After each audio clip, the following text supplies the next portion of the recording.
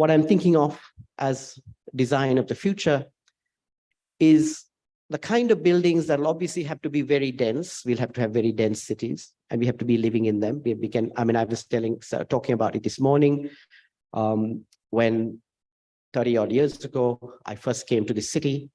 I drove down to a little village called Chikkajala. It's on the way to the airport, the new airport.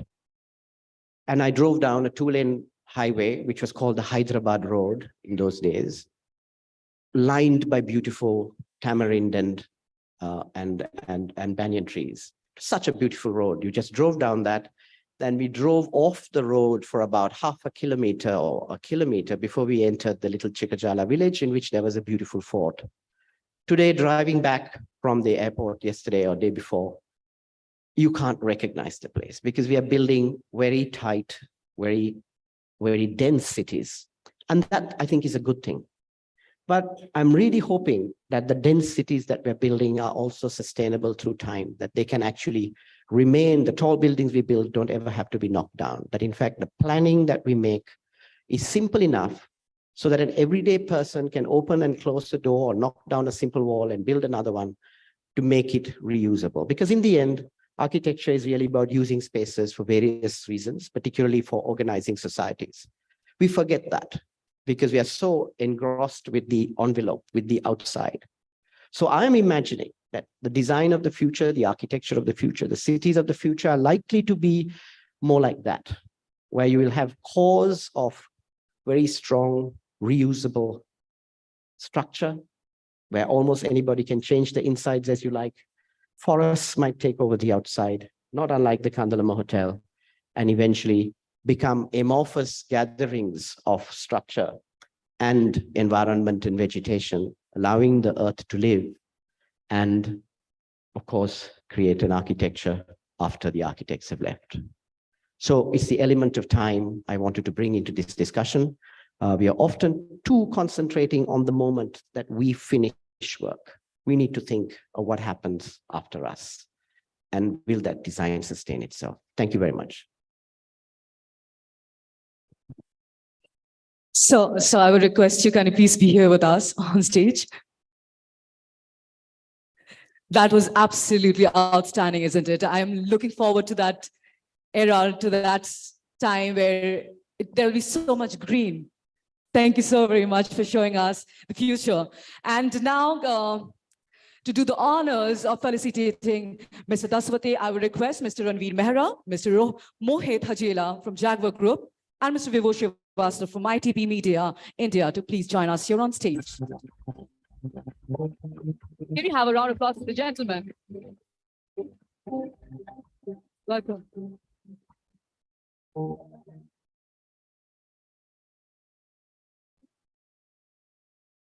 Can you please have?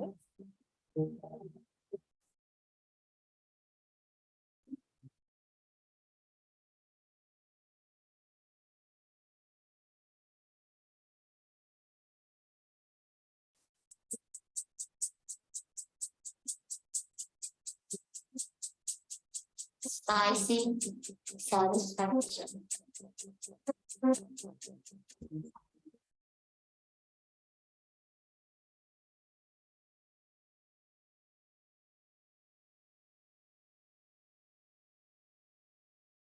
Can you have a round of applause, gentlemen?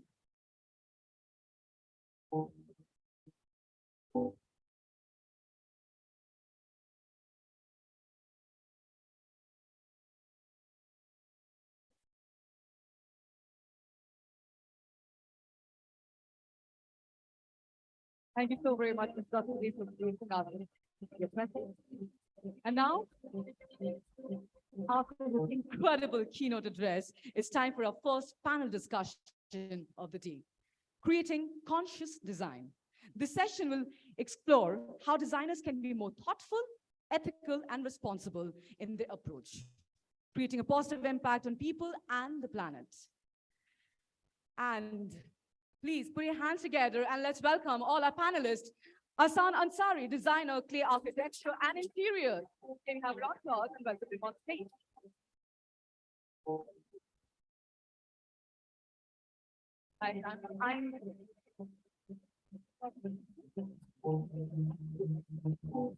Guys, I know we have a lot of things to cover up. We have amazing people here with us. Let's cheer up. Come on. Can we have a round of applause? Thank you. Thank you so very much. Next, we have Laura B. Robin, Director, Architecture and Design, Studio HBA. Please put your hands together and let's welcome her on stage.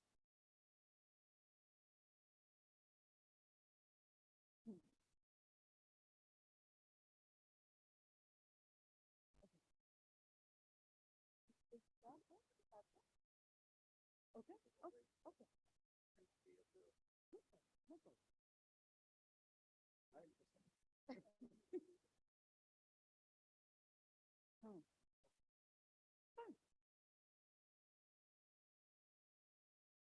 All right. All right, people. For each panel discussion, we shall invite each one speaker to first step on stage and make a small presentation and sharing their views on the topic. And to start with, please put your hands together and let's welcome our moderator, Nuru Kareem, founder and principal, Nudes. Please put your hands together. Come on, people.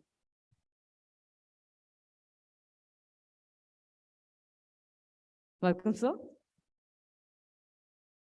Good morning, everyone. It is indeed a privilege and honor to be here. Thank you, Channa. That was a fantastic presentation. I was sitting there as a student of architecture, and I like the element of time, time being relative, the time that it takes for a tadpole to metamorphose into a frog, or the time that it takes for an ice cube to melt into water was incredible, and also the element of recycle, reuse, and the future of architecture in terms of integration with nature. So thank you, Channa. This beautiful presentation. How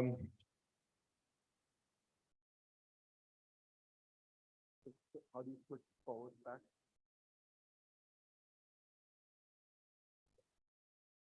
I don't know.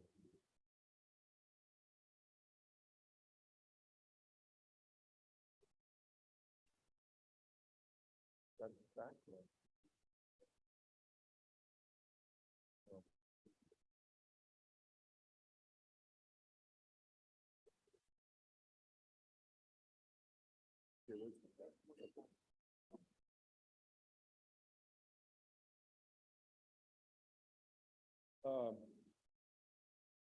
Right, so we're ready to start the first panel discussion, which is conscious design. And of course, it's an absolute honor and privilege to have our panelists here. There's Asan Ansari, designer of clay architecture and interiors. There's Laura Robin from HPA, Studio HPA, who's the director for architecture and design. There's Manish Sherry, the senior vice president for eCarpet Delight, Priyanka Mehra, who's the founder for PS Design, and Sandeep Khosla, who is the founder and principal of Khosla Architects.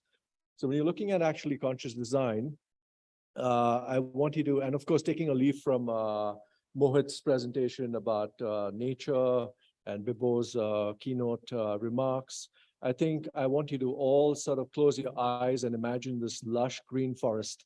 And in that lush green forest, every leaf, every tree, and every creature are interconnected. So there are not only billions, but trillions of these connections between the leaf, the tree, and the creatures that inhabit this forest. And I think it's really important to understand some of the examples of conscious design where nature is concerned. Some of the most popular examples being the vibrant colors on a flower that attract pollinators, to the vibrant patterns on a butterfly's wings that repel predators. And of course, camouflage techniques that are used by creatures to blend back into the environment. There's also the intricacy of spider webs, which is amazing architectural and engineering example. So when you talk about conscious design, we are talking about also using this integration of nature back into the element of human endeavor. And how do you actually look at conscious design into the realm of human endeavor, into transforming some of these aspects into the built environment in our cities, and also in our neighborhoods and in the process of nation building. There are some key principles where conscious design are concerned. One is you have, of course, the ethical framework, and I think it's important to understand the moral compass. It's important to understand inclusivity.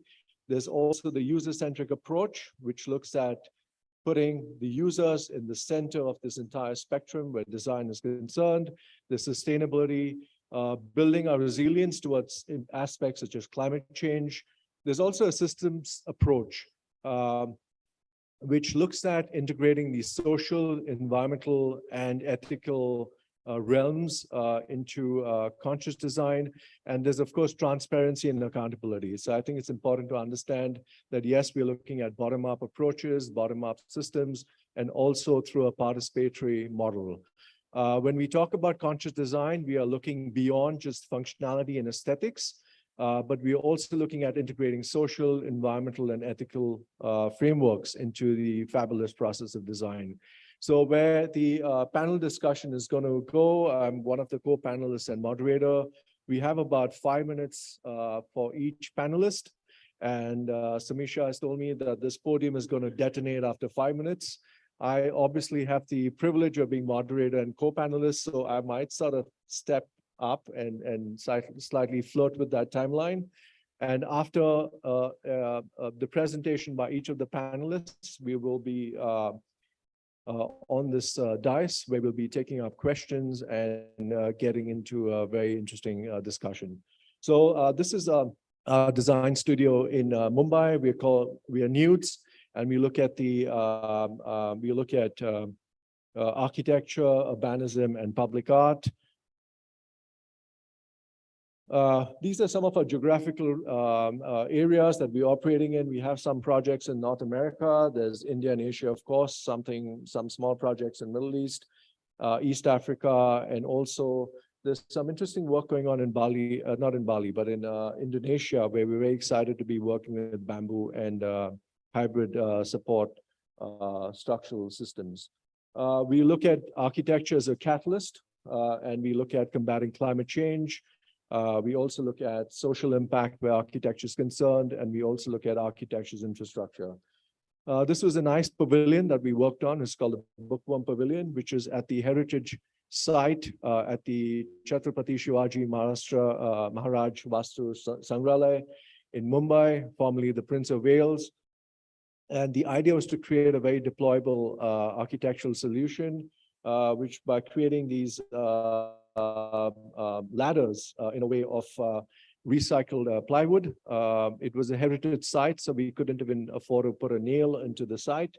The entire system is self-supporting, but the idea was to create the simple ladder-like system, and you basically play around with the angle of the ladder so that you could, some of these ladders could house books, and once the angle is sort of splayed out, you could also be sitting on it like an amphitheater, so you could browse and read simultaneously. And of course, the idea was to encourage this love for reading and allow kids to get off their iPads, come here, explore, run around, run on top of this incredible library, which is open to sky. So these were some images of the first project that we wanted to share with you, and it was amazing because a lot of children just came in hordes and buses, and the love for reading was there, and it was very encouraging to see people and kids and elders pick up books and read. The second project was, of course, a project in the Middle East. It's called Noor, the Mosque of Light. And of course, it's sort of extremely hot, intense solar radiation. And we wanted to create this very top-heavy structure that could take Islamic geometric patterns. And it's almost like standing under a tree, right? And the solar radiation sort of filters through the leaves, and then once your the light and radiation is sort of softened at the bottom, there were cooling water ponds as well. And these are not diagrams, but these are actual sections to the plan as you move up the z-axis. So you can see on the top left is the structural layout, and as you move up to the top, the tapestry sort of increases, and it becomes far more denser with the light percolating through these perforations. This was a competition that we worked on for a rainwater. It was actually an iconic tower in San Jose.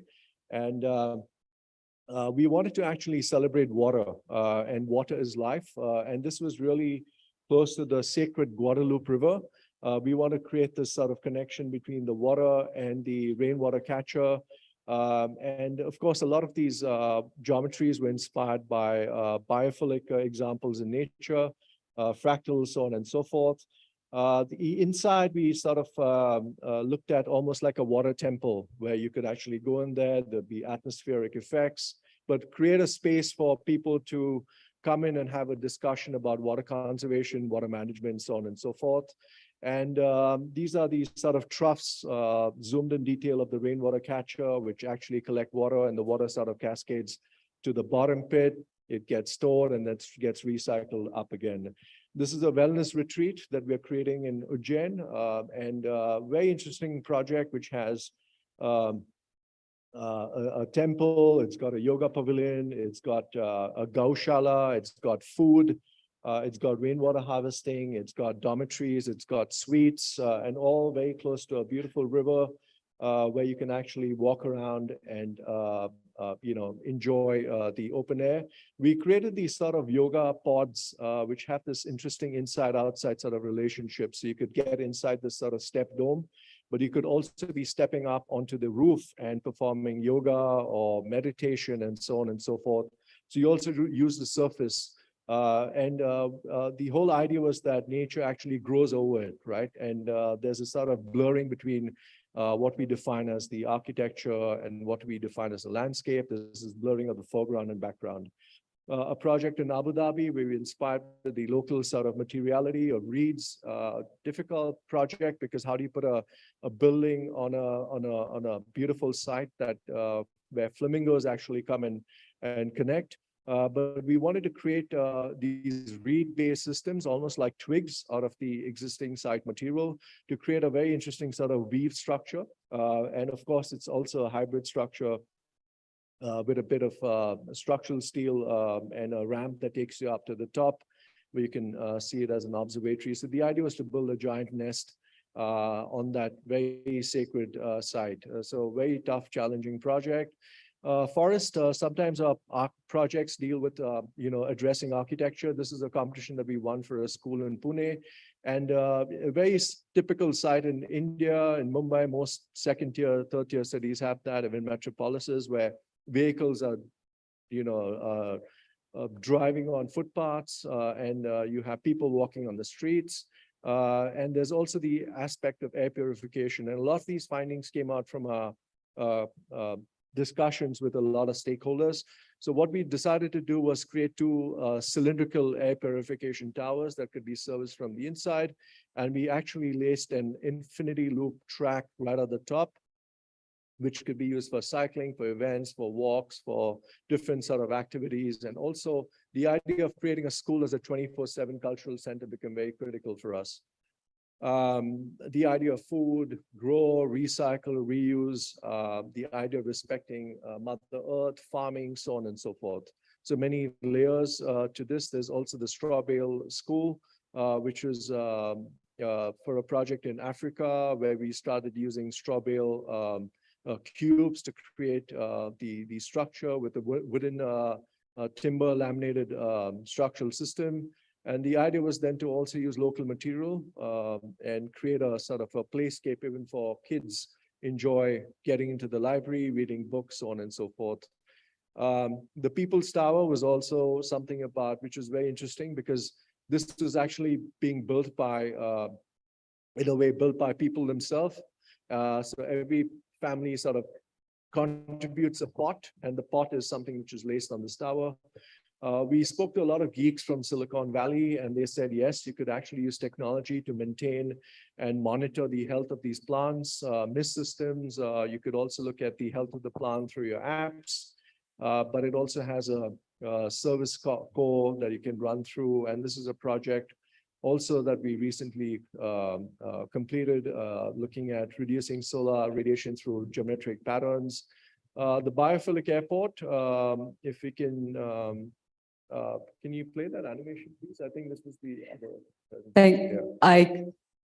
Thank you so very much. I have 30 seconds for one clip, and then I'm done. Okay.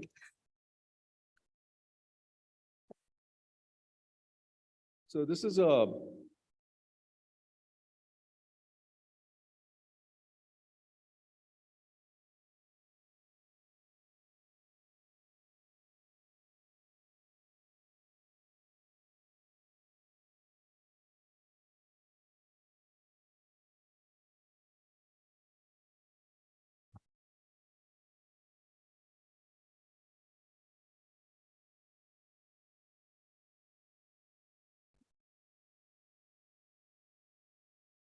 Can we have a round of applause for him? He has been amazing, that, isn't it? thank you. Yeah, I've just done 3 minutes and just need 30 seconds more and then I'm out of here. Is that playing? Okay. Yeah.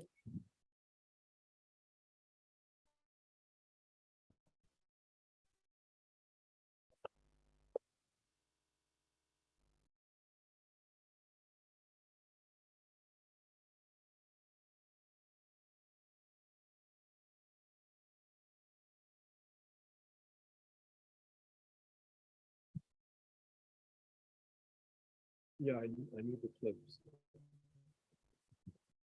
Yes. Yeah, so this was a concept design proposal for for an airport, and we envisaged this as a biophilic airport. The idea was to create a healthy airport, but also to sort of advocate terminal tourism. It's not only accessible to people who are getting on board, but also the people who want to actually visit this from the city. So there's a very interesting sort of connection with the city.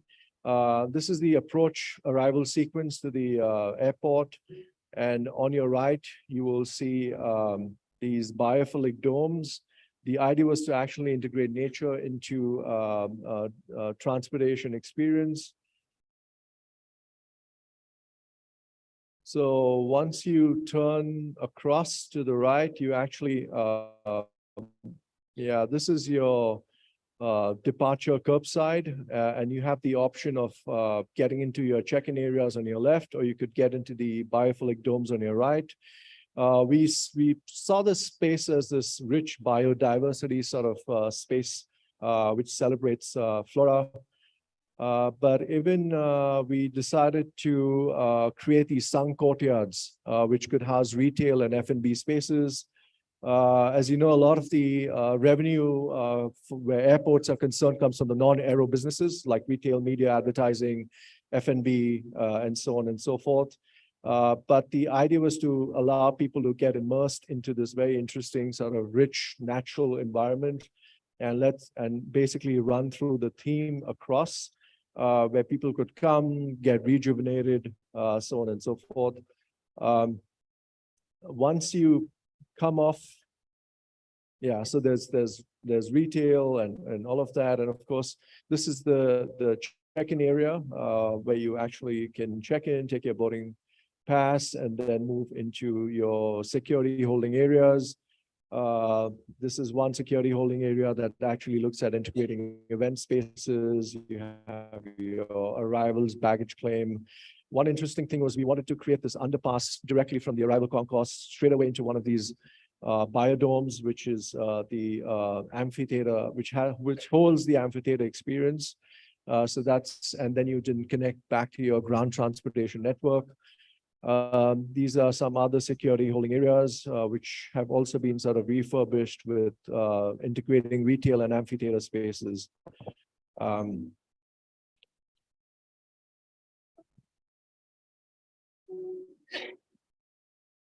Yeah, and that's it. Thank you so much. I will now invite Ehsan Ansari to give his address. Thank you.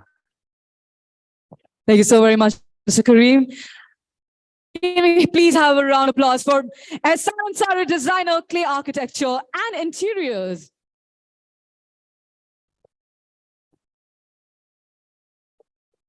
Before Mr. Ansari starts, I would request all the panelists, everyone, to kindly please maintain the time because we have a long day. We have so many things lined up. So request everyone. Thank you so very much.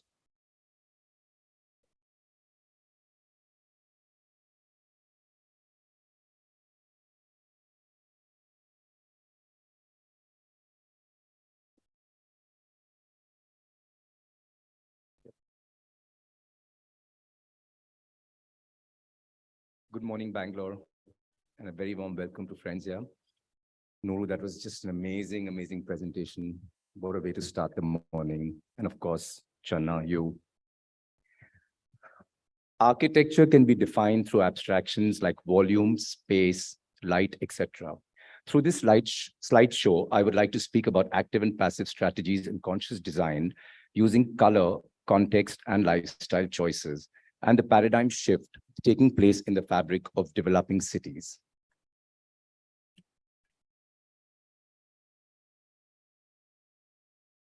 Baragan's home. The whole spatial experience is best conveyed with emotive language. Commentators refer to the house with words such as enchantment and spellbound, terms more commonly found in a lyric work than in architectural discourse. An example of creating a psychological impact on the people experiencing space. This is a house that we did in Chennai. A conversation between the sky, the sea, and the home. This house, using an eyedropper, takes the blue from the sky and the white of the clouds, pours on this home, making it contextual and resonating in harmony with nature. From the spicy earth to the smoky charcoal gray colors, the same space is transformed into a neutral mood, yet bringing the warmth even without the usage of any bright or warm colors. Camouflaged within the natural terrains and irregular forms of rocks, this hilltop home in Alibag reflects the sheer sturdiness of the rocks juxtaposed to the defined body of terracotta roof tiles. This home resonates without having any form of contrast to its topography, landscape, usage of native materials, staying sensitive towards the environment. The layout of this home was governed and inspired by the terrain and trees on the site, making it a greater impact on the environment. Another example of this home nestled within an existing landscape was plotted and designed on the site, creating habitable areas in the available empty spaces between the charming Mango and Peakwood Grove.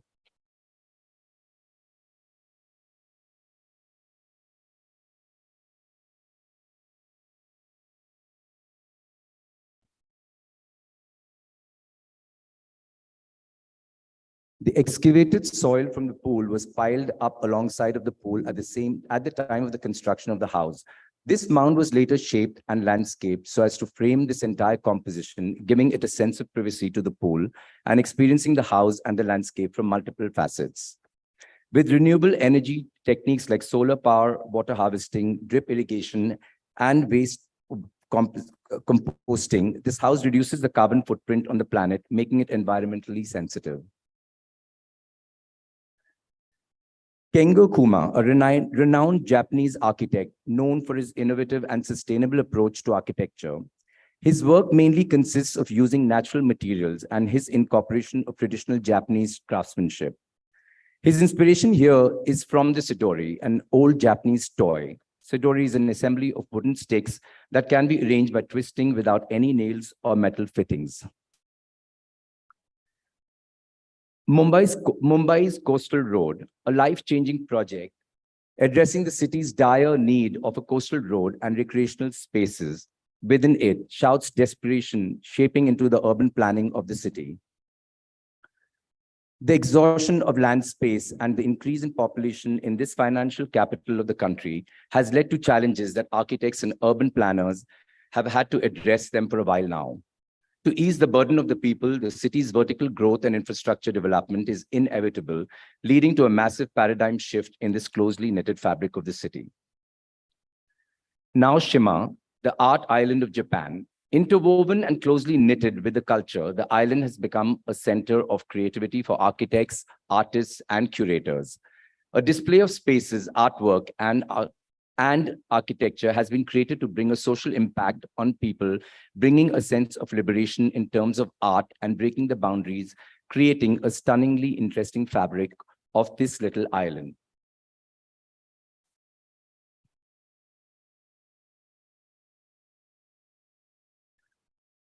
Architect Tadao Ando's museum in Naoshima is a stunning example of a modern take that creates a contrast in architecture, accentuating spatial movements. And optimum control of light adds to the function of this museum. To the left, the museum is created in an existing traditional Japanese home, retaining the structure of the old home, but bringing in the warmth with minimal sheer walls. And to the right is the sketch of the museum by Tadao Ando. And finally, down to the food, conscious life choices, ancient techniques to prepare food, like cooking on pink salt bricks with coal, or cooking in a brick oven, or cooking on a hot stone slab, or cooking on stone slab with wooden coal, cooking in mud, hay, and cow dung, cakes, and coal and wood. Thank you.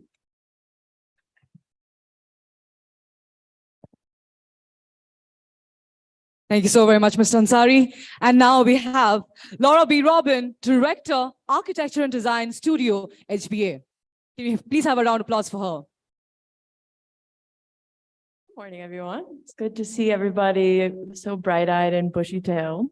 I'd like to introduce myself. My name's Laura Robin. I am from New Orleans, and I have been in India for about 10 years now. I'm very proud to call India home, and what an inspiring country to be in at this moment. I am a design director at Studio HBA, which is a atelier in Hirschbedner and Associates. My team does architecture and interiors, and we have expanded the team and to have a team in Mumbai, Delhi, Bangkok, Jakarta, and Bali. I want to talk about one exciting project that we're working on today. It's a resort in Puri. And wait, how do I?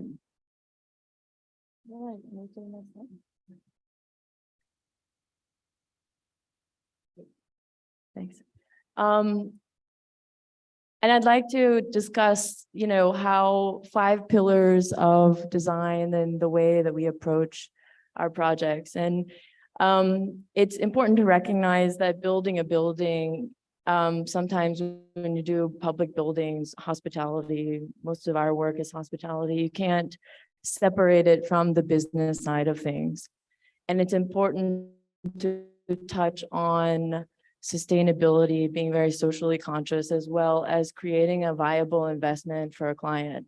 The first part of designing a project is just because something is inexpensive doesn't mean that it isn't beautiful. We don't need to import anything or use anything that's super precious. We can be intentional about the material we use and our resources that are available to us. And if we design with intention, it'll be very cost effective and it'll be beautiful. We are also very conscious with the way that we use resources, whether that is the real estate or the property in which we're working. And when at the benefit of and the beauty of being an interior designer and having that also drive the architecture is that you think at the macro and the micro at the same time and think about how the spaces work, how you can plan them in a flexible way and work back and forth with the interiors and the architecture. And so a lot of times, most of the time when we design a space, we think about how it can be flexible. So how do people use it over the course of the day? Can it change its character? Can it have multiple uses? Can it generate revenue for a client throughout the day? I think that it's irresponsible to build spaces that are not being used, lobbies that are sitting empty. Also, when we build things, it's important to be time sensitive. So how much of what you build can be built offsite and brought into site? We want to open it as fast as possible. also the main thing that is important in our work is designing buildings and interiors that have a soul and are socially conscious. We have such an amazing landscape of craftsmen and artisans in India. And I feel like we don't support those communities enough. We throw around words like, oh, it's rooted in its place. It's, it has local references, but what does that mean? We need to be more intentional about supporting the economies around our projects and making sure that our projects have a soul and a purpose. They're not just buildings to live in, they can give back to the community and showcase the community around it. And that can go into every level of the project, whether it is the fabrics or the drawer pulls, or even, I mean, of course, the materials, but think about a hotel. Couldn't you, instead of buying Lay's and putting in the mini bar, couldn't you get snacks for the mini bar from the neighborhood around it? Isn't that a much more interesting way that's sustainable and promotes the local economy and then gives the guest a more authentic experience? And I think that if you drive your designs from a socially conscious lens, it's beautiful and inspiring, and it doesn't create a caricature of a place. Also, just in terms of all of those points, when you build a building, and this is what Chana was saying, you want to make sure that your project is future-proof. Sometimes it takes forever to build things. Sometimes it takes a few years. Sometimes it takes forever. So you have to envision something way beyond when it's going to be handed over. What does it look like in 10 years? What does it look like in 20 years?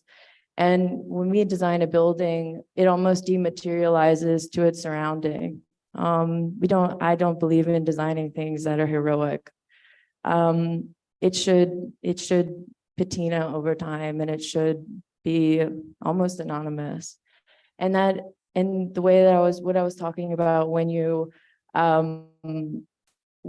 have in the interiors, if you plan things to have multiple functions, it allows for flexibility for that typology to evolve.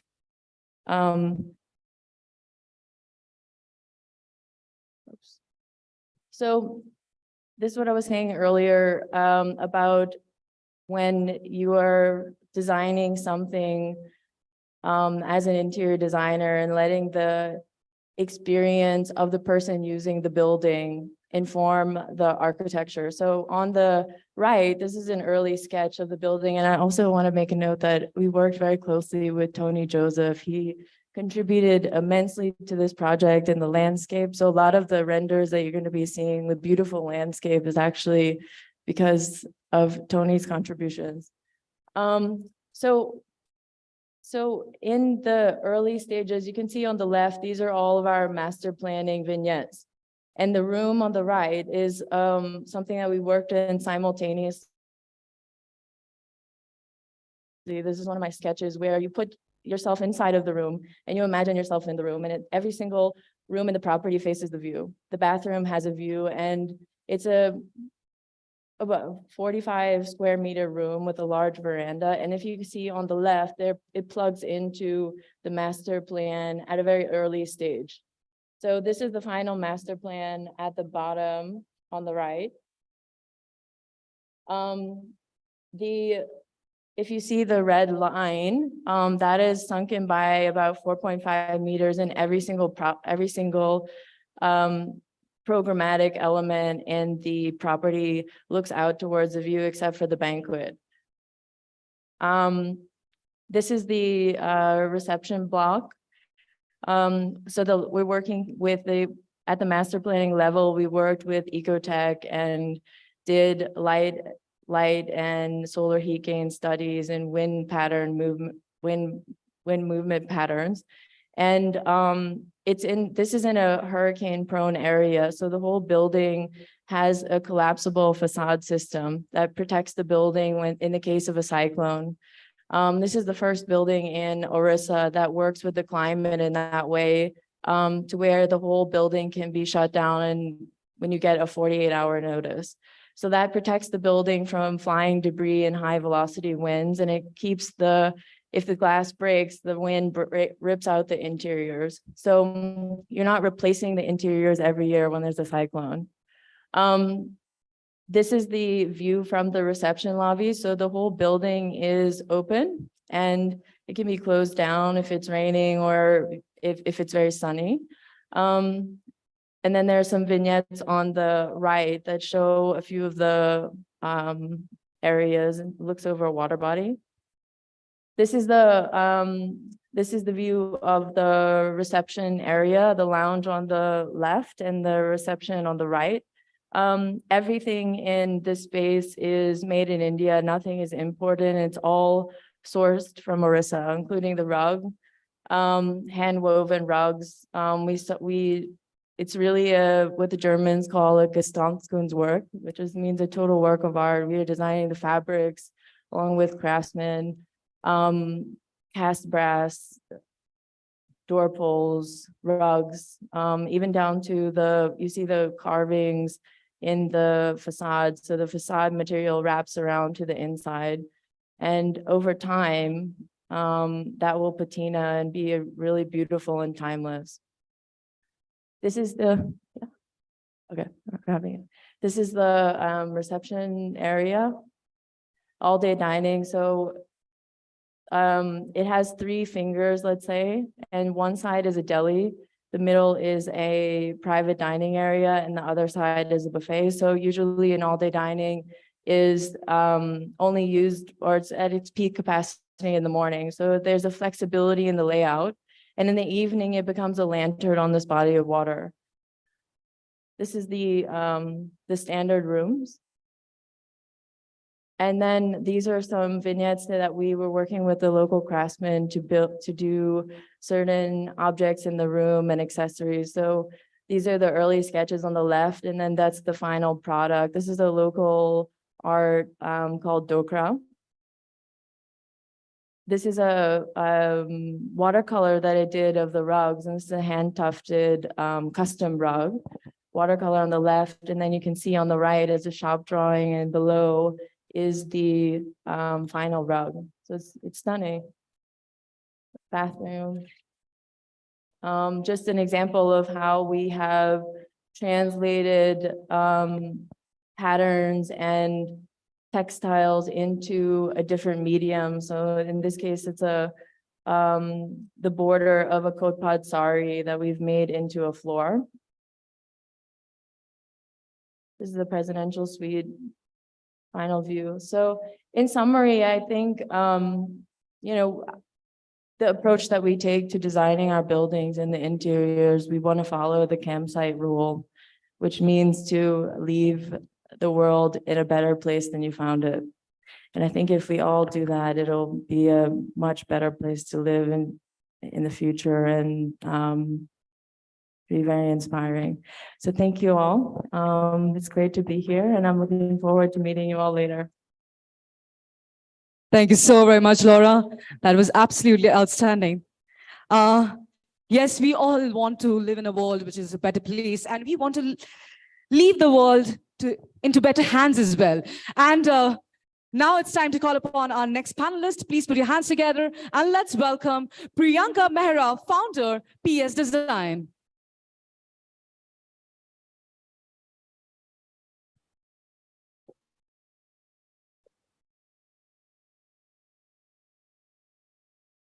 Welcome, Priyanka.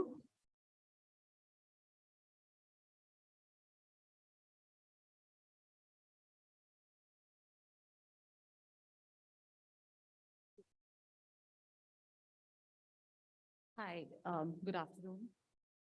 Thank you, Architects and Interiors India, Sumisha, and everybody here for having me on board for this presentation. There's a great lineup of speakers who've been here and who have said some really shown some really fantastic work. So I don't know how much I can contribute to adding to that. But I also see a lot of young people here. So my thought was not showing um, about what is being done, but more about questioning what is being done by the younger generation. Um, and that's what I'm here to present today, that are we, while we are talking about creating conscious designs, are we really creating conscious design? So design has an identity when it is rooted in something, whether it is culture, or it is a place, or it is a memory. I'm sorry, yeah.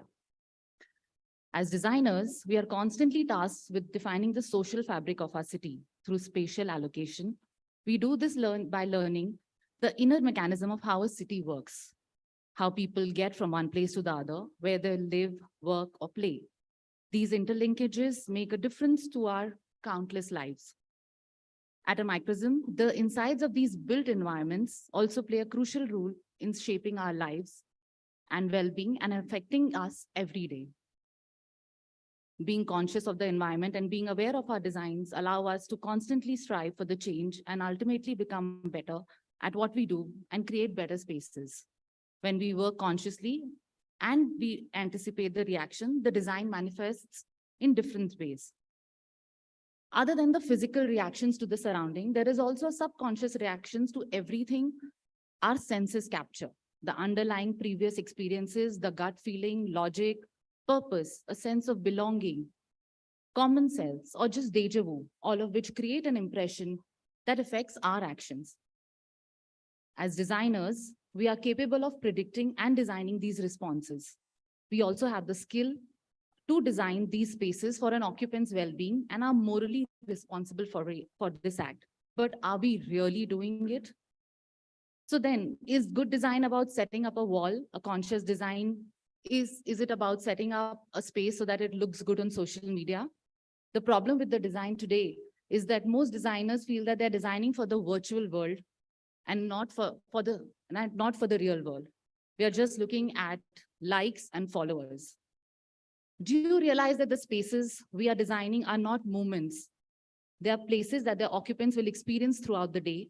As designers, we must ask ourselves, are we creating functional spaces or we are just creating social media friendly moments? Conscious design is not about creating buildings that last for just a couple of years, but spaces that serve multi-functions over centuries. Take, for example, several palaces across the world, which were probably built in the 16th or the 17th century. They were once reserved for royal families and today have been now converted into hotels or museums, something that all of us here have just spoken about. The DNA of the most thoughtfully designed spaces often contain most strains of the five senses and our consciousness. Truly authentic, enduring spaces are often the results of design gestures that run counter to the opinion of outside influencers. Senses like touch, which includes material chosen carefully based on factors like durability and longevity. Light. Light, which affects our well-being inside any space. Temperature. Spatial temperature, which consider locations or intake and release of natural air from outdoors to maintain comfortable interior temperatures. Shouldn't we derive the look and the feel of an environment from what needs to happen in that space, the local context, and as well as the fundamental design principles like scale, proportions, form, and space? Shouldn't the aesthetic of a space emerge from an exacting process that finds inspiration in spaces more meaningful than just a moment? Don't you think that for a space to truly succeed, it must look great, but while contributing to the occupant's deeper goal of thriving productivity, health, and well-being? We shouldn't take design decisions lightly, and for the case of better design, we are all responsible. We also need to design for ourselves as much as for the earth. As designers, what are we wanting to use our talents for in the long run? Do we wish to contribute to just a growing number of followers, or just rely on opening doors, which sort of seems to be the norm these days? Sorry, the music stopped. Do we or do we want to design spaces that influence meaningful change throughout our lives and society in general? Some food for thought for all of you younger generation there. Thank you. Thank you so very much. Thank you so very much, Priyanka. Now it's time for our next panelist. Please put your hands together and let's welcome Sandeep Khosla, founder and principal, Khosla Associates. Can we have a round of applause and welcome him on stage? Welcome, sir.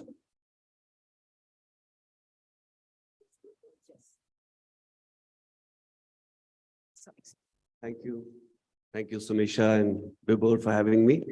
I'll just run through a few projects. And, really, our studio has been thinking about, the way we design buildings and any spaces from the inside out. And how do buildings, that we design, how are they performative actually? And how do we use passive strategies, and how do we make conscious design choices to make our buildings more sustainable? This is the Arts and Media Center, the Doon School that we did, and there's a long axis that runs from east to west, and which connects all the studios. So I think the primary focus was to really bring in the North Light into the space. So we worked with the Energy and Resource Institute to bring in this wonderful quality of North Light into the space, so that you don't need a light bulb through the day. So, I think that to really kind of, how do we, reduce our thermal and, energy loads in a building? So right through the day where the studios are used, we have these light-filled gallery and studio spaces. The DPS kindergarten school, where we used a very simple terracotta block, which we just found in any store. It is a jali, which we kind of manipulated in an interesting pattern, and we kind of wrapped the entire building.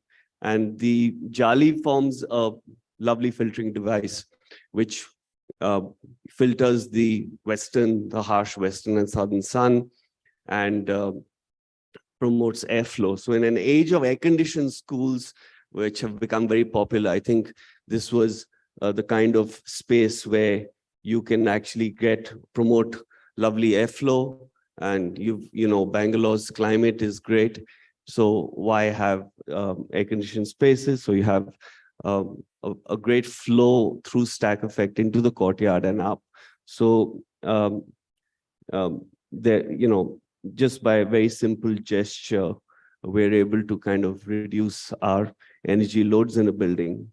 In a project in Maharashtra on the Pavna Lake, we actually echoed the mountainscape with these north skylights, which mimic the mountainscape.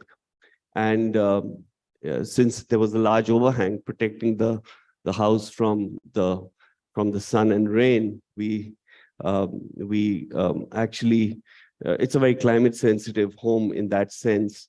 And we wanted to be conscious about the materiality we used, and we found this basalt stone just 5 feet below the ground. So the entire house is clad in the stone which is found on the site, just 5 feet below its surface. And that's the north skylights, which kind of bring in a lovely filtered light into the space. And the house kind of opens up to the views. You have large canopies. This is just sensible kind of architecture that all of us should be thinking about in terms of how do we protect our architecture from the elements while getting the feeling of the view and connectedness to nature. And we created this lovely slit right through the house where the actual walls actually float above the lintels.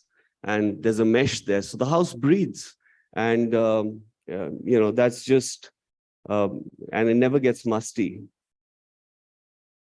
So that's the airflow right through the space. And this is a house in Ahmedabad, which we just completed, where there's 41 to 44 degrees in the summer, and it would be kind of criminal to use glass and huge amounts of glass to actually, because that would trap in the heat. So I think our primary goal was to actually use surfaces, materials, their clay roofs, their that's the pavilion, which has these lovely verandas on the east and west. So the sun path and the sun movement kind of goes right through and these are devices, horizontal and vertical pergolas, which actually just filter the sun. And on the western side, you have these neem trees, which actually also buffer the sun. And as Channa was talking about, this is what I call slow architecture. We actually photographed this house 6 years after the people inhabited the house. So let the garden and nature kind of grow and kind of take over the space.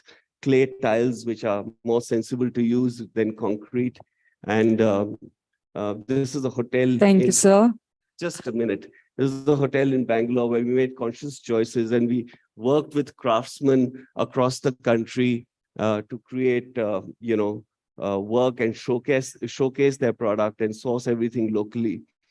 So there was carpets from Mirzapur and bone inlay from Jaipur and paper mache from Kashmir.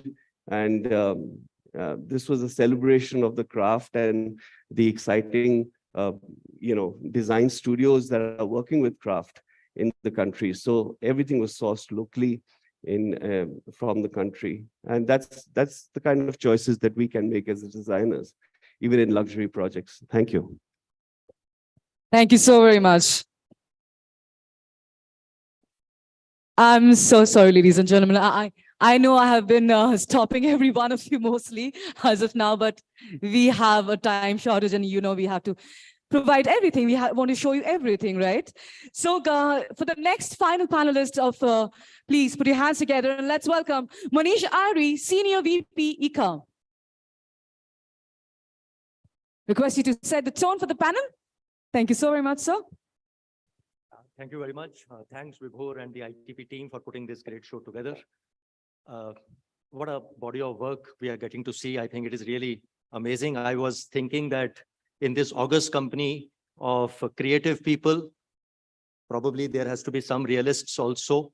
And I thought that, probably in my couple of minutes that I just want to address, I wanted to address the younger audience here, because we are of the view that while maestros here, all the senior people that we are seeing, and we are seeing the quality, the kind of work that they have been doing, I think sustainability, conscious design, etc., probably these are the people who have given it life. And, that is obvious from the kind of work that we are seeing. But as a realist, if I speak, and as I represent the industry, I can tell you that companies which are operating in India, are we really proud in terms of the volumes of products that we are selling, which are conscious, which are sustainable? I don't think so. I mean, see, we are a joint venture between ICA Italy and Pidilite Industries Limited. And when we speak to our counterparts in Italy, and the realization is that the volumes of sustainable products that they are utilizing in Europe, are we anywhere close in India? I don't think so. Okay. So maybe I would say that is where my invitation to especially all those designers under the age of 40 who are present here. Yes, it's a very inspiring story. It's really inspiring to see the kind of projects that we are seeing. But the fun is going to be once we bring all this inspiration to life, we probably, start making use of these things, and probably we might have to, and I would say the design community and the industry together have an agenda on hand. I think we need to join hands and probably push this agenda slightly harder than what we are doing today. And the expectation is that probably India is at the cusp of that change now. We are very proud to say that, for instance, we have supplied wood coatings to the Parliament project. The entire Parliament, the entire interiors has been done by ICA, water-based wood coating, which is a sustainable product. So I would say that yes, we are getting these positive signals, but the long way to go. And my invitation is that, while we look at all this inspirational work, we have to bring it to life. We have to make use of it in our day-to-day working. That's about it. Thank you very much. Thank you so very much. I would request our panelists to kindly please join us here on stage. Ms. Asan Ansari, Laura B. Robin, Manish Ari, Priyanka Mehra, Sandeep Khosla, and Nuru Karim.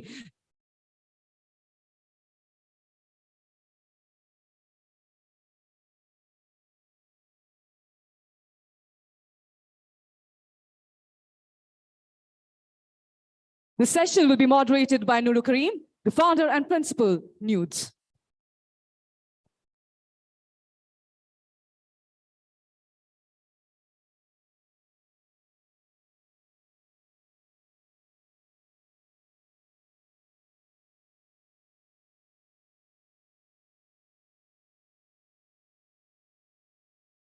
Turn this on. It's on. Okay. What a fantastic session, ladies and gentlemen. A big round of applause for our panelists. That was so inspirational.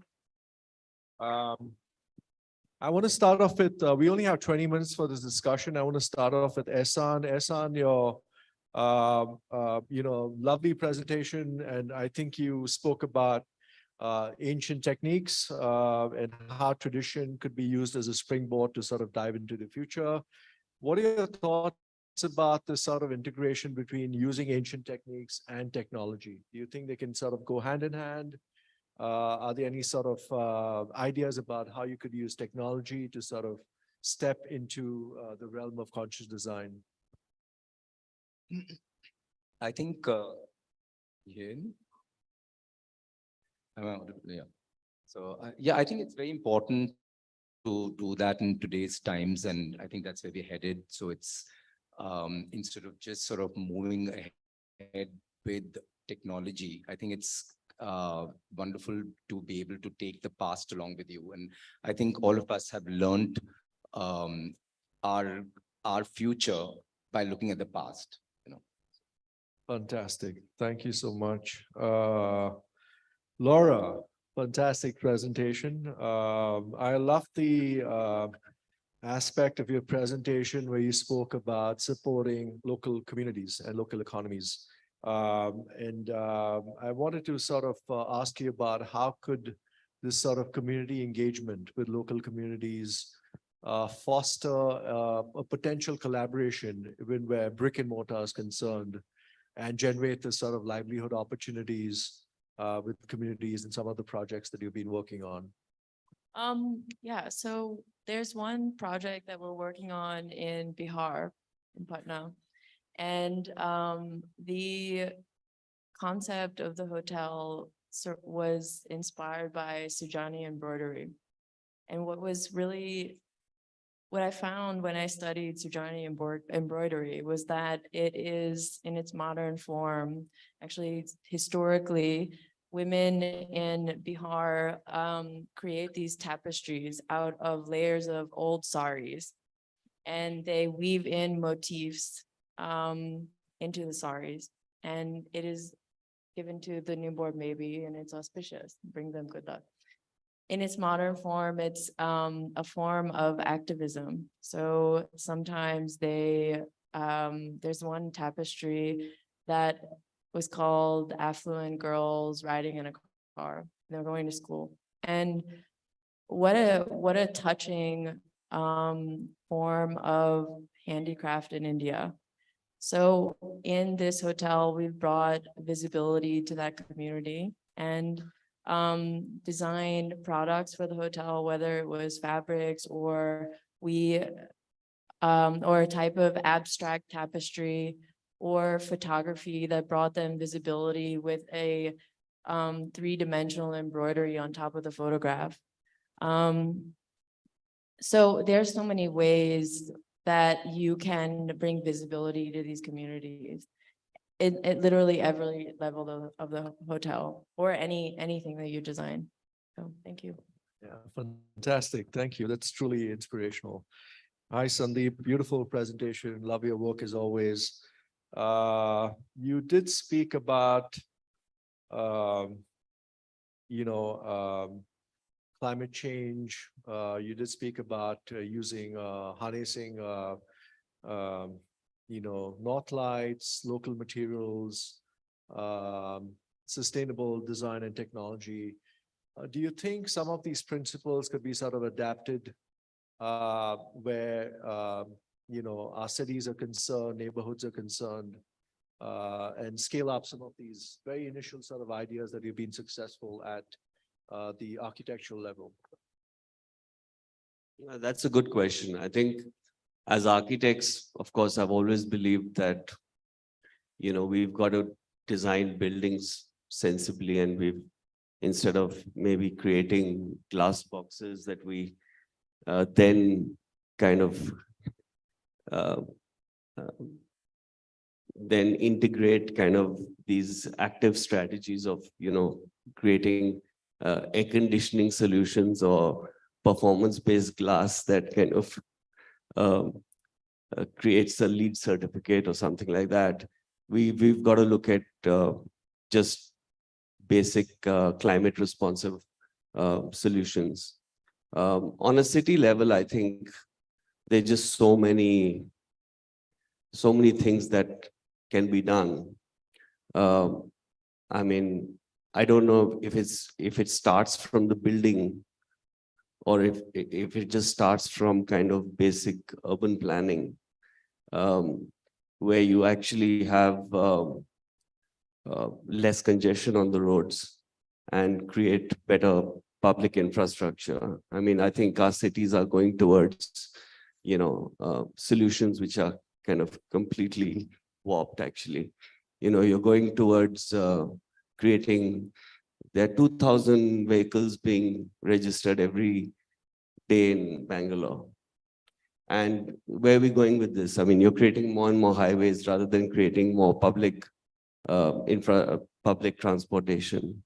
I mean, we're creating more and more gated communities rather than having more kind of mixed-use neighborhoods where you actually have a mix of the affluent and the middle class and the poor, so that the commute times are less. So I think we've got to have more walking neighborhoods. We've got to have, I mean, there's so many things that have to happen on a master planning level before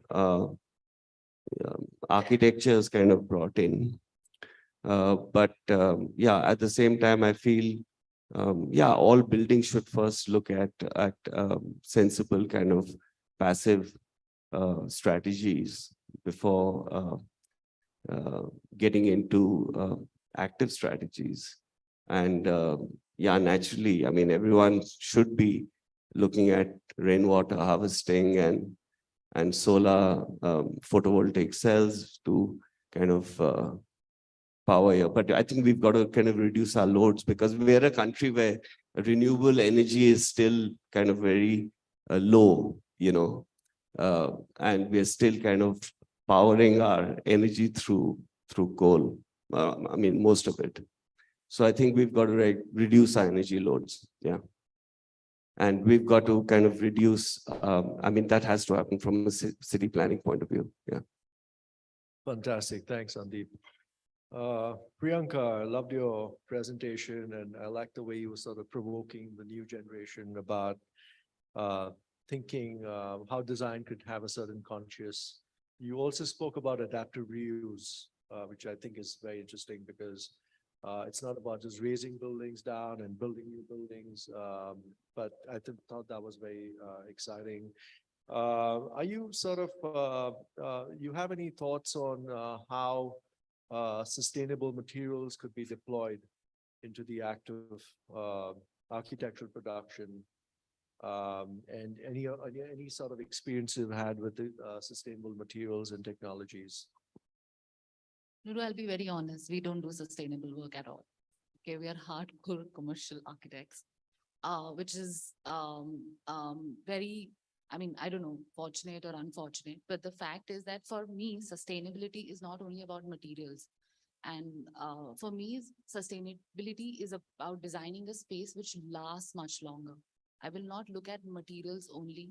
I think why do we look at a space to be designed with a sustainable material? Why can't I look at a space which lasts? Like I spoke also, earlier when we were buildings, when we were building palaces or homes, we were looking at a lifetime. Today we are looking at maybe 10 years. There are clients who come back to us maybe in 5 or 6 years. I want to redo my house. That I don't think is sustainable. So more than materials, I would look at the lifetime of a project more than anything else. I think all of us have spoken here on the same topic. So. Yeah, thank you. I think life cycles are very important aspects as well. Manish, I think you gave a very interesting perspective from the industry point of view.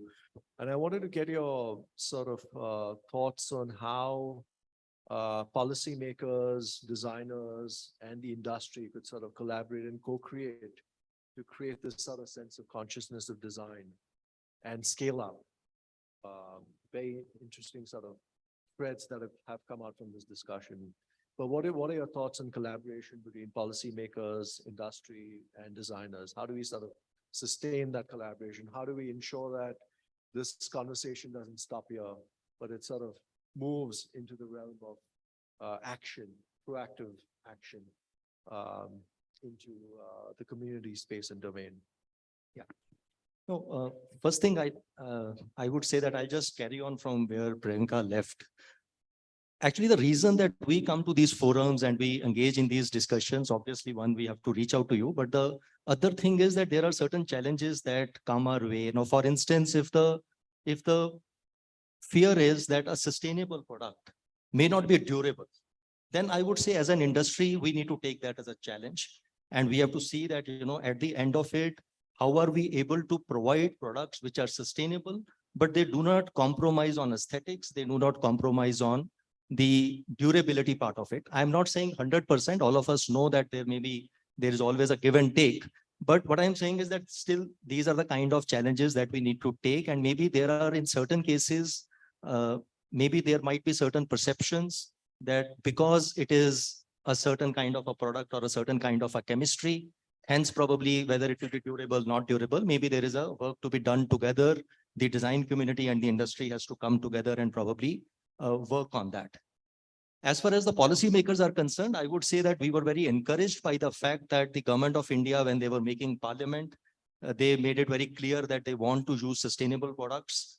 And, the wood coating in any case is a substantial part of that whole thing. And, the entire parliament today has been done with a sustainable water-based PU to that extent. So I would say that there is that kind of a push which is happening from the policymakers. I think the affluence in the country in any case is also going up. There is also people in any case are becoming aware.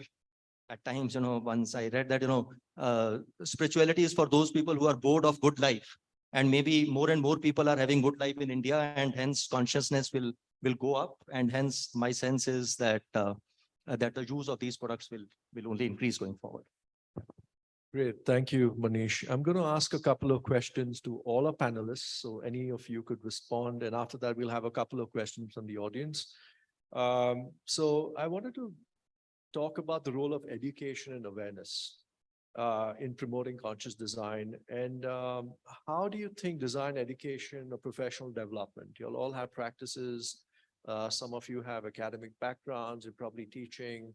How do you think the role of education or even professional development within your individual firms could be sort of harnessed to increase this spread of knowledge, awareness, dissemination? Or perhaps based on today's conversation, these are some ideas that you might want to take forward into the future. But the role of education and awareness.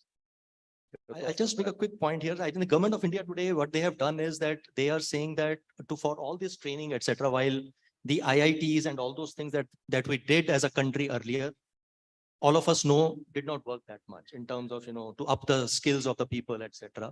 Today, we have been made as part of each industry, for instance, furniture and the fixtures and, the coatings, etc.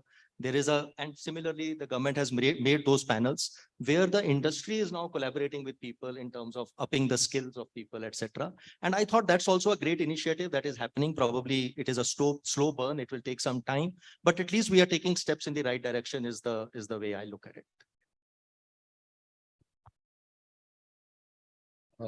So I'll just add one or two lines on this. I think most schools, architecture and interior design schools should have studios that focus on this, that focus on sustainability, that focus on kind of recycling of buildings. And you should have kind of design studios where you're actually addressing these concerns. And I'm working as a board of review member at CEPT, and the thrust of the studios, I think now are towards sustainability. I mean, recently there was a studio that we looked at, which was looking at the kind of leftover spaces or the unused spaces under flyovers.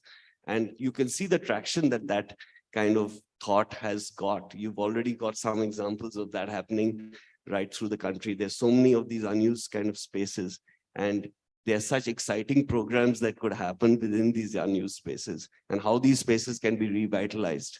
And I mean, there's a country full of flyovers and they're just being built rapidly. And that's the kind of thinking that has to go into the design minds of students. So in my practice, in a very small way, I think over the past couple of years, what we've been doing is having these interactive exchange programs with, other firms that are doing work and especially related to sustainability. So I think we've end up in probably having 3 or 4 of these interactive programs a year with exchange programs with, so we, the entire team goes to another office, and there's a lot of learning, seeing methods that are used and stuff like that, and in exchange if we have anything to get on board. So I mean, it's in a small way, but it's making a big change. And I think if all of us sort of work towards it, we will find a lot of change there. Yeah. There you go. Okay. I think the way to teach someone to have sustainability in the back of their mind isn't, what I'm saying may be a little controversial. It may not be becoming LEED certified or having a rigorous knowledge about what materials are available, because that technology will always keep changing and new products and innovation will happen.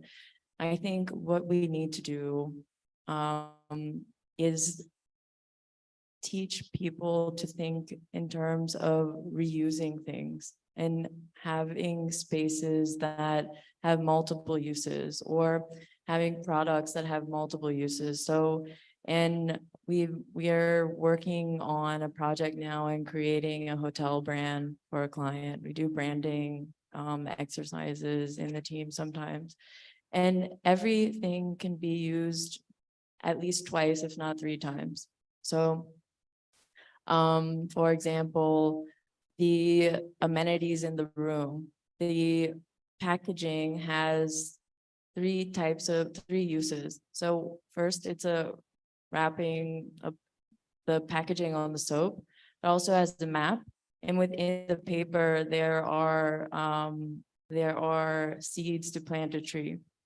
So the creativity and the challenge that I encourage all of you to approach when it comes to sustainability is reusing things and being intentional with your resources. And then the extra layer of that is being knowledgeable about materials, building with the climate, all of those things. Those are a given. But I would challenge you to do even more than that. Thank you.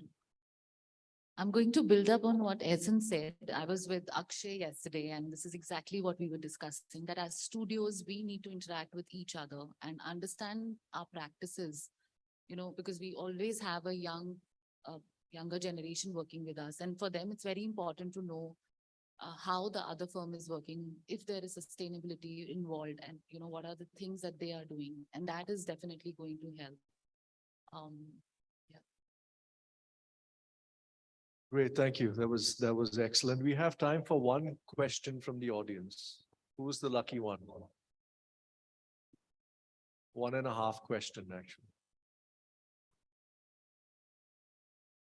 Anyone from the Future of Design, iGen, 50 award winners? Okay.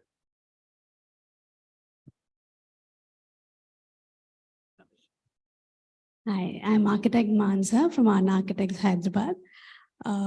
It was a lovely presentation and an awesome and very informative panel discussion we had here. I just like to pose this question to you all, if anyone can throw some light on this. Is there some way forward to use construction and demolition waste in while making bricks or something like that? Is there some way forward, or has there been some research in this? Totally layman at this. I'm just throwing this out of my mind. I think Veenu Daniel is doing some fabulous work with the waste management. I'm just saying, and Veenu Daniel, you should get in touch with him and understand what he does, because I think he does a lot of waste management. He's building a lot of houses, from what I understand, from waste material, construction, and in general as well. That could be a great starting point. I don't know. We recently worked with a company, I think in Ahmedabad, called Artemis. They use actually stone dust from quarries, and they kind of reconstitute it to a stone composite rather than mining stone. I think that's a very interesting product that we used, and we enjoyed using it. Yeah. Thank you. But I think what she's talking about is the waste from like buildings that are demolished, right? The concrete. I mean, currently, at least in our city, it's used for landfill, sadly. So I think that's what I know about. I mean, unless anybody else has some light on that. Yeah, there's one more question here. You'll have a reduced lunch break. Good morning to the panelists. I think it was a very well touched upon topic, which is most necessary for the younger generation to look at, as to how to move ahead in terms of conscious design. As young architects with no background or mentors, this is something that, we learned the hard way to kind of evolve in terms of understanding what is the right way to approach conscious design.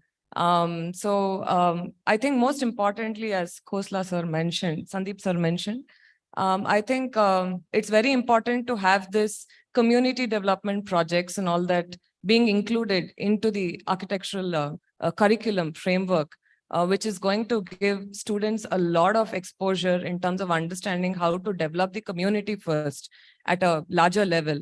And then that aspect comes back into their own sites. So I think since sir is on the board of CEPT, I think, everybody looks at the renowned architectural institutions across our country. So that's something wherein the students need to move out of just the textual aspects and look at practices, as the other architects mentioned.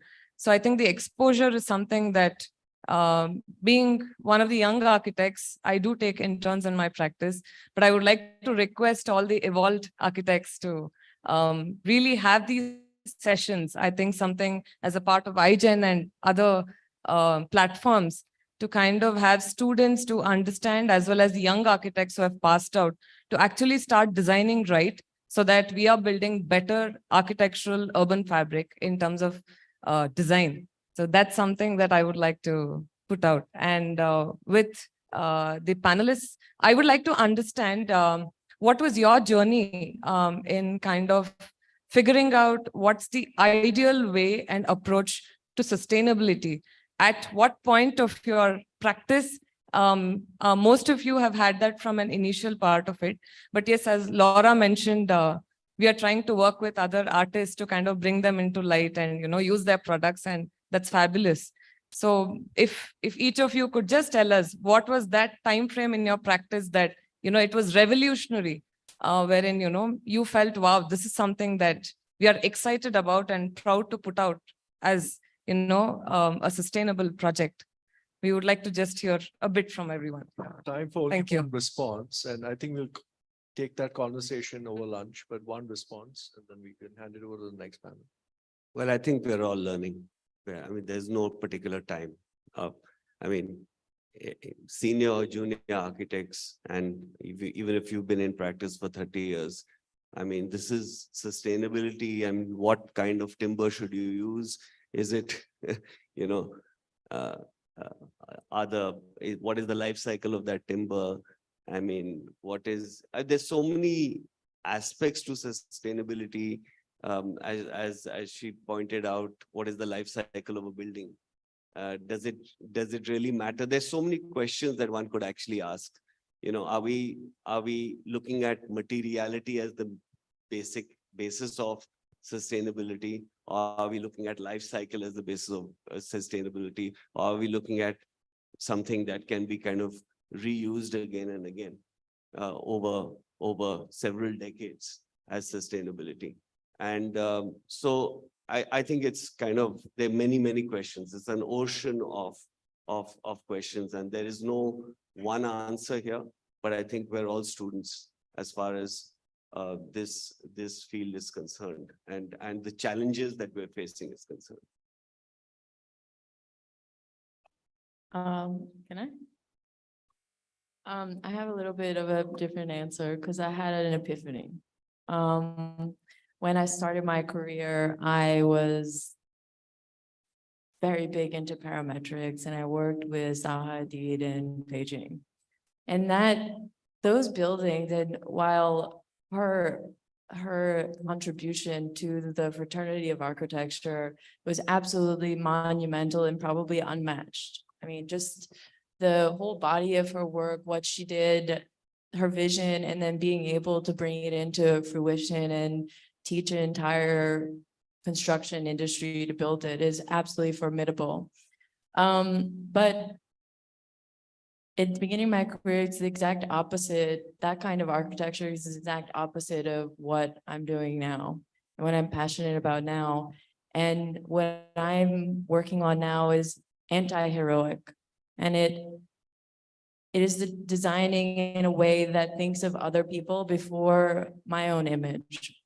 And I think if you consistently do that, whether from the smallest detail of project to then if you think of the end user and you think about someone else in the next generation, you're generally going to be okay. And you have to be angry.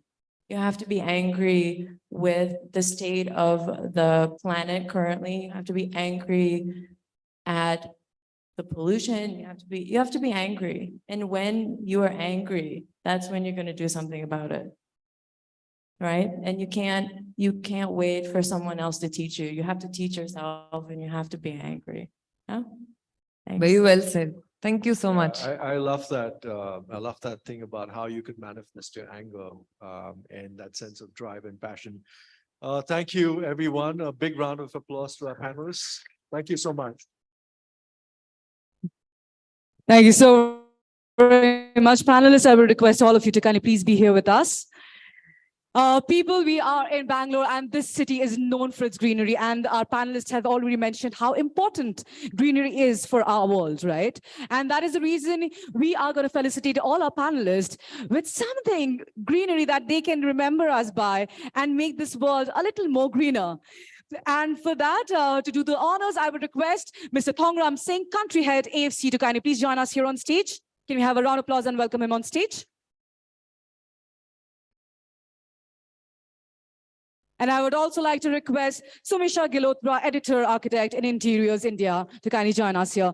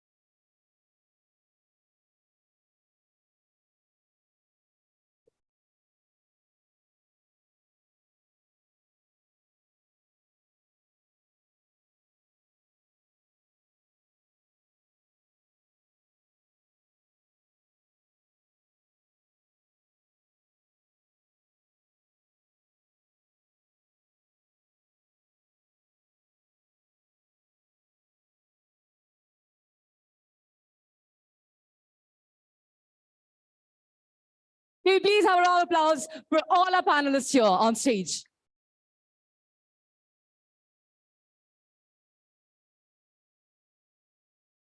Request you all to kindly please stay here with us for a photo op.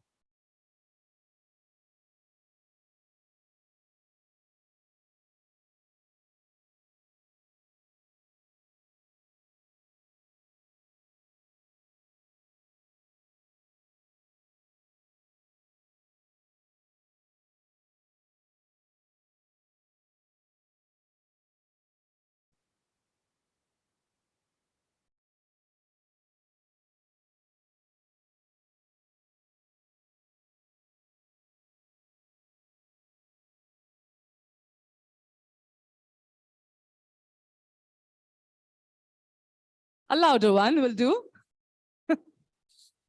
Thank you so very much, ladies and gentlemen. Now it's time. Thank you all. It's now time actually for a small presentation by our partners without whom this event would not be possible. Can you please have the ICA AV?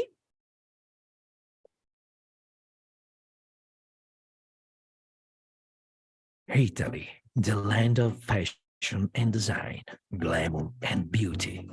Italian designers have forever been the preferred choice of the global glitterati. But who do these top designers prefer? Presenting ICA of Italy. ICA is true Italian glamour, presented through a world of luxury wood finishes. Their innovations and in-depth research set them apart as world leaders. ICA now brings Italian glamour to Indian homes. Question is, does your taste meet the choice of Italy's finest? ICA, Italian wood finishes, good taste shows.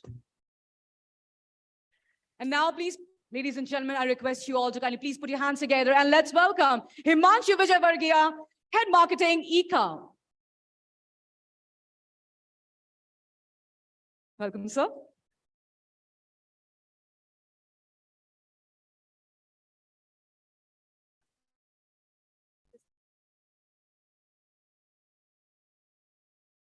Good afternoon. I think half of the fellow speakers spoke about how good the Bangalore weather is. In fact, all of us agree. I'm so happy. We are so happy that Bangalore has been able to sustain its weather where other people or other cities have not been able to. I was just having a word with my Bangalore counterpart, and I was just bickering about the Mumbai traffic, the pollution.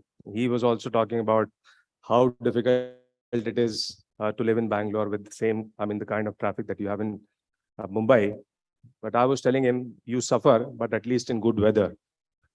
So having said that, what we are going to talk about here is the wood coating solutions that we have. And we are the preferred choice of architects and interior designers because we help them bring alive their imaginations through various finishes that we have. We are also saying that as we move along and when everybody is talking about sustainability, they don't have to compromise on their design because we can provide solutions which are durable, which are affordable, which would last long, and which would be sustainable. So that is what we're going to be talking about in this presentation today. Just to give you a brief about our company, ICA is a joint venture. ICA Pidilite is a JV between ICA of Italy and Pidilite Industries.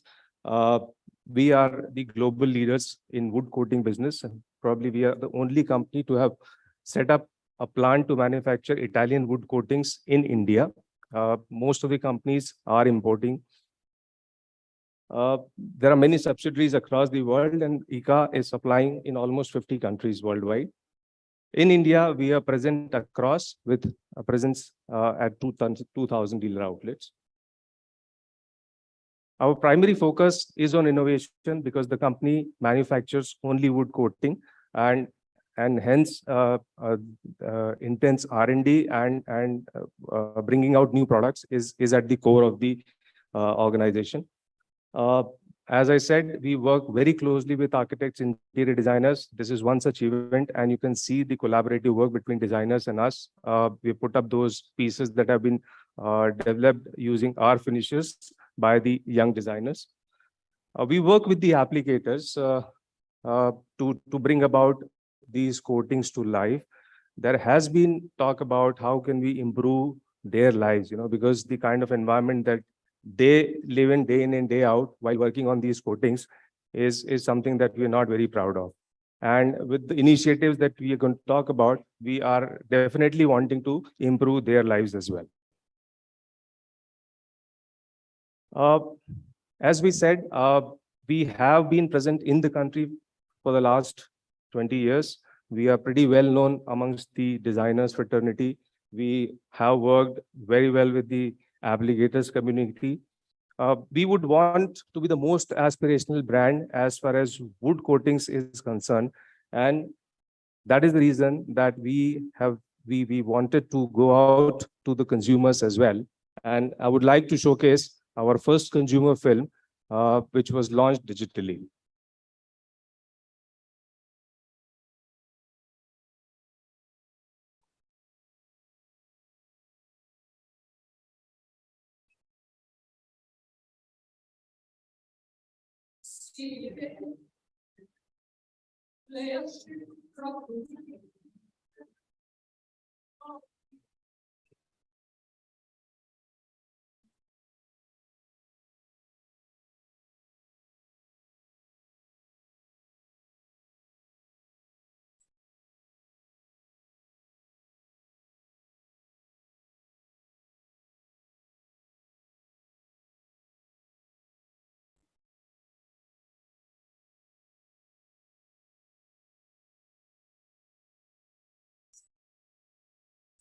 Italian wood finishes.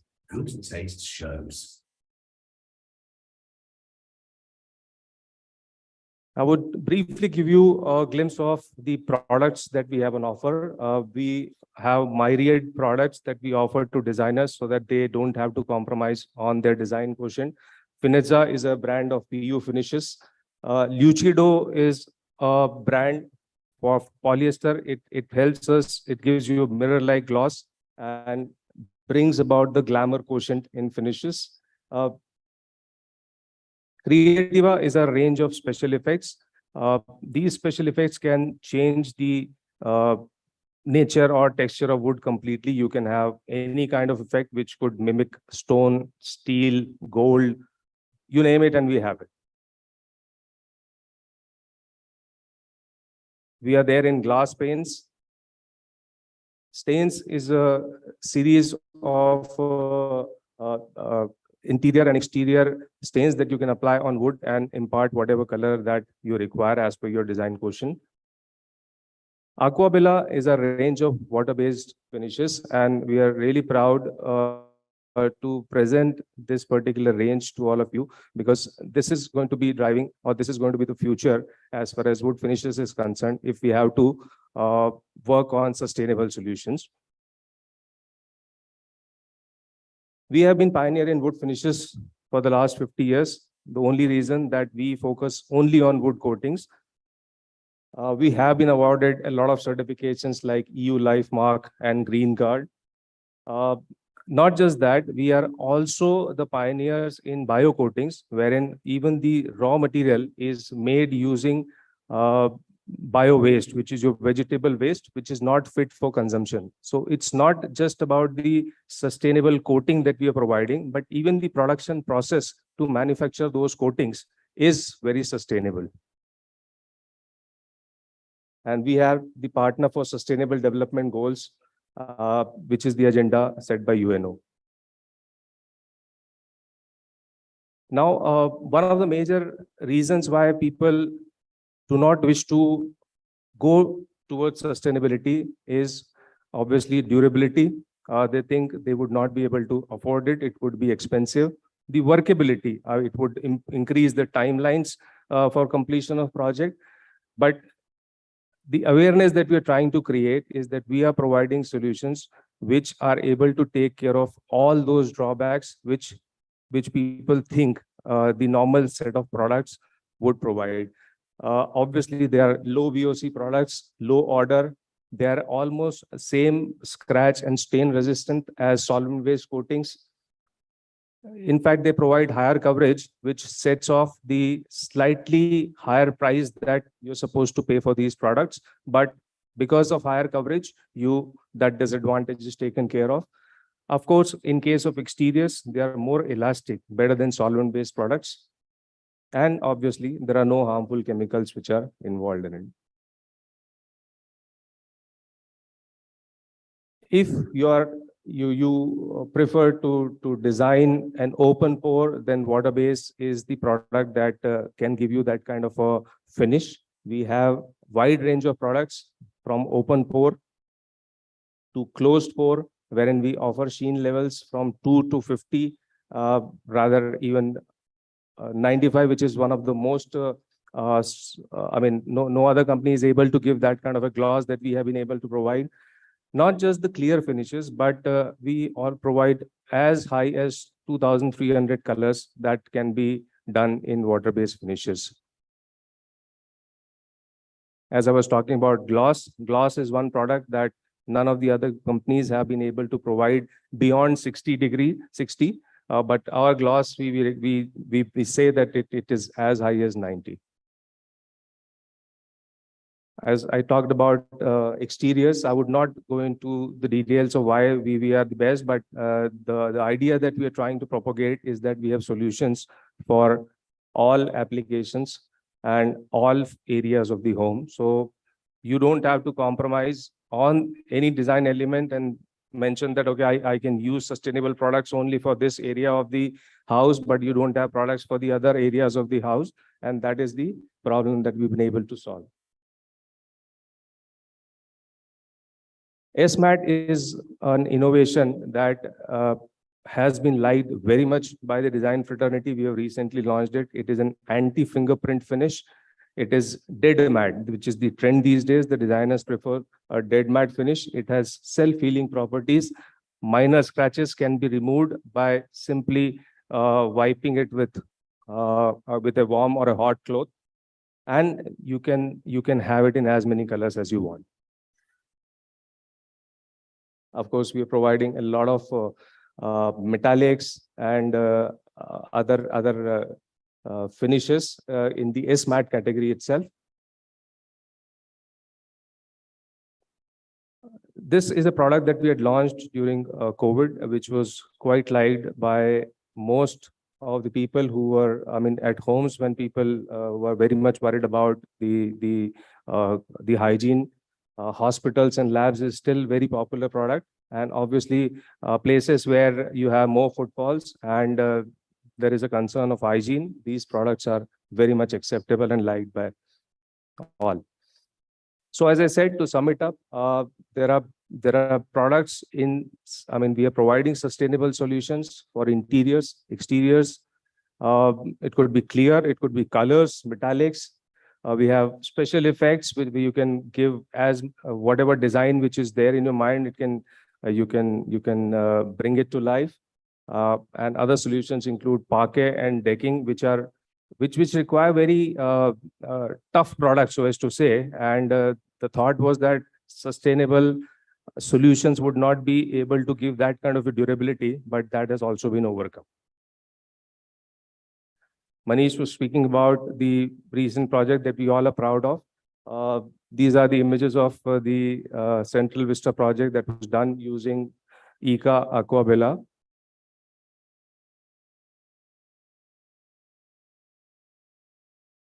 So we are the preferred choice of top designers and now even the parliament.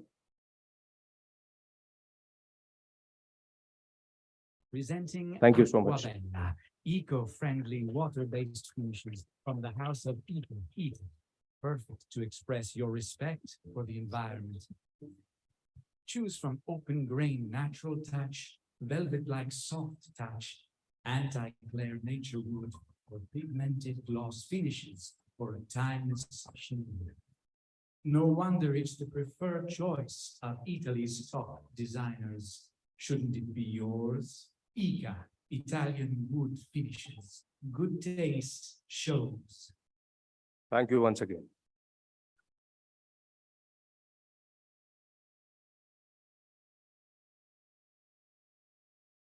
Thank you so very much, Himanshu. And now it's time for the Fundamax AV. Could you please play it?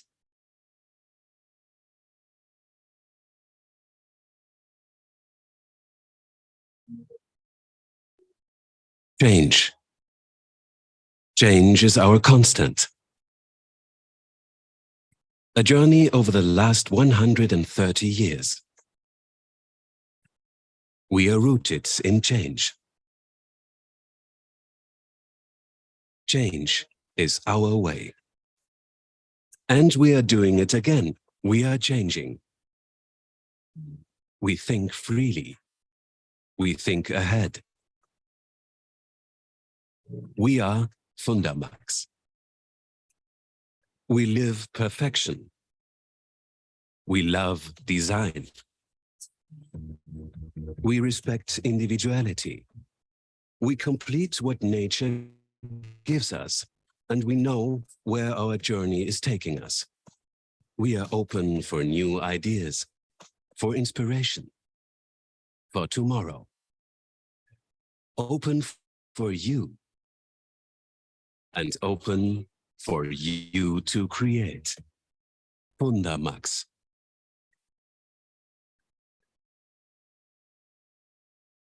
Well, it's now time for the next panel discussion on profit by design.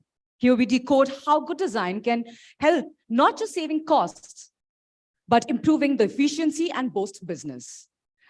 And our panelists are Anupam Mittal, Principal Architect and Director, R&M Consultancy Services; Brijesh Sejal, Principal Architect, Design, Ashram Consultant; Indrajit Khembhavi, Partner, Khembhavi Architecture Foundation; Yatin Patel, Founder and Principal, DSP Associates; Ratan J. Baltiboy, Director and Principal Architect, Ratan J. Baltiboy Consultant. And the session will be moderated by Vivek Gupta, Principal Architect, Arvind Vivek and Associates. I would request Mr. Gupta to kindly please join us here and take over the session. Can you please have a round of applause and welcome him on stage. Welcome, sir. Thank you, guys. I think Vibhu told me that he's chosen the topic because we are going to be talking to the iGen winners here. And I think profit by design is an extremely important thing for you to understand and know. What I feel is that there are two aspects to profit by design. One would be the tangible aspect and the other would be the intangible aspect. And I couldn't have a better panel here of people who are harbinger of profit by design, both through their work and by their successful practices. So I think we will skip that presentation part and let's talk about profit by design. I'm selfish in trying to skip the presentation because I was traveling and Sumisha insisted that we make a presentation, and my studio thought that we have to make a presentation on profit by design practice. And they sent me a ledger and there was no profit. The sum total of the profit was zero. So it was very easy for me. So I decided that everybody is going to skip the presentation and we'll start talking about various aspects of how the design, a good design, can benefit both the fraternity, the public at large, and the entire stakeholders that come in the realm of building industry. So let me invite Anupam. Anupam is a great practice here. He's changing the way we commute. He's doing a lot of railway stations across the country. And I think one of the profits that we can have by his good design would be I think the most cacophonous area in this country remains the railway stations. There are also, any transport node remains the growth generator. I think a well-designed railway station with proper wayfinding when everybody is running helter-skelter to catch their trains, the short on time and everything, and a good design can really help. So I think we will discuss with Anupam on those aspects. Indrajit needs no introduction. He's a local boy, the poster boy of successful practice. I think it's the third generation now going to be who's going to be taking over. So I'm sure they've made enough profits to remain. Somebody like me whose kids are not architects, and the reason was that we never made profit. So I said, please go find, I have to retire to some income. Brijesh knows how to make profit. You know, he runs a design ashram, and you can see by his entire demeanor that he's made that approach a wonderful, successful story. It's a collaborative approach to his practice, and he has not only changed the way people in south of India are practicing, but they are also mentoring a whole lot of people. And that's why I think even in iGen, so many winners are from south. And there's a great and a quiet revolution that's happening in that part of the country. And I think it's a great sign because we have mentors like Brijesh here. Yatin, I think if he's finished his coffee, he should join us. Ratan needs no introduction. I think one of the most amazing practices that I have looked up to, because, you know, he's been into public architecture. He's been working with the governments. He's one of the thought leaders, I would say, where one of the aspects of practice that you can all learn is that you don't need to really have a client to get business. You can go and make a client. You know, you can go proactively, go to the city, go to the municipality, go as a solution provider to a problem that exists. And Ratan is a great example of, his practice is a great example of how he has dealt with the issues of the city. And a well-designed public space, a well-designed, a simplest bus stand or a bus stop or a ergonomically designed bench can help people who are have-nots, design have-nots, because in this country, there's a great disparity between people. People cannot even afford a proper cot to sleep on. So if they are exposed, at least in public spaces, to a well-designed, ergonomically designed bench or a seating or a bus stop or a bus shelter, they would know and appreciate what good design is. This is the intangible aspect or benefit or profit of good design. So I think the quorum is complete. Is there anybody left? Yeah, I'm here. Over to you guys. Yatin, you know, when the topic was profit by design, I said, no, it should be profit by DSP, because DSP is the practice which Yatin affords a house in New York, two in South Bombay, maybe a couple of them in Alibag. So he should be talking to you about how to make profit and still be flamboyant and the way he is. So over to you guys. I think I'll join you guys over there and then we can carry on the conversation.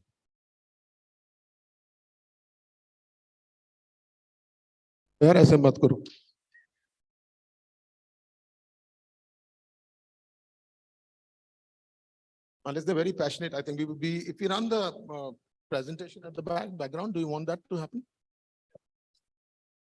Okay, so I think whatever, Subisha, you decide what we need to do. But yeah, coming to good design and profit by design, like I was saying that there are two aspects, the tangible aspect of profit and the intangible aspect of profit. I think we in this need to be very selfish, to be selfish about the product that we generate. I think a good design will get you traction, not just for your profits, the bottom line, but also get traction for the entire profession, for the entire stakeholders who are involved in design. And, you know, my first question to Yatin right here is, what to you constitutes as the core of a design philosophy from benefiting just about everybody? Is it the climate? Is it the context? Or is it the client? So I'd say I'll just go back a little bit. And when you talk about profit, and when you say profit for the fraternity or for at large or for your firm individually, I think it's important to understand what you do and what you do for your clients and what are you doing actually. So we at DSP, we actually believe and try to tell our clients that we are your partners and that we actually impact our customers' bottom lines. So when we do commercial design, for example, and most of our practices based on doing large corporate and commercial interior fit outs for technology companies and fintech companies. So the way we design and what we do for them is we actually increase their bottom line. So you can, we heard so much about sustainability and there's so much about wellness and all of that that's going around. But if you can do design that makes employees more productive in the work environment, that's then creating profit for them, right? Productivity is a huge aspect for people to get employees to work to their fullest capacity. Also to create environments that, so there's several ways of how one can do that. You build collaborative spaces, you build areas of space which are conducive to all of that. And then when, coming back to our fraternity, if you are able to achieve that and for your clients to say that, hey, this firm is actually making us more profitable. Of course, we don't have a benchmark. We don't have that number.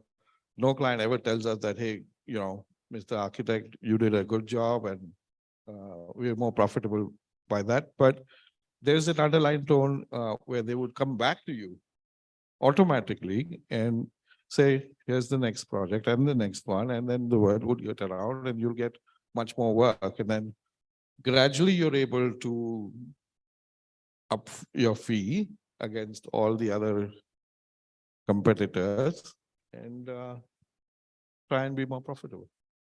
Yeah, that makes sense, in the sense your stakeholders are the people who are occupying your buildings. And very rightly said, I think that's a very good point, that if your productivity can increase, it's like you design a factory or an industrial project well, your assembly lines are well designed, I think the productivity goes up. Similarly for workspace, which Yatin does so well, I think if you can increase the productivity through collaborative spaces and other things that are coming into picture, I think that greatly helps. Ratan, you are, like I was saying, that you do a lot of projects for the people, for public. And I think the stakeholders are very, very large there. And I see the tangible effect of that profit that people get out of good design that you do. So would you want to throw some light on that? So working in the public realm is very different. You have no client. You're making the rules. You have the entire responsibility running on your shoulders. Very tricky because you have to be resource conscious, you have to be public conscious, you have to be socially compliant, and you have to deal with the government, semi-government bodies. To me, there's the short-term profit and there's the long-term profit. Vivek talked about the tangible profit and we talked about the intangible profit. I'd like to flip this a little and talk about value, where we as architects and designers can create value, not just add value, but create value. And I think that's the responsibility that we have. Just going back into my practice when I started in 1980, we were making shitloads of money doing interiors and bungalows and private residences and things like that. And we decided to piss away that money in doing public projects. So effectively what we did is maybe a 10% of our practice would go towards public projects and making it what the guys in my office call RJB's social responsibility or RJB's charities. And we started working with railway stations. We started working with bridges and public infrastructure, large sort of city beneficial projects. And slowly that 10% became 20, 30, 40, 50, 60, 70%. Till a point where my corporate clients decided that, hey man, you're going to do these huge projects. You don't have the time for us to do the smaller projects. And the irony was that we were earning on the smaller projects or the corporate projects and actually using that money or fee into the larger projects. And at some point we said, first week of COVID, when we were stuck in a room with my wife and family and myself, and they were asking, so what happens in our future? And we decided, okay, guys, stop public projects. But that's not the idea. That's not the point. The point is that working with public projects, the opportunity you get to impact the social masses, doing a family home beautifully, brilliantly for them and 50 of their friends versus doing a public project for the city where millions of people would get impacted on a daily basis. I think that's the spirit that you see. Like Yatin said, you do one, you get the next, you do the next, you get the third. You experience much more.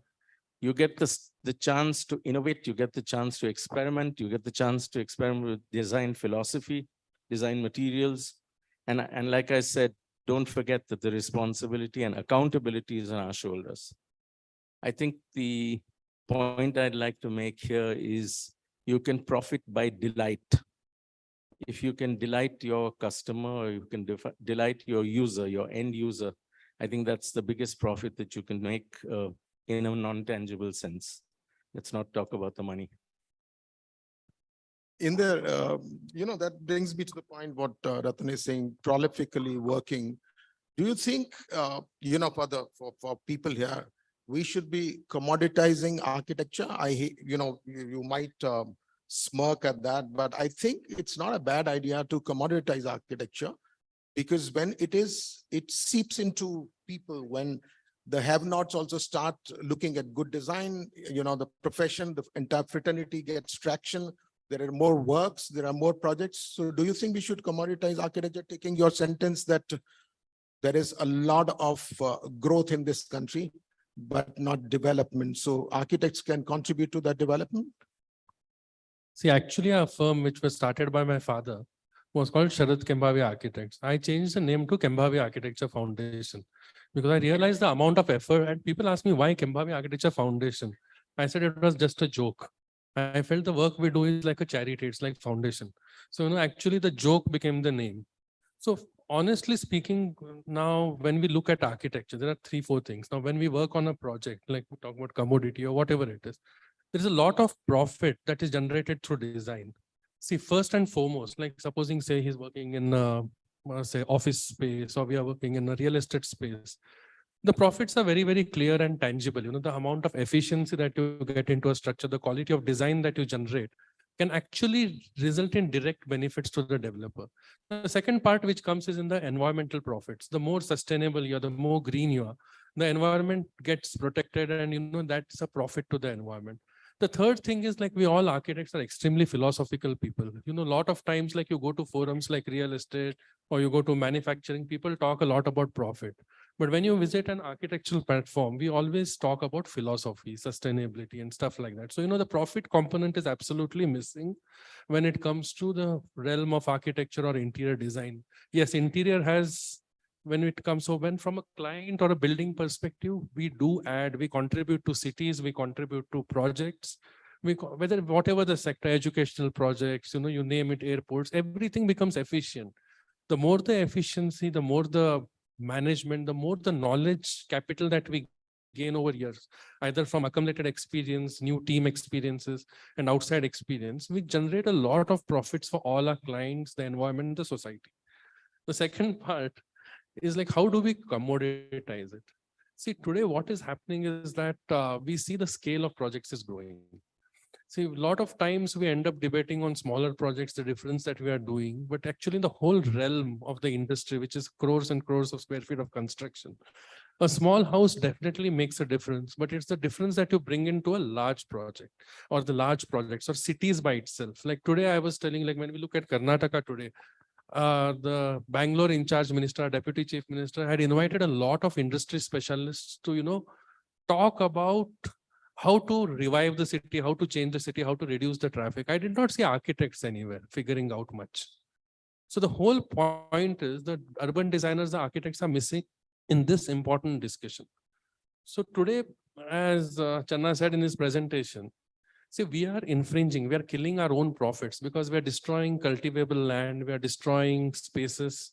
The cities are growing horizontally, and the length of transportation is increased, the length of services is increasing. So it's time to, relook and, reinvent cities where we start going vertical, we start shrinking cities, try to make it green and more efficient. Now, coming to the commoditizing of cities, see, everything is getting standardized. Today, the food you had was cooked in a kitchen attached to a restaurant, outside food. But today, when you look at it, the concept of cloud kitchens has started.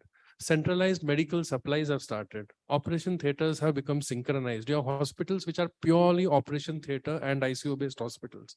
We don't have other things. So, efficient management, because the human load on the planet is very high.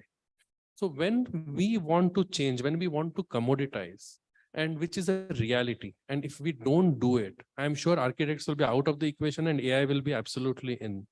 We have to understand commonalities between spaces. We have to understand how to discipline ourselves, how to speeden our whole work processes. Everyone knows fees are really, really not increasing.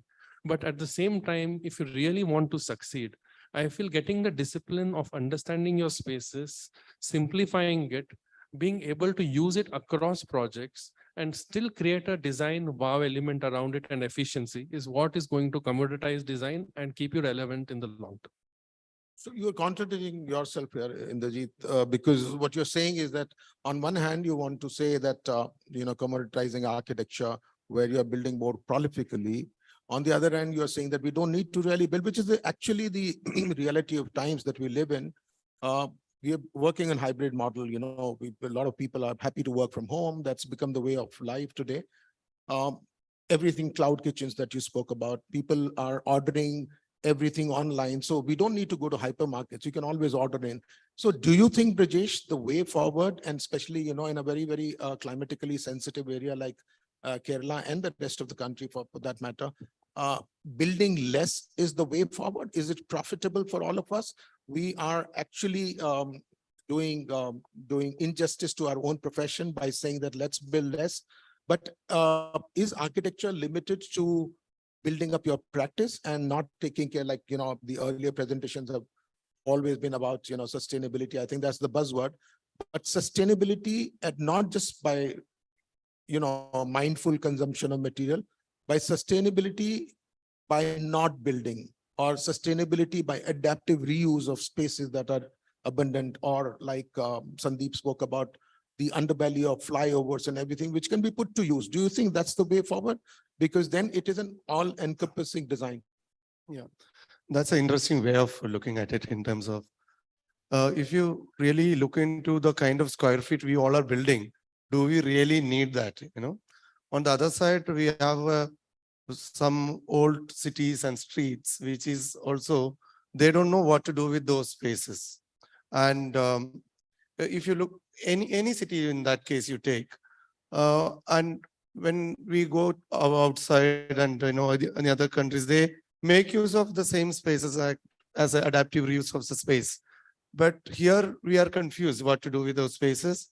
And some point we demolish and construct some huge towers, and people will invest there as their extra money, and some of the apartments or those commercial spaces. But most of the times these are not used. It's blocked. Especially in Kerala, what we realized, there's lots of builders, they massive developments, like one builder put up about 500 apartments, and 1 month he's put another hoarding saying sorry, sold out. And there is all these 500 are fully empty. Hardly people live there. So we need to relook into that, how what we really need to build. And maybe we ourselves looking for projects, and we need to build more. And we discuss among architects or interior designers, our dialogues are between us. And are we educating our society? What design, how we value through design, and how we make profit through design. So, and again, when we come back to individual practices, so I really doubt the old practices what we are running is the right way. As you said, you don't have the next generation to take up what you are hard or invested time and money. And we all confused at one point, why we are doing all this. Somewhere I think we creative people, we are trying to be creative, and we are not trained for running a business. And somewhere if you compare with the movie industry and all, people gather for one movie, and maybe the musician is doing music, and then the director is collecting everything, and the story writer writes, and they move out from that scene, and maybe they connect again after 3 months or 4 months. They take break and they come out with some content more creative. So don't you think we need to relook into that? Like, we are creative. Let's put more thoughts on the creative side than managing and putting things together. And running the office itself is a task.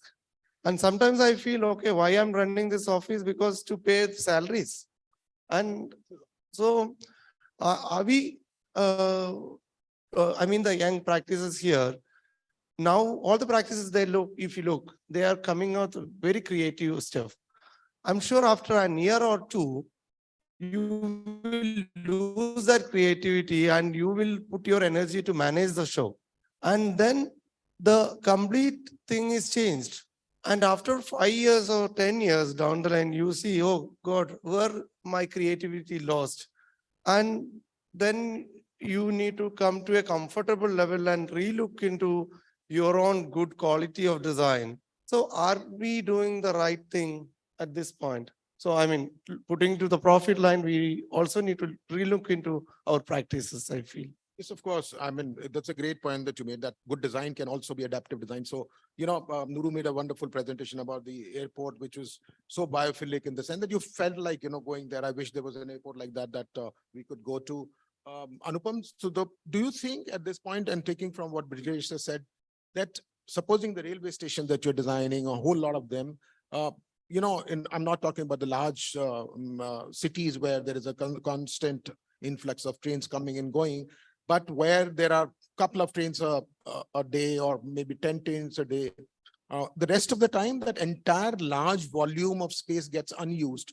Do you think that it could be a great idea to literally design these railway platforms like a park, where you can actually go there? You can go there even if you're not taking a train, you can just use that, because that's an enormous part of land that gets used in railway stations. And if you created a biophilia around those railway stations, do you think it's a good idea for the city to profit out of that? And that's one of the intangible things that I'm talking about. Yeah, thank you, Vivek. First of all, when we are talking about the railway station, so the railway stations are generally in the center of the city and generally having a very, very large land parcel. Can you believe it's from 100 acre to 2000 acres of land for the stations? 2000 acre. Any of your development authority or a housing board or any authority is having that much of land in the center of the city? Any of the developer is having even a 2 acre of land, and railway is having up to that much of land in the cities.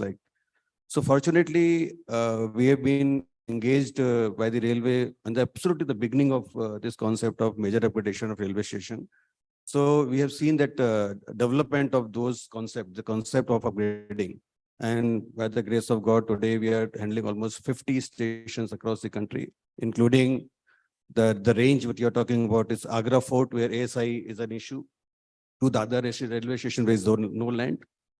From Chandigarh, which is a new development, to Jaisalmer, which is again an heritage city. So all sort of stations are getting developed and the challenges are different.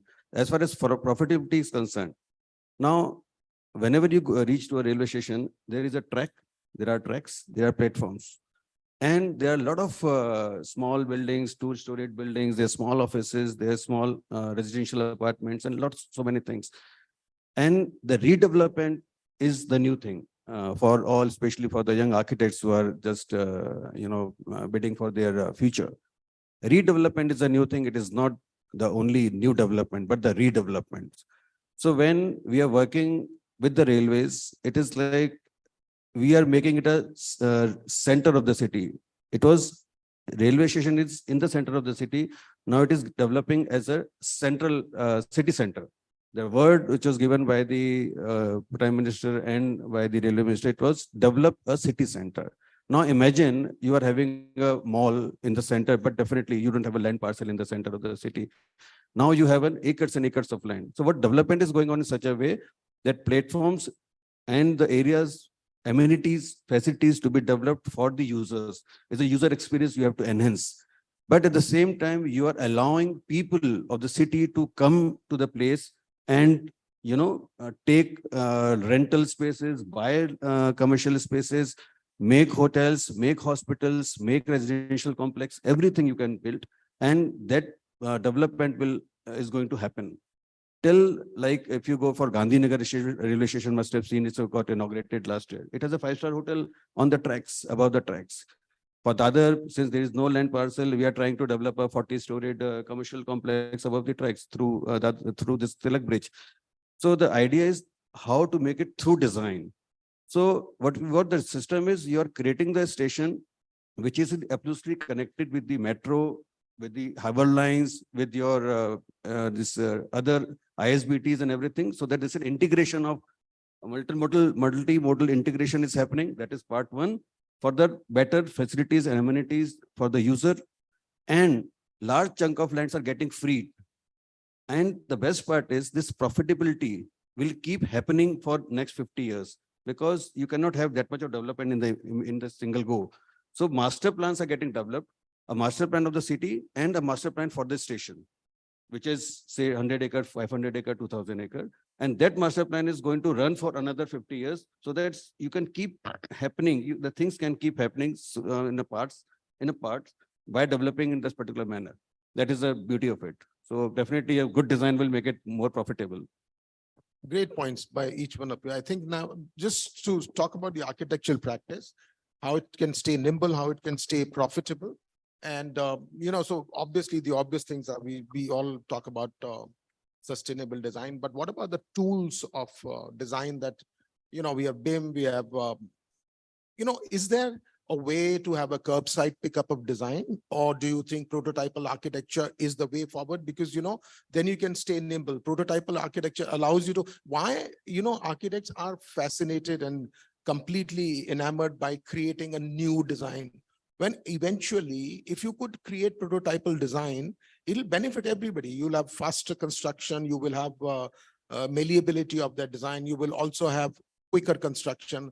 Maybe the resources that you will use will be less. I want quickly all of you to just the way forward, to stay nimble in using technology in the offices, and thereafter the debate on prototypal architecture versus design, where each one is so passionate about. Yatin?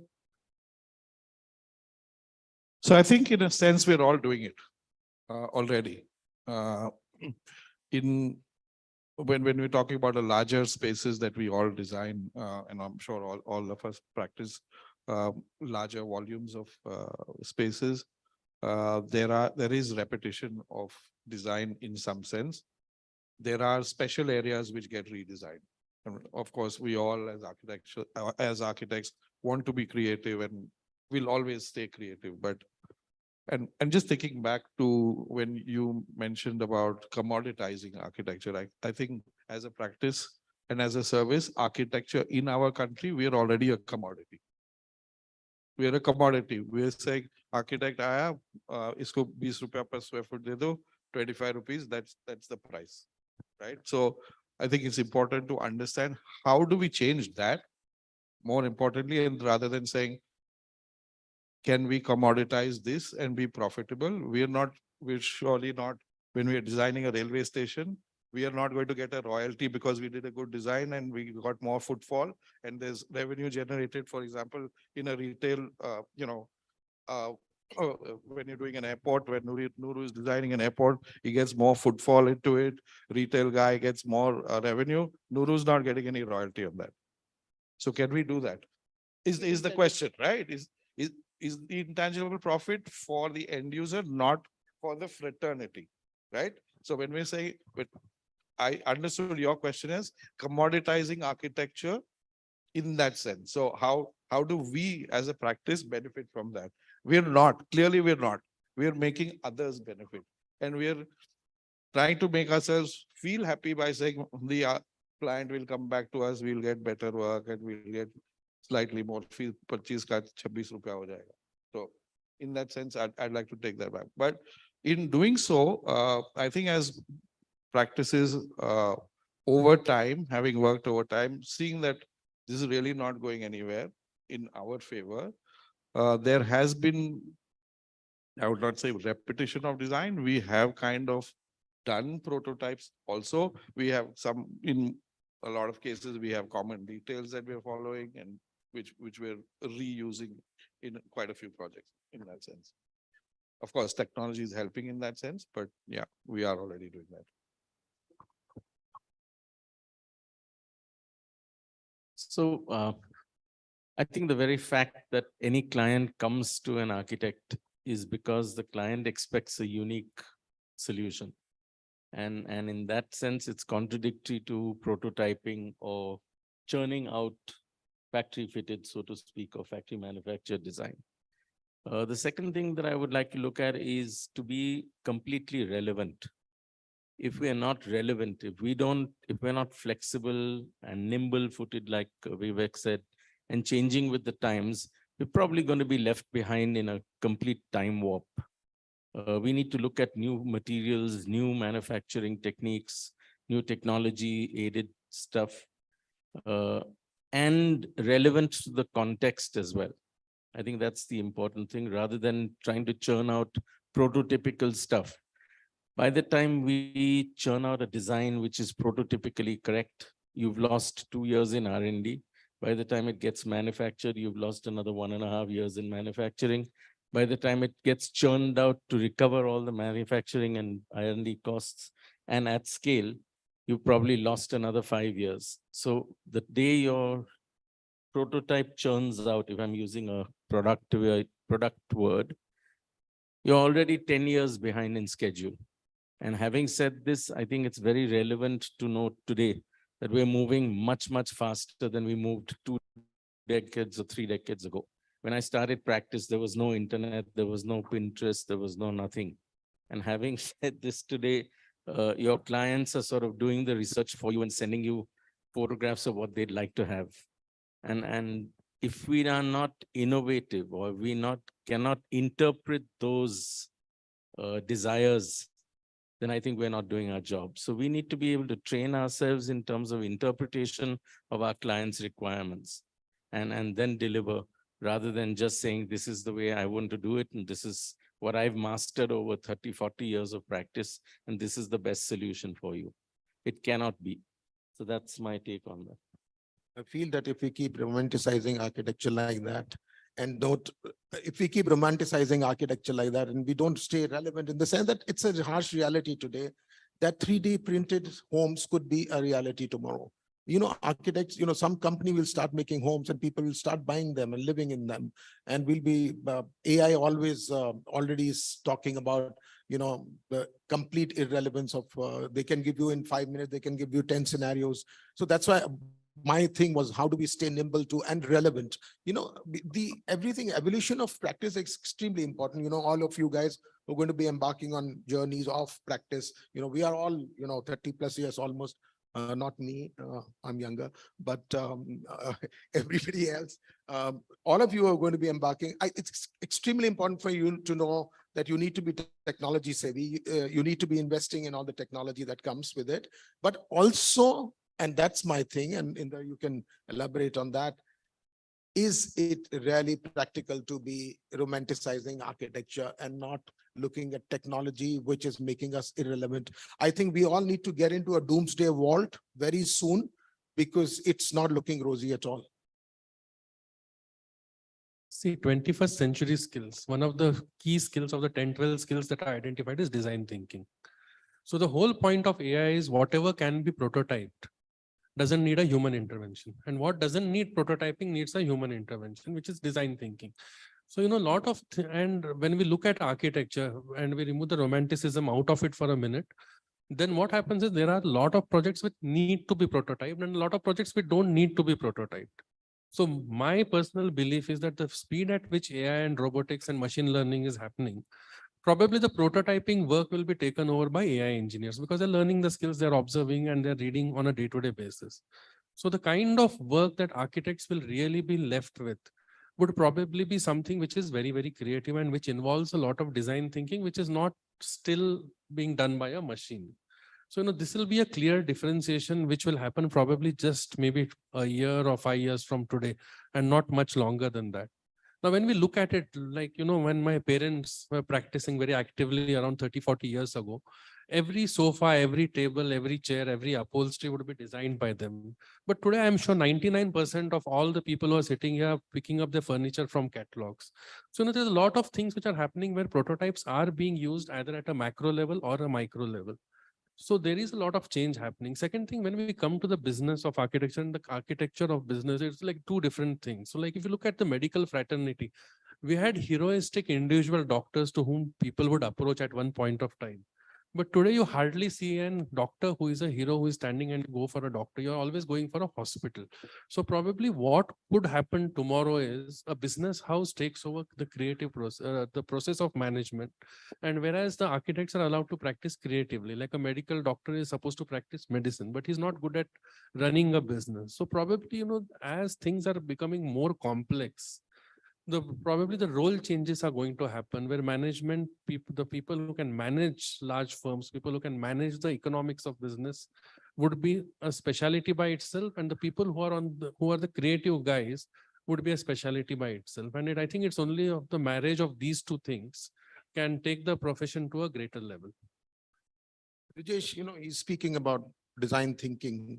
I think architectural practice is about thinking design, So design thinking would mean that you can actually go beyond thinking design and be relevant. And again, I'm still sticking to the same point that are we going to keep at it and not really grow as a practice? Is there a way forward? We keep at every forum, we keep harping on low fee, less work, whatever is happening, and or work with a few studios. For all these young practices, I think we also need to send out a message is how do you stay relevant? So technology is one, sustainability is the other thing. Pinterest is a great medium. I've been saying that Pinterest is like the porn, everybody watches it, but nobody owns it, It's a great tool. Why not? I think it's design, which is perpetuating to all the people. People who are not studied design can now at least look at good design, what it is, without experiencing it. So what do you say about that, Brijesh? Yeah, no, the point which we are talking about, maybe which you need to connect with time, because now whatever the prototyping, everything, what we're talking about to saving time, through time, we can make more profit. Maybe that was the connect we all are, trying to do. So maybe from the first point you were raised, it's like, tangible and intangible things. These are the two things which can be go somewhere parallel and to connect in, even if you're doing prototyping, but there need to be a design to be thought before doing that, prototyping too. So even what I feel, architecture is a powerful tool, which most of us are taking it just as a passion or like, maybe we are happy. We consider our profit as that happiness once we design and, we are happy with that. We don't get into the real business of it. Maybe we are not good enough to that, So there, if we really want to get into the business, all this matters. We cannot skip or saying like, okay, only we are doing creative things. Then we need to re-look into what I was taking the first point. As Indra was rightly said, it will take up by business houses. This how the hospitals are running. I echo with that because the creative people will be doing more creative job in the future. This is the EPC model today, architects are being hired by, so I mean, if you think we'll get annihilated like that by business houses or EPC, all contracts will be EPC, architect will be just a small part of it. And that's what is happening anyways to our profession. I think we need to move out from that segment and we need to create looking only the design part as architecture. The rest, the industry will take care of it. So that creative point is only architecture. The rest is actually maybe we say the PMC or the rest all as a different department altogether. We are clubbing all these together and we ourselves is confused. That's what I feel. Anupam? See, I'll put it in different manner. When you say prototype, I'll put it in a modular form. So after doing, this modular construction technology work in almost 7 lakh units, housing units across the country, when we were talking about the railway stations, we realized that every, like, say 90% elements are the same size, same height, same width, same steel structures, same vertical circulations and all. So now India's first modular station is under construction, which is Chandigarh railway station. So that has been floated under EPC contract, but all the elements and everything has been frozen through drawing designs. And if the government, government is looking for the timelines. For every government, it is time is money for all the obvious reasons. So they have to finish before elections or all those things, which is very much obvious.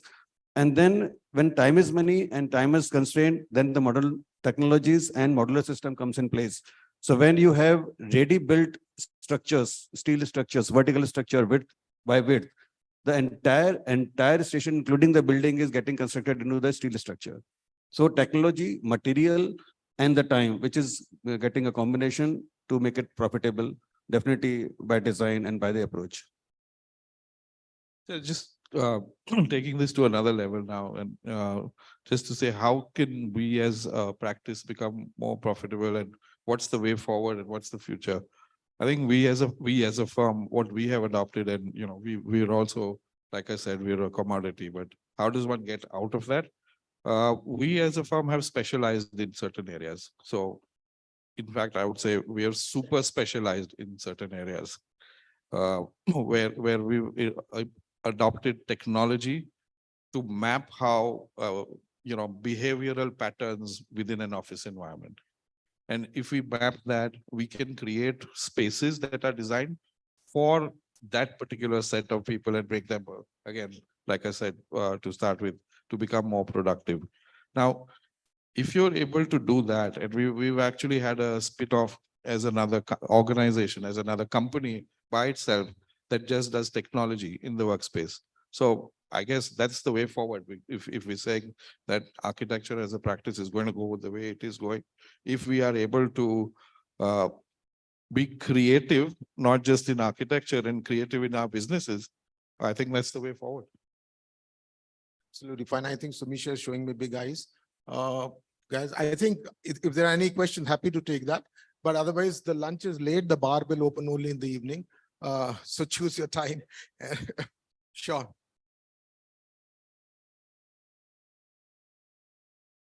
किसी का काम नहीं चलेगा, सवाल नहीं पूछोगे तो समझ लो. Anyone, any questions? Such yarn session that everybody is clear in the fundas now. Nobody needs. Actually, we are so good speakers now, so there is no question.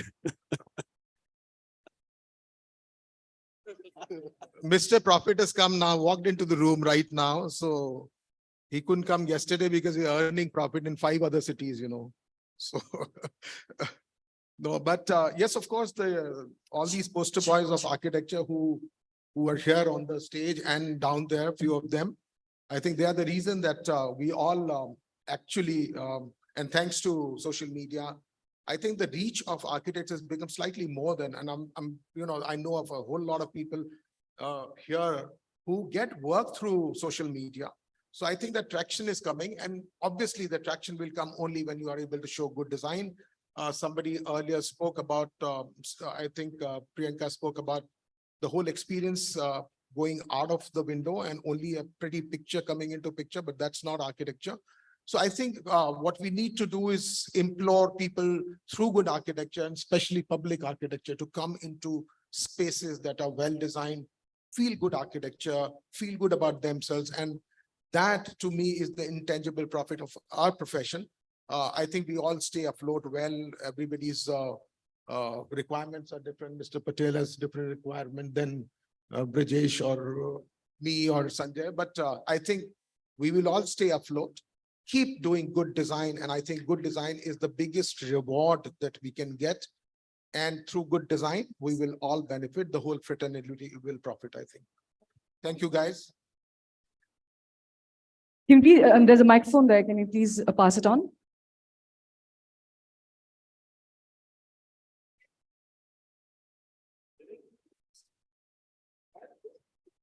You're all hungry for speaking.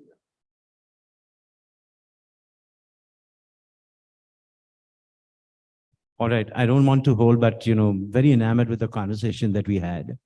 Vivek, most importantly, I mean, we understood how you really derive to profits. But in terms of achieving profit by design, how discerning are the clients today?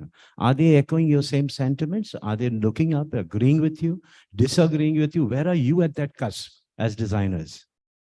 Depends on the, what is if it's an individual client, it will always be, he will want to derive profit out of the, whether it's a profit in terms of what he gets, in comfort in his own aspiration or whatever. But again, that's why I'm insisting again that designed for masses, designed for people, designed for comfort.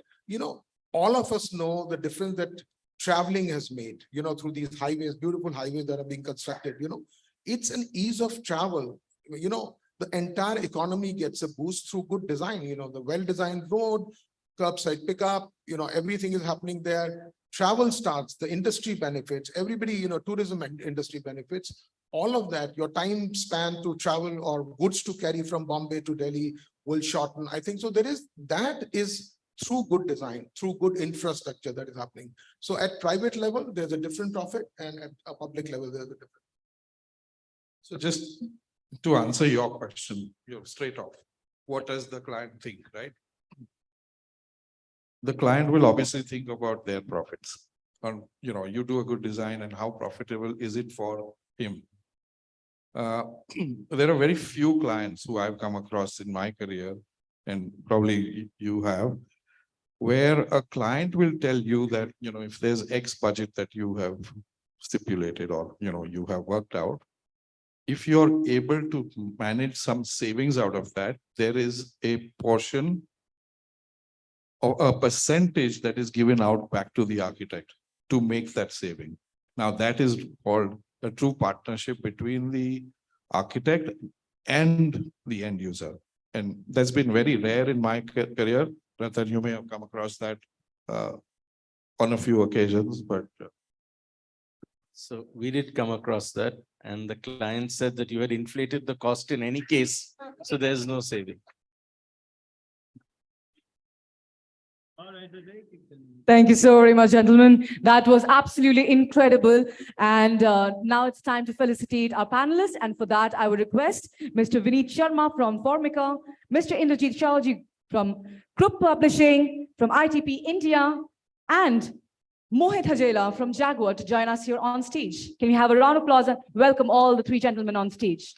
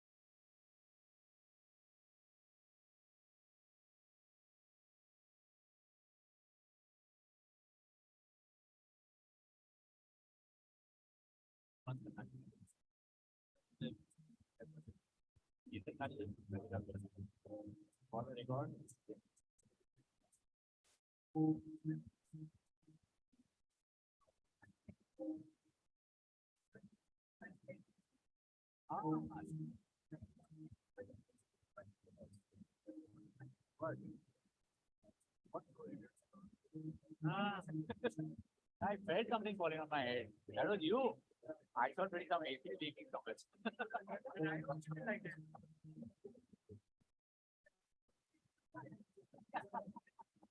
I did see it. I was about to look up, then I just.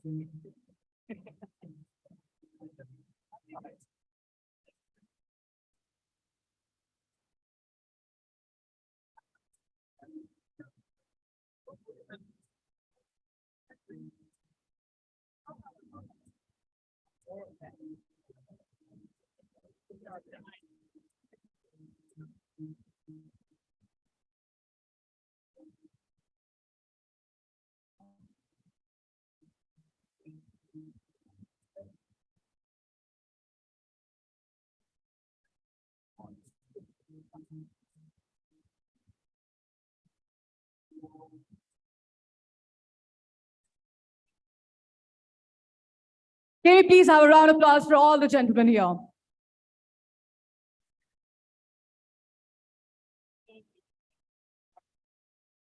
Well, ladies and gentlemen, we now break for lunch, but on the other side of this much-deserved break is one of the most exciting parts of the day. The ICA design competition, where 5 shortlisted iGen winners will present their furniture designs. Winners will win a trip to Italy and Apple iPads. So get ready. I'm super excited. I'll see you on the other side.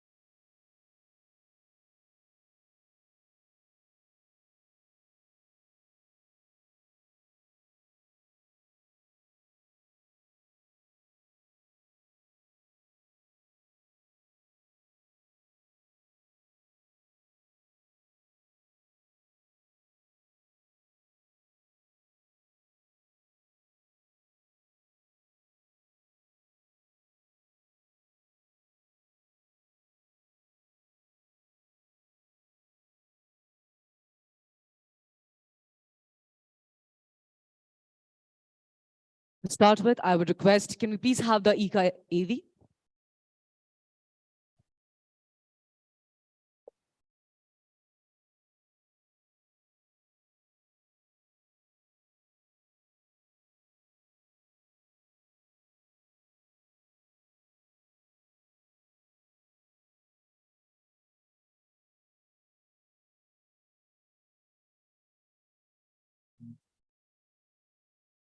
Change. Change is our constant. A journey.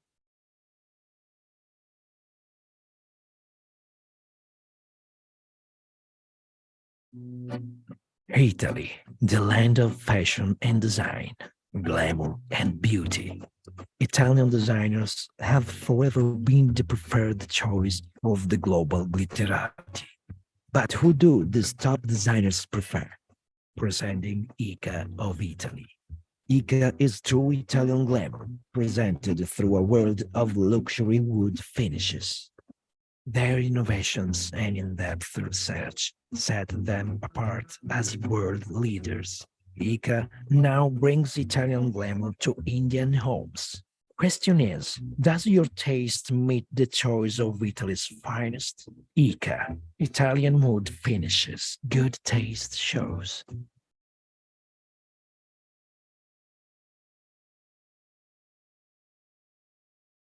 Welcome back, everyone.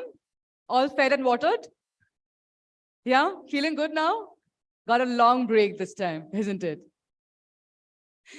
Well, now it's time for the ICA Design Competition in association with Architect and Interiors India, iGen.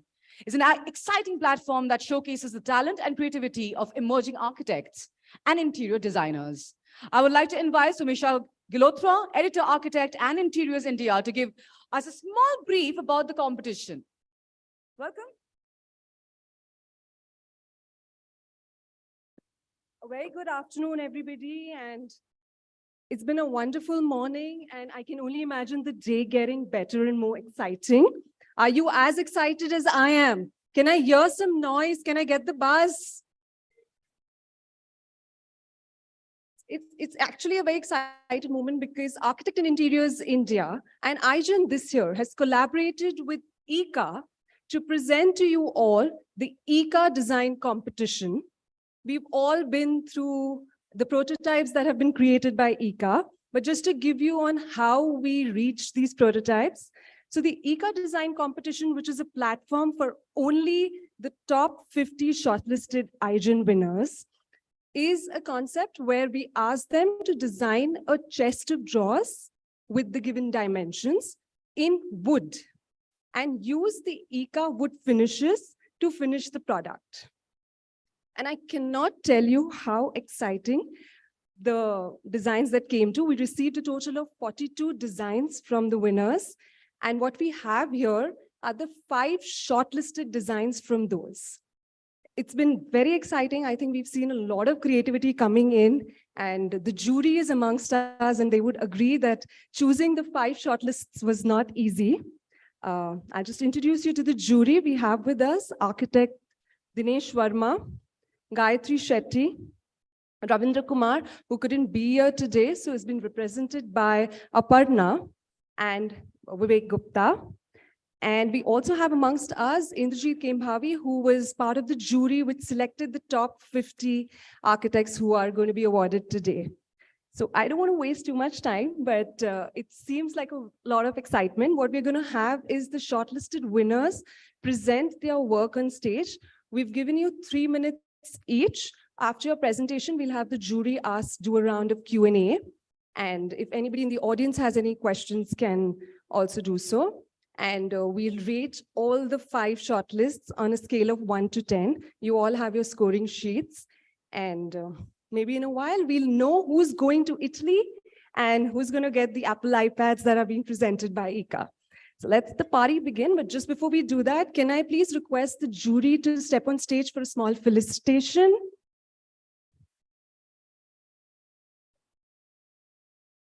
We'll talk about that maybe later, but for now, can we please have the jury on stage for a felicitation?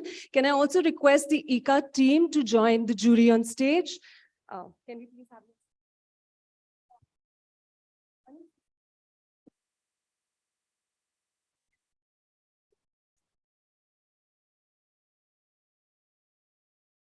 The about. That one. The boxes.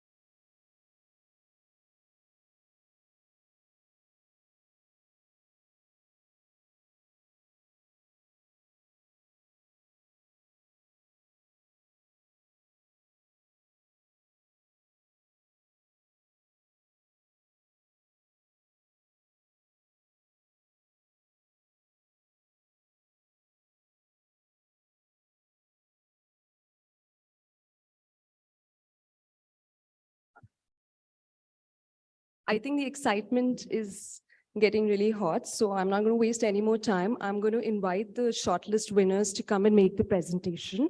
Amongst us, we have all of them. Let's start with our first shortlisted participant in no particular order, Nabil Nakunath, to come on stage and make his presentation.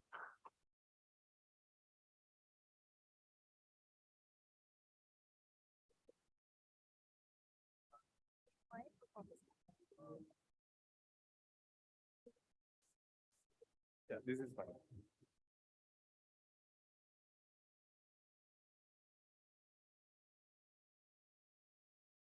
Good afternoon.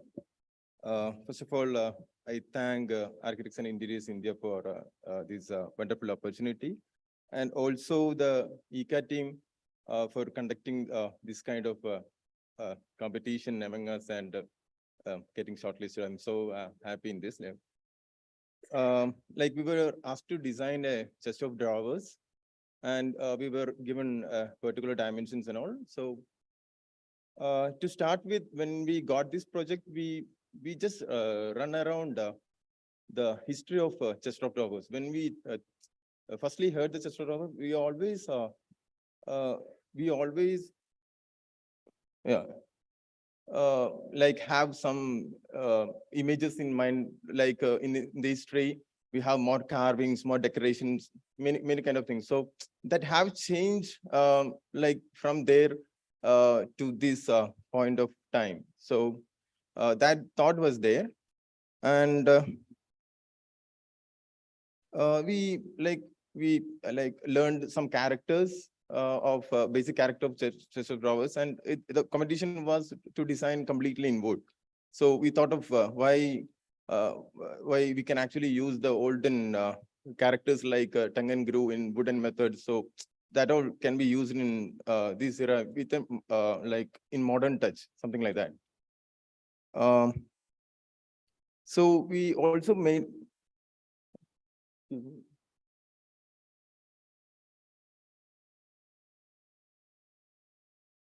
Okay. So we thought of make it very simple because like nowadays people don't have time to clean the thing. So previously it was like people they can clean the thing. So we thought of avoiding the carvings, all that. So we thought of making it very simple. And secondly, what we thought is the efficiency of the space. We always talk about the space management. So what can we do with chest of drawers? At the same time, we can make it a multi-purpose kind of a thing where we can just slide it, our thing, yeah.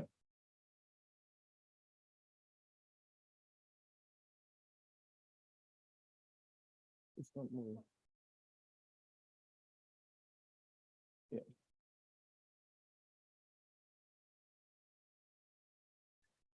Okay. So this was the thing we actually thought of, unique and elegant blend design, like multiple functions can be given, and it can be like a decor piece to each and every space, something like that. So like what we thought is like it should be a multi-purpose one where we can just slide it. It's there actually in there. We just slided it a little bit, but it can be slided completely, and we can just dismantle it. We can like use it in different way in the spaces. So like if time comes, we talk about the time, like time changes and all. So if time comes, like we can rearrange the whole thing to a different thing. So like that kind of flexibility we thought of giving to the furniture, and we have like given ICA finishes to it. Thanks ICA for a lot of varieties you have in your catalog. So okay, and see, as it is, as we call it, it is a very multi-purpose thing where we can use it flexibly. We call it as a versatile unit. So yeah, that's it. Thank you.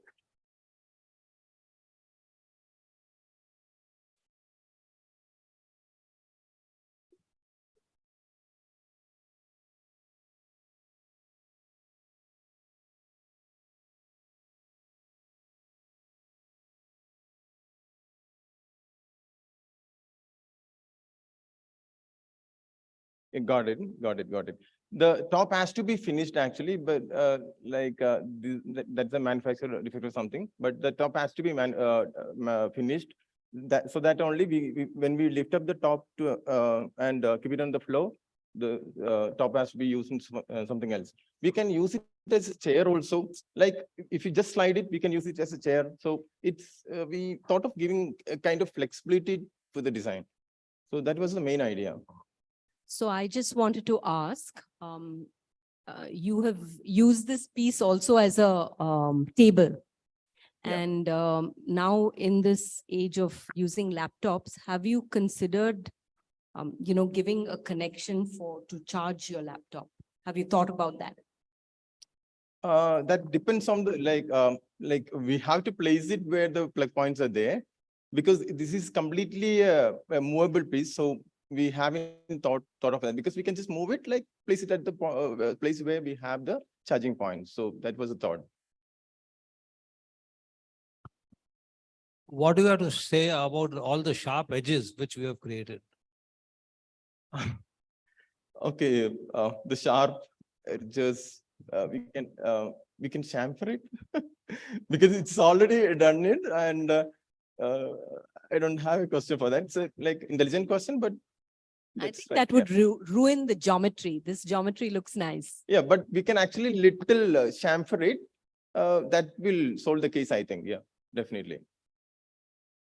Maybe the only one of the major differences when you're designing a product of piece of furniture is that I mean, it's not audible. when you're designing a piece of furniture, the detailing needs to be very immaculate. I personally feel that was slightly lacking in terms of, and I'm not talking about finishing because that's gone out of your hands. I'm talking about the detailing of that finish that could have been done. So these sliders should have been very easy to slide, in the sense that you should have used a hardware, which is a proper hardware, so that when you remove those pieces also, there are no jagged edges.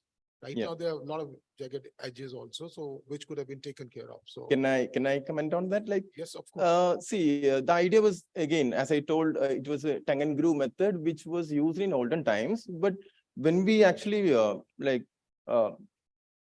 bring the same thing to this kind of point of view, we actually thought of using a tongue and groove profile, aluminum profiles or something. But the carpenter said that can be done in wood. So we actually thought of that also, but carpenter said can be done in wood. That's it. Tongue and groove will always have issues of different expansions, different seasons of the year, the wood will expand. So this will never work. Exactly. So I think that's why the hardware is there. So sliding hardware should have been used. Yeah. So just a Exactly. suggestion. Yeah. Thank you. Thank you.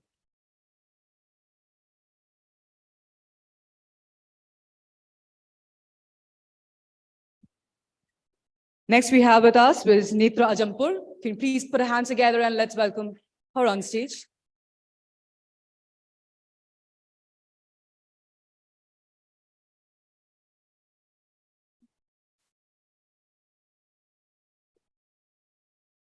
Welcome, Netra.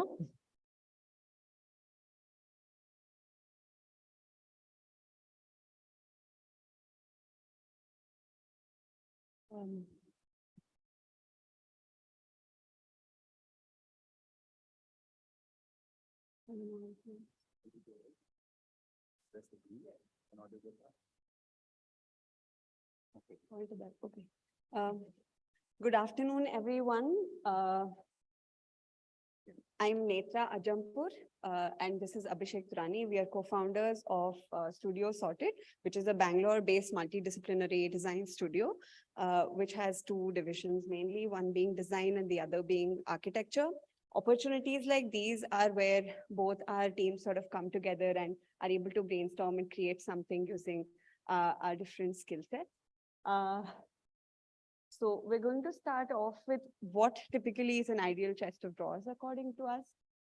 It needs to be space efficient, high on functionality, have some kind of a non-restrictive utility. It should be visually appealing and adaptable. And most importantly, it needs to be an organizational tool and should allow you to organize various aspects of your life into what is created. The main inspiration behind this was actually the concept of reversible jackets. I mean, personally, we love to own a piece of clothing which can have two sides to it. And also the make of a Swiss knife is something which also intrigued us, how so many features could be put into a very compact design. So the keywords that you see is what were our main keywords that we went ahead with. So yeah, the concept is we have called it Barrel of Drawers. It's a fusion of elegance and functionality, which covers all the keywords that you see. As you can see, even on the backside, it has a cylindrical shape for multiple reasons. We like how cylindrical and curves could add a sculptural value to the space.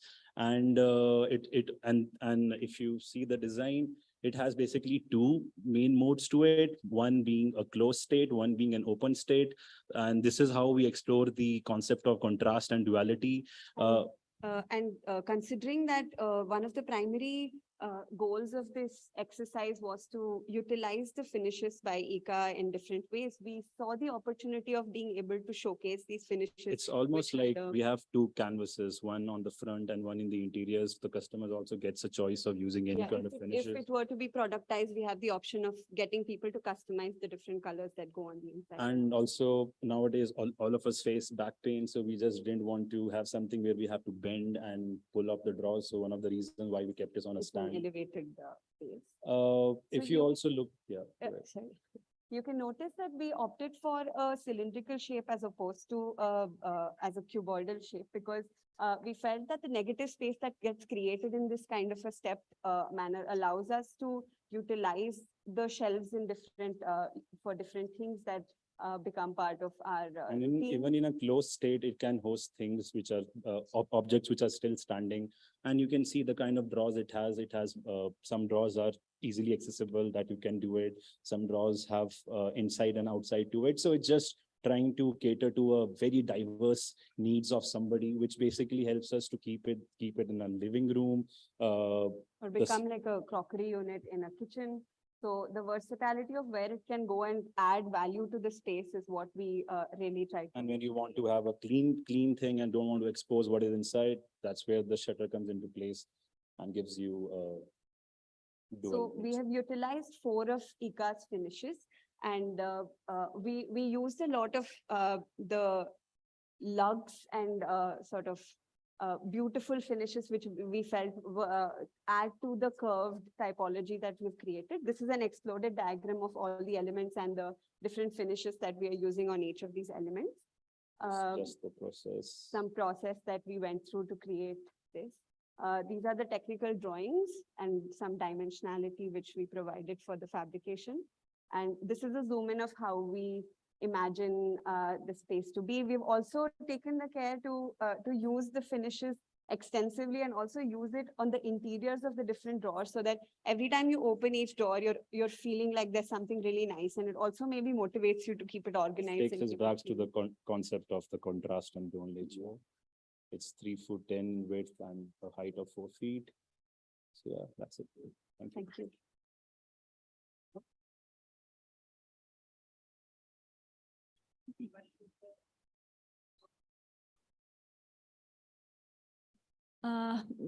If, just correct me if I'm wrong, you said that it was inspired also by this reversible jacket thing. So what exactly is that? Is it just that when you open it? No, the no, inside is reversible jacket would be something, it might have a finish on the exterior, which could be white and very clean. And on the inside, it could have a totally different design. So basically, it's The almost like, idea of having two different identities, What is that basically. in this? so when you close the whole thing, it has even the finish that we have gone for is a white finish. It's a finish which shuns down the neos and the chaos which is inside. And when you open the whole thing, you expose the user or the people who can see it. Open it also, it's supposed to look good. Yes, basically. yes, yes. Yeah, yeah. That's Both the idea. Yeah, both sides are nice. Okay, so do you have anything when you open it, apart from those utility, those drawers which are purely functional and all that, what is that aesthetic thing that you've given it? So that, do you have some lighting or anything that makes it, or do you have glass? I don't know what have you done inside for it to look beautiful? So the suggestion is beautiful. It would have obviously added a lot of value to what has come out already.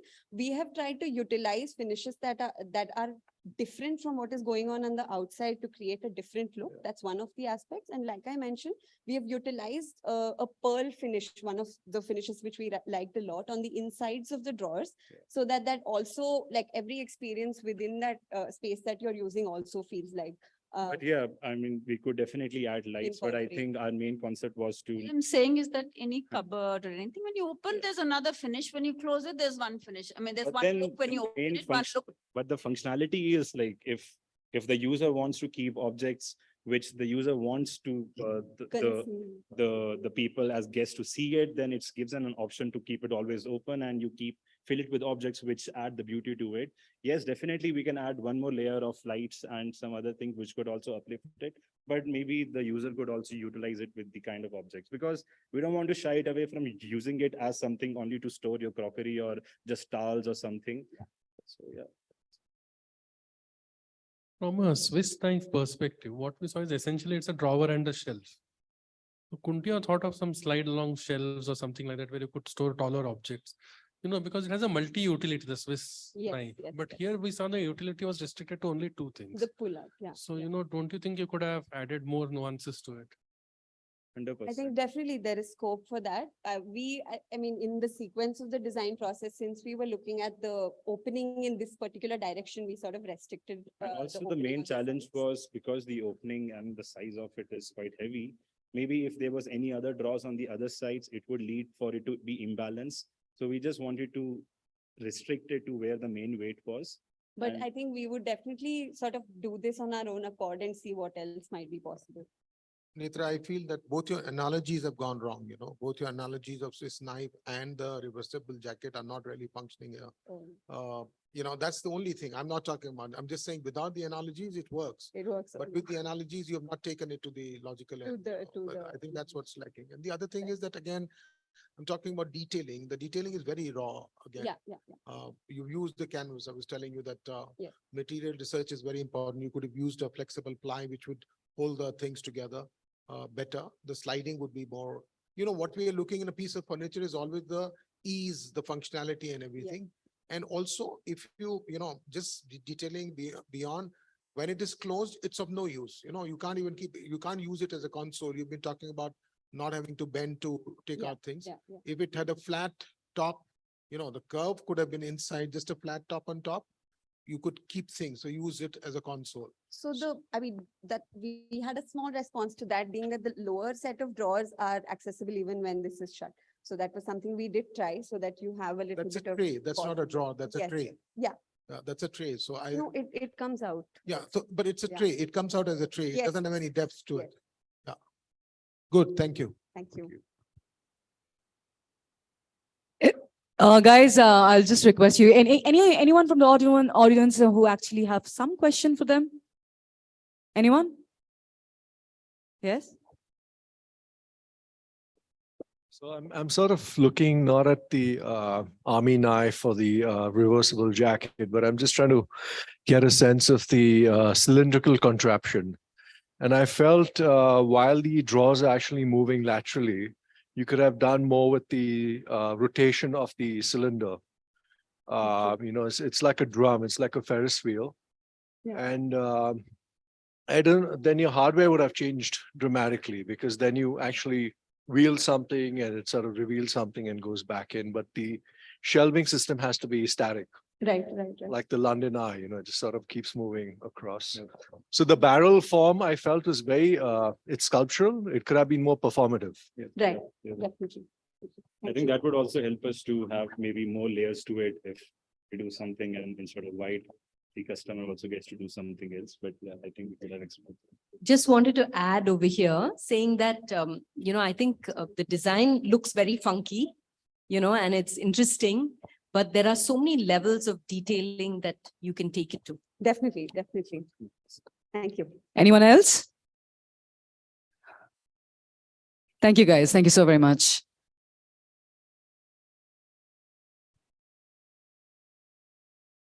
Next, we have with us Komal Mender. Can you please put a round of applause for the woman and welcome her on stage.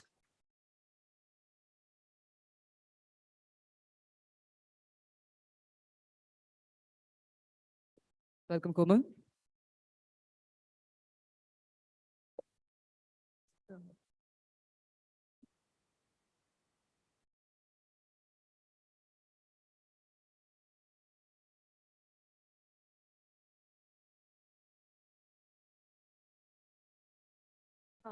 Good afternoon, everybody, and good afternoon, especially to the jury. Thank you for the opportunity, Architects in Interiors India and ICA. Very grateful to be here.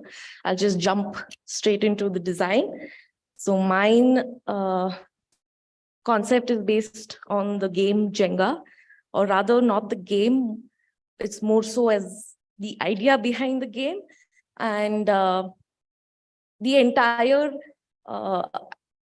approach has been that just like the game of Jenga and just what it means in Swahili to build, my console is not limited to just a chest of drawers.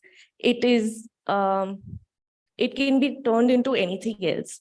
And again, just like in the game, the drawers are open from all, it can be open from all the sides. I had initially conceived it to be a 360 degrees chest of drawers, and it can be a standalone artistic piece as well. And in Jenga, when you pull out the block, there's a void.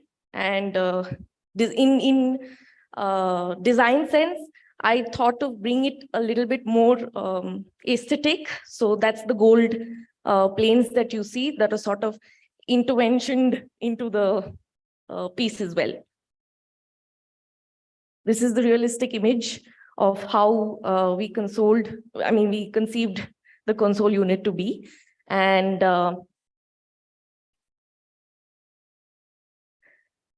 just a short video to show you that there are endless possibilities. In ICA wood finishes, we have different varieties and colors and finishes.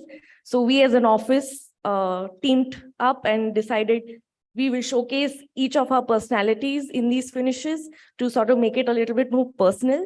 And at the end of the day, it's a console unit, it's a side table, it's a center table, it can be anything you want to be. And for the end user, it's more about flexibility and more about functionality. So tomorrow, if they don't like any finish, they can just replace the finish, but not the unit as such. That's all of us from office and all the finishes that we've done. Thank you.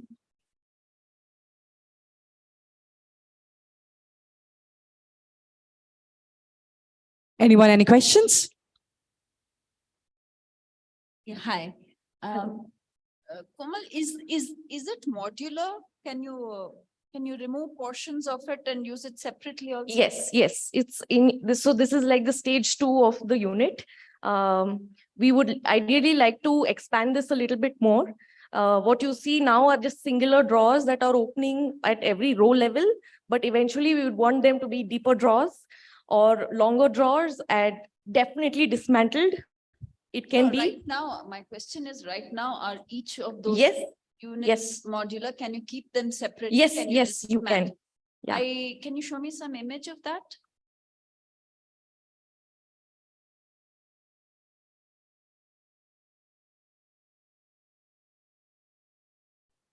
So those highlighted boxes that you see in the elevations on the second row, we've basically idealized it to be as separate pieces, separate entities, which can be assembled together basically. And different sizes as well. Komal, good job. It could have been furthered in the sense you could have used the concept of Jenga by removing couple of, like say, if you remove couple of drawers and then you get a larger volume of space inside, Yes, you can yes. use it to store differently. What it also does to your design is that it allows you the flexibility. It's an ever-changing design. Every week you could change, you could keep different things differently, which needed to be explored, I think. Also, like in Jenga, you can remove one block and you can place it somewhere else. Yes, yes. So if there was what Aparna is talking about, if there was a modularity of your drawer sizes or something, Yes. you could remove two, put them at one or something like that. And interchangeability of the insides also could have been achieved. Definitely, definitely. The possibilities are endless. I agree. I agree. I love that All answer. I'm saying is that the y-axis is limited. I am sorry, but yes, but it needn't be. It could be explored as well. You could have combined two drawers vertically, keeping the outside the same. Yes, yes. Like I said. Because the way it is now, you Yeah. cannot store anything more than 5 inches in height. Yes. So that's the thing. So no, sir, I was planning. So this is the initial module development. We can definitely look into having deeper drawers, longer drawers, anything is possible.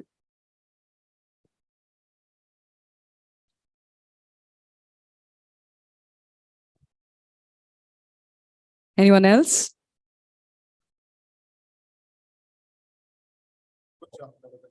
Thank you. Yeah, it seems like a very interesting design. I was just wondering, it would have been, unless I got it completely wrong, but it'd be nice to see if you actually designed a system rather than a product, because for me, Jenga is that.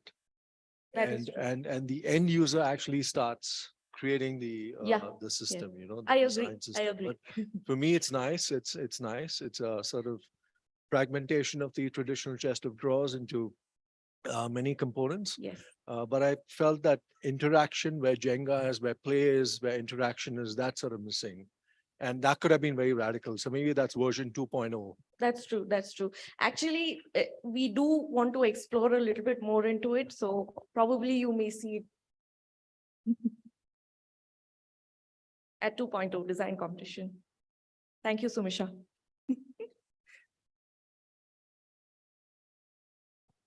Any more questions?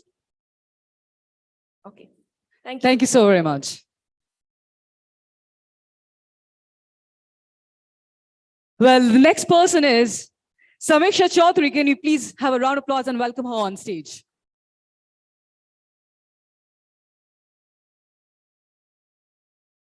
Hi, Samiksha.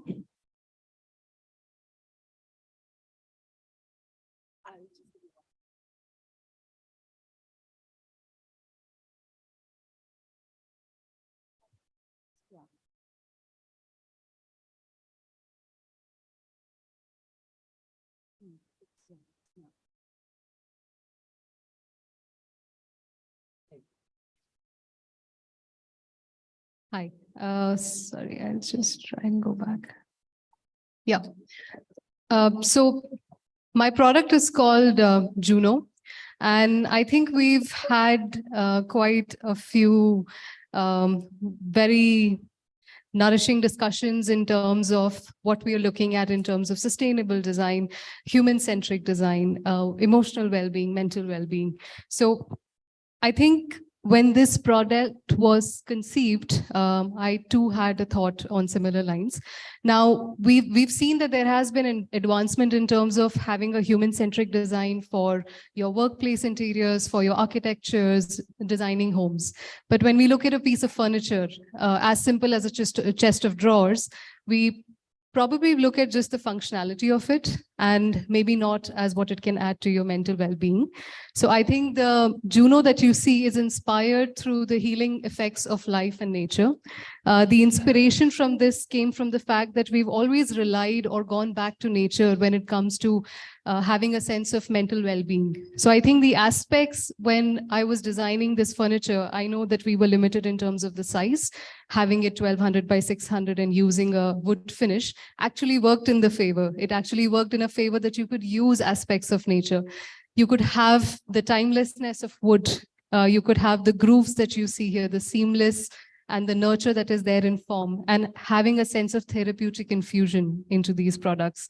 So if I show you Juno, the muse for this was actually a piper's chord. We have all heard of the story of Bagpiper and how his music tuning skills was enough to intoxicate a crowd of rats and probably make them jump off a cliff. But you see how music plays a major role in it. So Piper's chord was actually the muse for this, where I actually wanted to create a piece of furniture that is a living lab. It's not something that is dead and animated, but perhaps something that actually adds a sense of well-being into your life. So we have sound therapy that you can see here. So the two therapeutic infusion is sound therapy, aromatherapy. And even visually, if you look at this furniture, even though we have used wood, we've tried to give it a sense of tactile effect. We've created these sense of flutes that you see here, which is treated with the acrylic matte finish, which is an ICA finish that you have. And the finish which is on the top where we've given the lipping, the seamless design is coming from the organicness of nature. We've created the lipping so that none of the items that you keep on top fall off. And there is also a power provision which is housed right here. So it keeps your surface clean. If you have an electronic device that you probably want to use, it could also be a separate music system. You could actually house it or plug it into that. The fabric spaces that you see on the side, it is actually a very porous material. We've seen a lot of exploration in terms of organic materials that encase flower petals in resin to have that sense of smell preserved. Whereas this fabric is something that has been used for a longevity aspect. You can have something like an ambipure which is inside. You have the fabric, it can diffuse the smell. The other panel can be used for a pink noise that you inhabit into the space. So I think that is how the entire furniture was designed. In terms of sizes, we've stuck to 1200 by 600, but considering that it is a very intuitive and an easy to use design, if we were to scale this product and mass manufacture it, you can always increase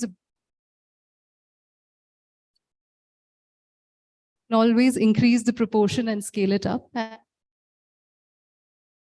That serves for the longevity of the product as well.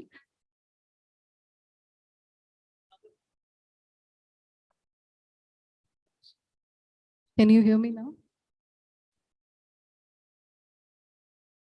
Yeah, so we have the finger groove detail, which you see on the sides. We've used the same finish as the metal leg.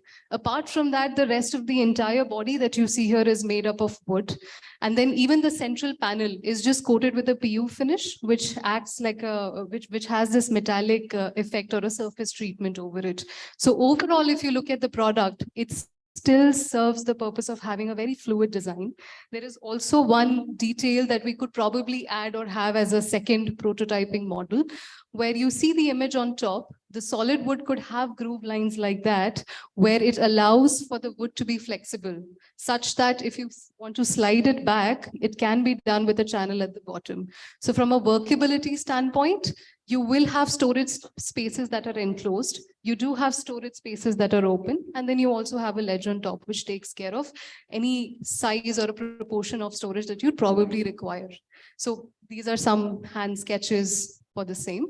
The only two finishes that are there, which is the beige fabric and the leg structure, rest of it is as per the design brief. So I think that's that's it for the product. Anyone, any questions? Yeah. So I came there, I saw your product from the top. Yes. And then I bent down slightly, I saw it from the side. I even bent down below. I was searching for drawers. There is not a single drawer. And the brief was Yes. set of drawers.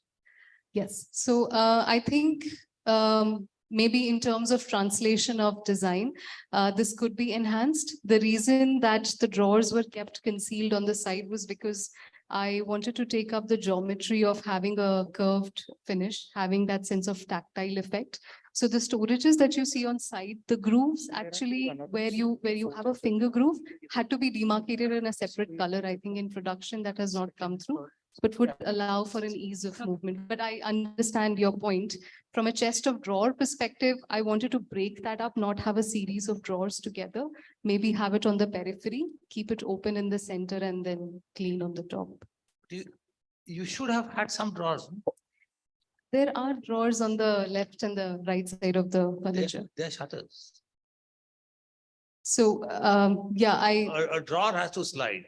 Correct, correct. So the sliding mechanism for this furniture is actually from a horizontal aspect. Rather than pulling it out, the drawer is opening vertically. So I wanted to turn the axis in terms of how you have a perception of a drawer. Like that, Samiksha, your take on the drawer that could have been horizontal or vertical also. This works very well. But what perhaps again taking it further, what could have been done was that the same curve, you could have opened a curved drawer also. You know, you can still Yes, open that. yes. So the bottom part of it would have been a sliding shutter. The top, what Dinesh is trying to say is that I am not too convinced on those two fabric things. The smell part, olfactory is all right, but the acoustic part, I really don't understand that because no amount of sound can come out of that silhouette. So I think the fabric choice here for the product is wrong. We actually wanted to go for a fabric which is similar to a boofer. It is slightly thinner, it is porous, you have light passing through it. But because we did not have the availability at this shorter notice, we had to go ahead with the prototyping of the current fabric. But it will be porous because currently the fabric that is there would also not allow for a lot of smell to permeate through. So we wanted to go for a porous material, but that is definitely a consideration.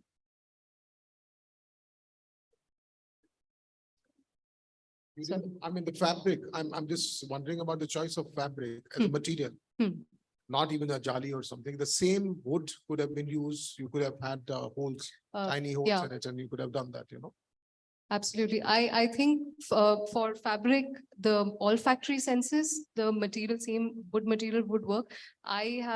I mean, I could be wrong as well, but if I were to put a music system inside and have a solid wood outside, maybe it might reverberate.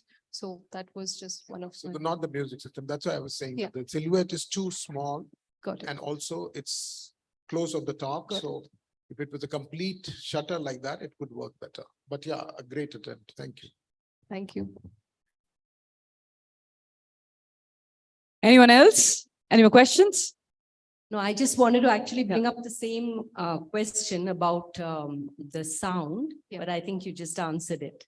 So I was wondering what was your take on that, you know, what you wanted to really do with sound? Yeah. You know, you get a sense when you're talking about smell, but with sound, I thought you had, you know, other than putting something right there behind, like a music player, I thought you had some other thoughts. Anyway, you answered it. It was for the music system.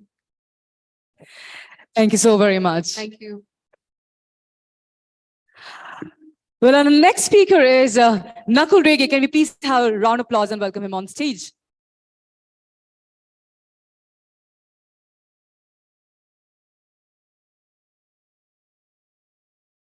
Welcome, Nakul.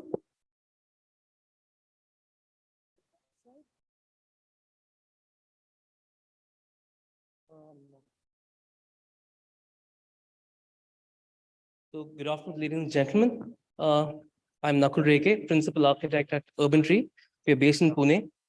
It is indeed nerve-wracking presenting our work or any aspect in front of such an august gathering, and especially architects who we follow on a regular basis. So best luck to me. Um,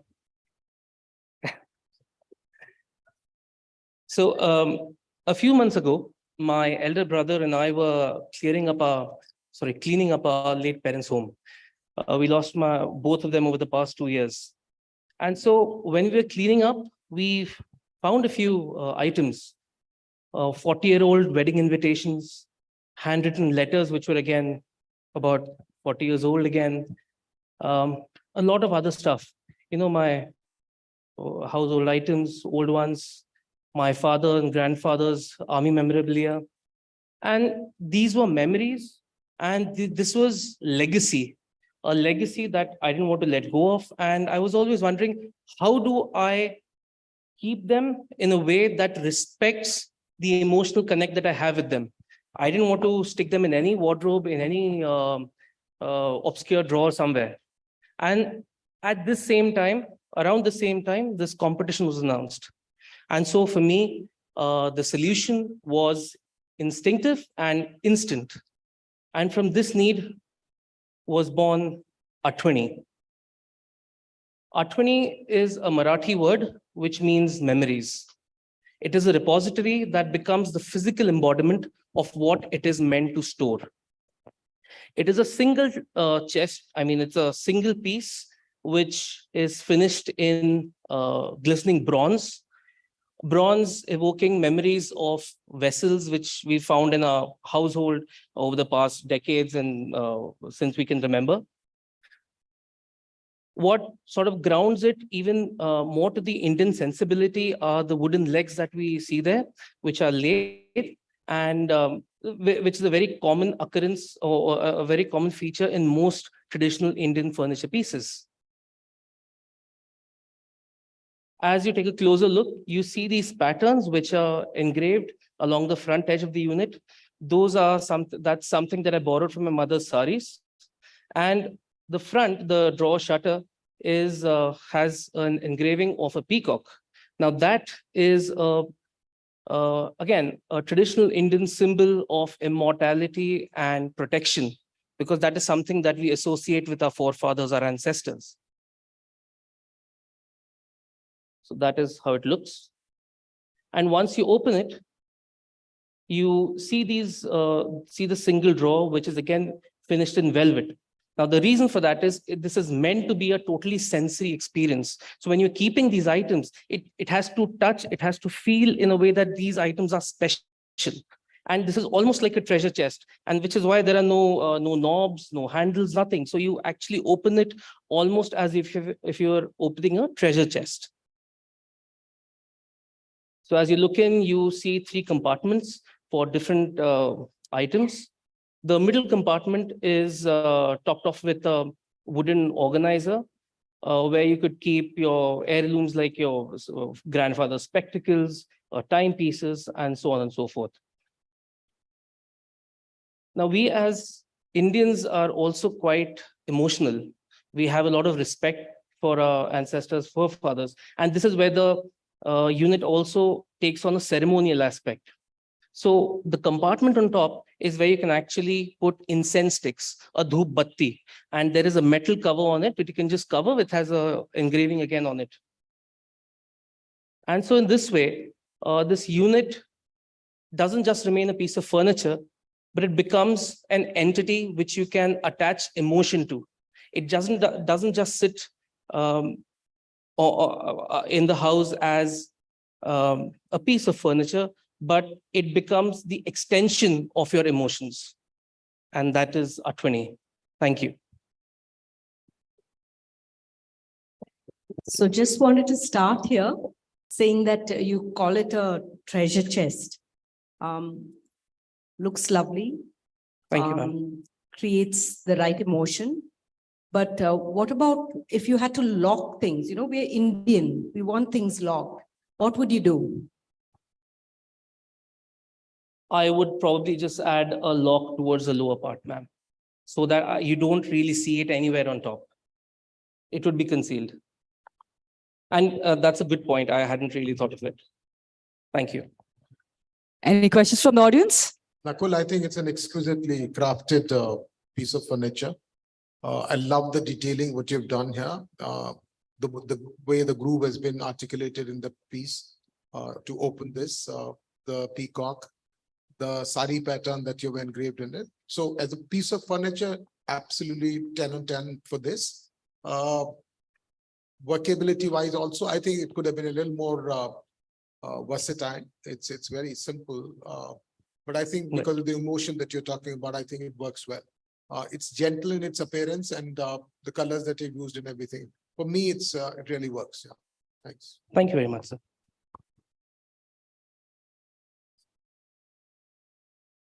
No, I think it gets very emotional. I mean, I love the journey and the way you thought of it. From the exterior, it looks quite a big unit. But when you look at the interiors, I think space optimization, would you like to make a comment on that? The guy with the gap. Well, ideally, I would like to make it a taller unit, but the dimensions that were given to us in the design brief were what I maxed out here. If I had a little more height to work with, I could probably include multi-level drawers. So I would actually have 2 layers of drawers where some items sometimes are taller, some trophies, or things like that. So that is something I would definitely include in a more refined version.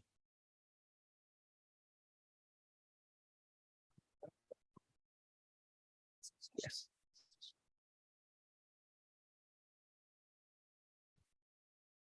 Meanwhile, it looks elegant, but my, sorry, I have to point out only negative things and on Sure, like ma'am. that.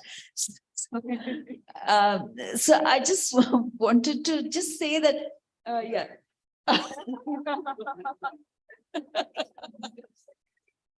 Okay, I reserve my comments. No, all I'm saying is that the velvet that you've used inside, you've used it on the fixed parts of the drawer, whereas the removable trays do not have that velvet lining. So I felt that velvet is something that dust will collect and things like that. So that could have been in a, more modular, removable part, which you can change whenever you want, rather than fixed onto the drawer unit, the larger drawer unit. You're right, ma'am, and that is some point that even I was considering. However, the important aspect for me there was that when you open it, all you have to see is velvet and nothing else. And so that's why the whole wrapping happened. Your point is well taken, ma'am, and I would like to, I definitely think about how we can achieve that. Think of detailing the velvet lining in such a way that it's removable and replaceable. That's right, ma'am. Thank you. Yeah, hi. I think it's a beautiful piece. I think what makes it beautiful is the narrative and the memories of your beloved parents. I think it's very spiritual. I sort of feel like this box is levitating, and the way you've sort of fashioned the legs through the lathing process, they're very, very sleek. It's almost like smoke coming off the ground, and this box is sort of resting on 4 sort of slender pillars fabricated from smoke or flames or whatever. But I just felt it's a very, very spiritual experience. I like the fact that once you open this box, there are plenty of voids because obviously you have many memories, and when your heart sort of breaks, there are many sort of, spaces or voids left inside, which the box can actually fill up over a period of time and heal through that process. And I like the fact that you've embodied craft into your design, memories of the sari or the material and the graphic. So I think it's lovely. I think if I'd only seen this without listening to your narrative, I would have had a very different sort of depiction, perception of the project, but what the narrative made it beautiful. Thank you. Thank you very much.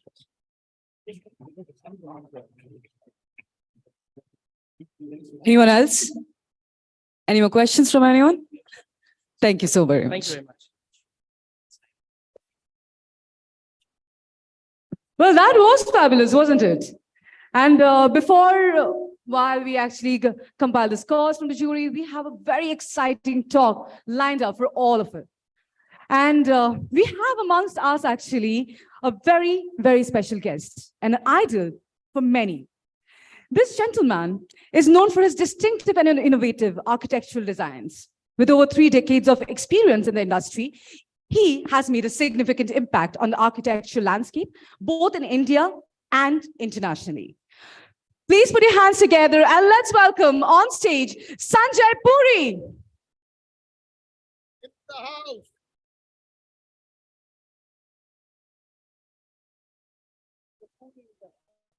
A very warm welcome to you.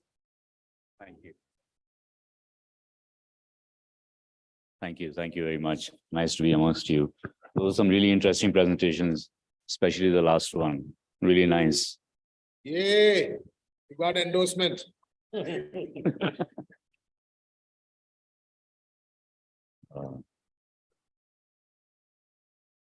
Okay, so I have a very limited amount of time because this was the last minute inclusion.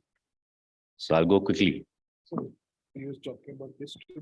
So it's the topic, key to the future. In today's rapidly changing world, you've got all these softwares available. You list 5 words, 6 words, and in seconds, you get a result, an image, a visual, which you can carry forward and make a design of if you wish to. So there's ChatGPT, there's Midjourney, all of this is there. But what happens? You get this image. How does that make life easy or does it make more complex? So you've got so many multiple things that you can do. You can change 1 word out of those 5 words and you get another result. You change another word, you get another result. So is it going to make it life confusing or is it actually going to make it easy? That's one question. The second is that, yes, you got these designs. How are you actually going to construct it? But then there's 3D printing, so you can actually construct it also. But how long has 3D printing been here? And is it going to be sustainable in the long run? Is it going to last the way some of our buildings have lasted for so many centuries? That's another question.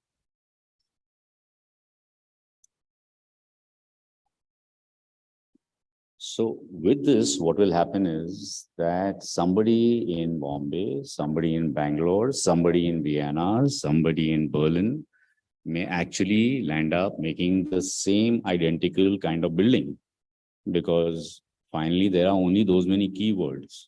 So are we going to live in a world later on where you can't tell the context, you can't tell the country, and you have the same kind of buildings happening all over the world?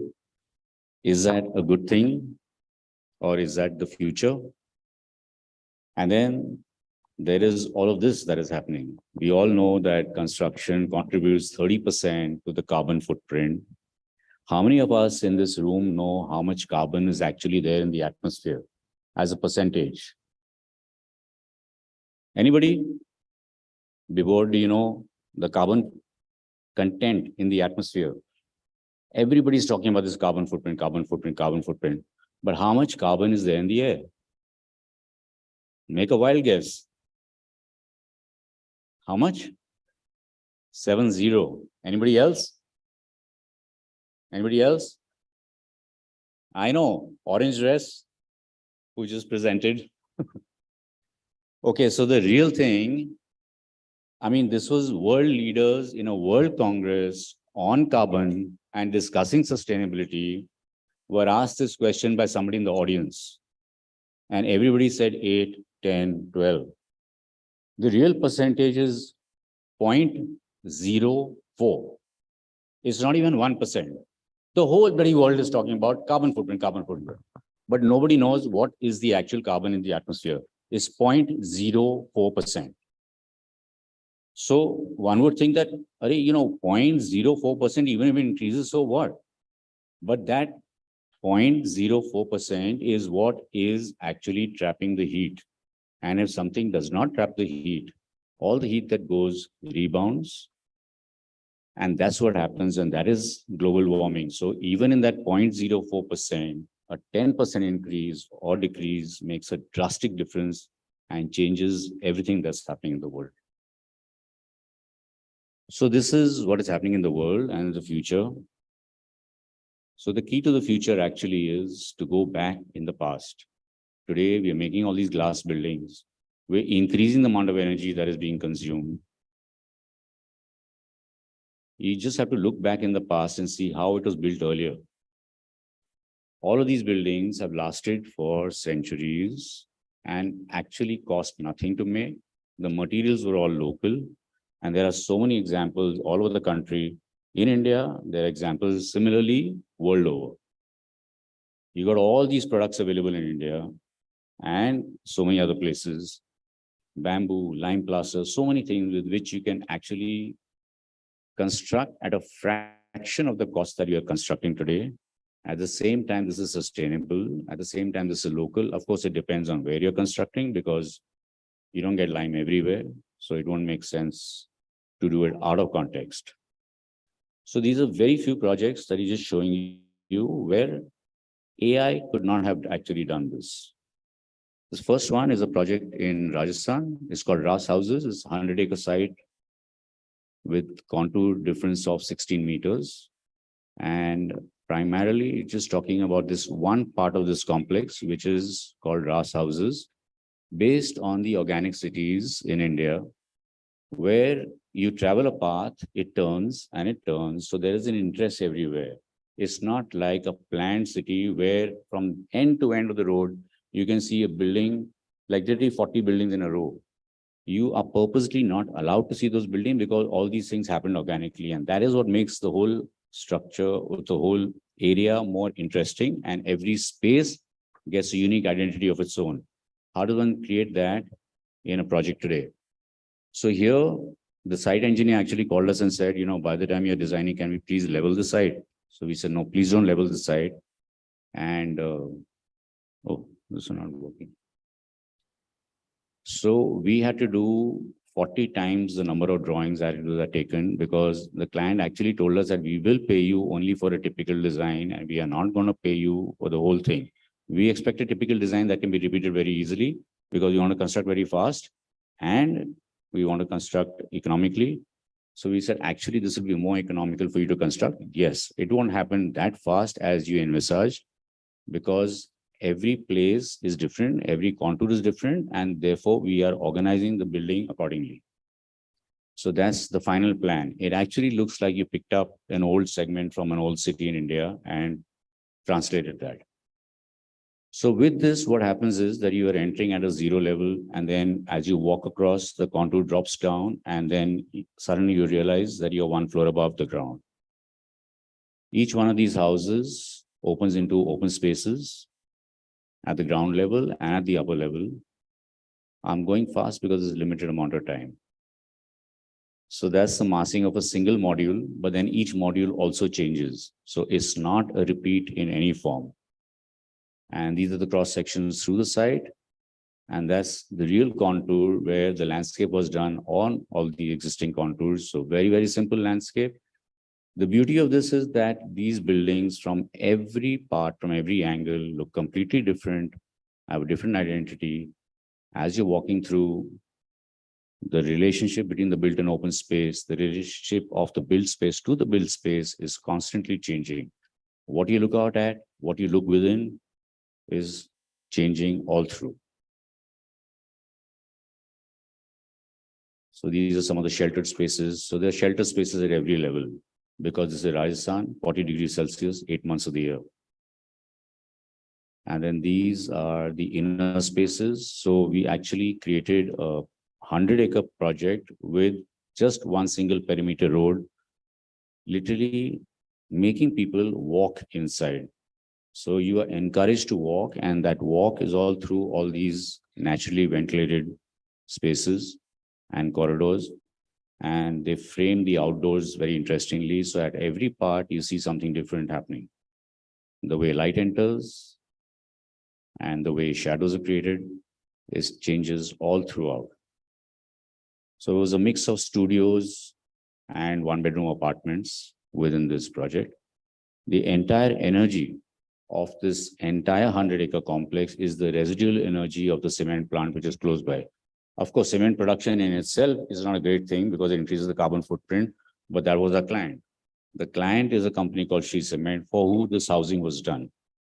But the good thing is that the energy that is used all through the 100-acre project is the residual energy of the cement plant. So there is no taking from the power grid at all. And then within the project, we're creating a water reservoir, which is already done, which houses the water and supplies water to the entire complex. So this is a house that we've just finished in Rajasthan. So they're not professional photographs. These are photographs taken from my phone. It's built completely in stone. And this is the way it was planned. So it was actually planned based on the Indian principle of courtyards, but we extended that principle beyond. So there is a central large courtyard space, but then every room also opens out into these sheltered outdoor spaces. The corridors are also built with sheltered and in stone pergolas. So this is the entire program of the project. It's a large house which is 36,000 square feet.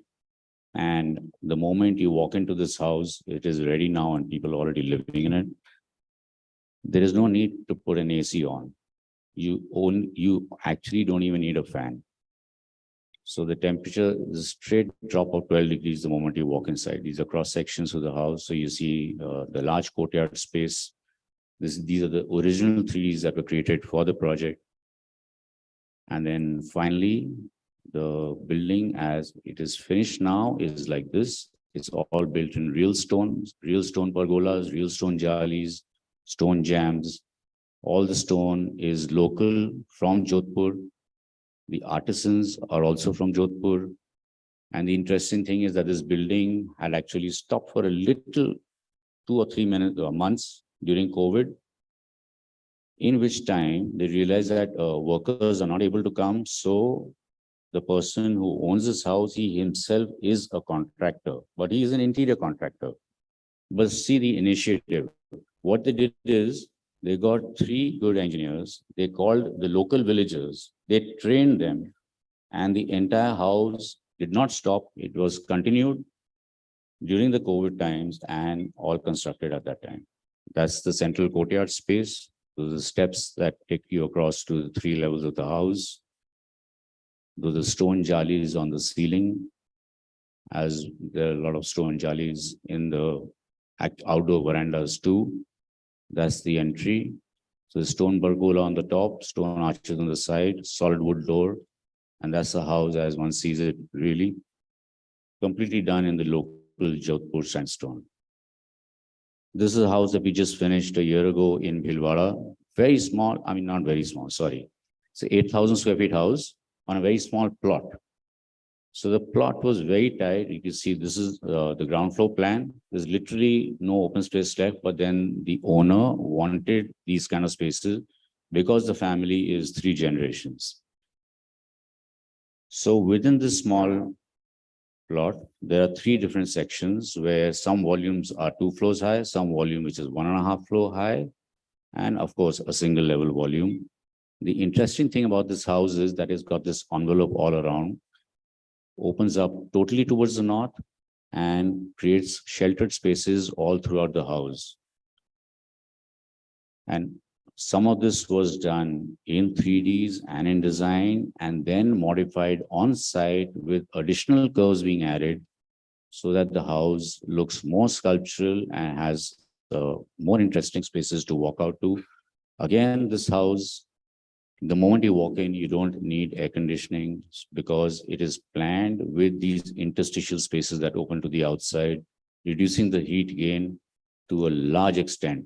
It's a very tiny video on the house, which takes you through. It's a corner plot within a very large housing society, very small outdoor garden spaces because the requirements of the built-up area were so high comparatively to the plot size.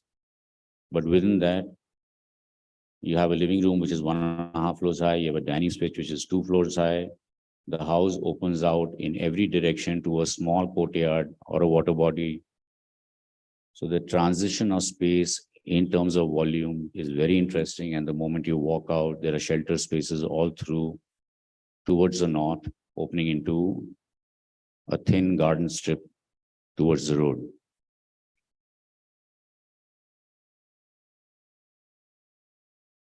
And this, the last project, just 5 more minutes. This is the Prestige University that has almost been completed now in Indore city. This is the site. So mostly you get a site with a road on one side, 2 sides, 3 sides, or all 4 sides if you're lucky. In this case, we had a tiny mouth on the iGen Indore road. And this is the only way to enter the site. So when we started with the program of what the client wanted, that was the brief with the amount of area that they needed, which is a total of 400,000 square feet. The resultant form would have been ground plus 6 if we were to create a substantial 60% of garden space within the site on the northern side. But that's very high. We wanted, since this is a university with a large number of students, we want people to be able to access the floors without using elevators. So you have to spread the plan. So when you spread the plan into a lower level structure, the footprint becomes very large, the garden becomes reduced. When you have an 80 meter by 90 meters square, that means there's no light penetration beyond 8 meters. So how do you take care of that? So then we punctuate it with a courtyard. So that further increases the footprint of the building. And then you have 8 meters on the outer side, 8 meters on the inside. As a result of which the garden has now shrunk to 30%. And then instead of doing a central courtyard, now the central courtyard has been coming down through the years, but it's a great thing in terms of sustainability, in terms of keeping the temperature lower inside. At the same time, it's also very boring because wherever you are in the corridor, it kind of looks the same. The perspective of space is always the same. So instead of doing a single large courtyard, we've done a series of courtyards, all of different sizes and different scales, punctuated all throughout the building. And then the circulation spaces follow this organic path in the middle. And this access was taken diagonally across to give access to the future building, which will now be constructed after 3 months. So this is a resultant form of the building with a series of courtyards. So you see how the garden progressively kept reducing as one kept on increasing the footprint to accommodate the built program in a few number of floors. To get back the garden space, we tilted the whole building and stepped it up so that now from the 0 level, you can walk up to the 4th floor from the garden itself. So the entire building in a sense becomes a garden. So you get 70% of the thing back as a garden space.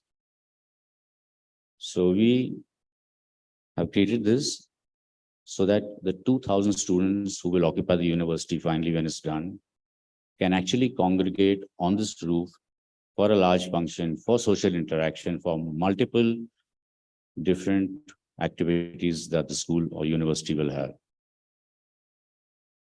And then the entire screen around the building is derived from this jalis that we had in traditional Indian architecture throughout the ages. This is the built program, which gradually steps back.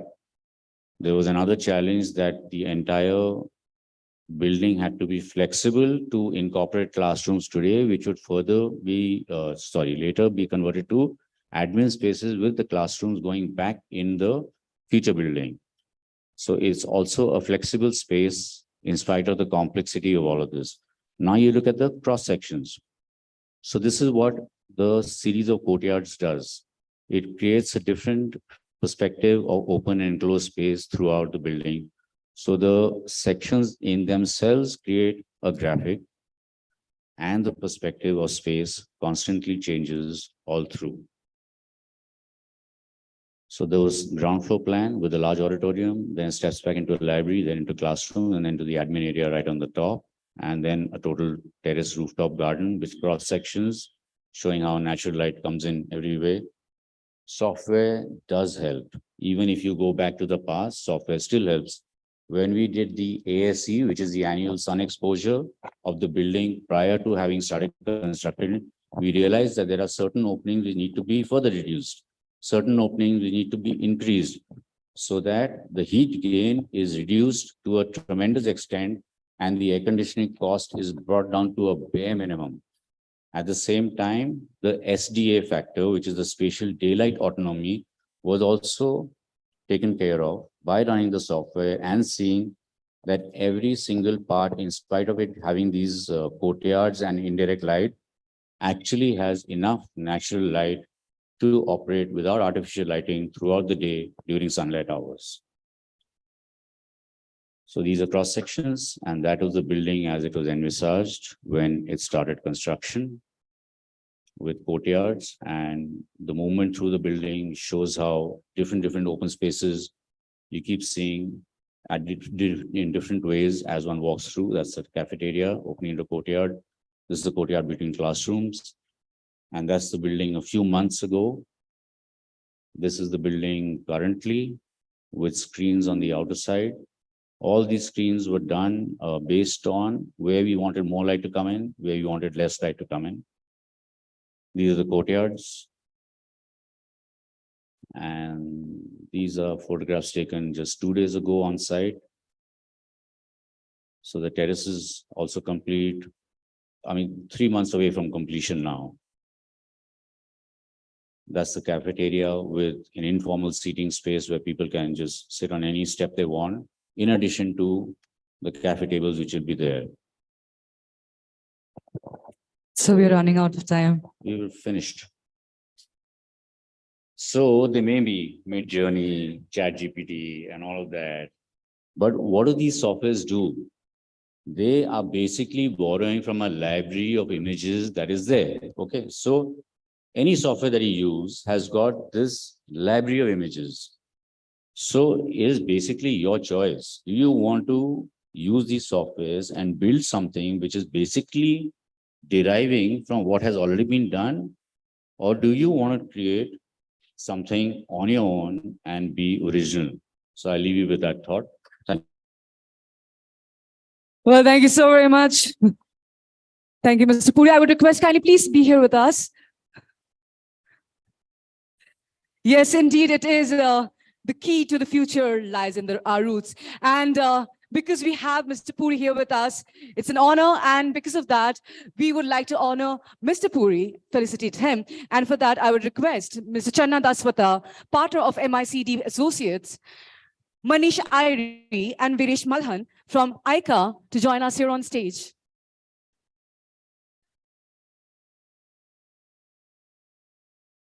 A louder round of applause, come on, people. And can we please also have Mr. Vibhor on stage? Please, please. Our MD, ITP Media India.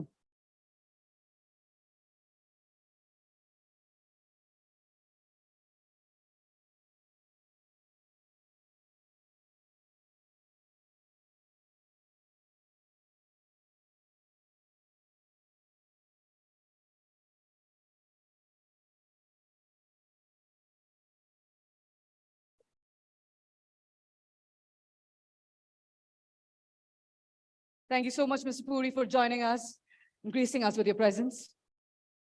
Can we have a round of applause, ladies and gentlemen?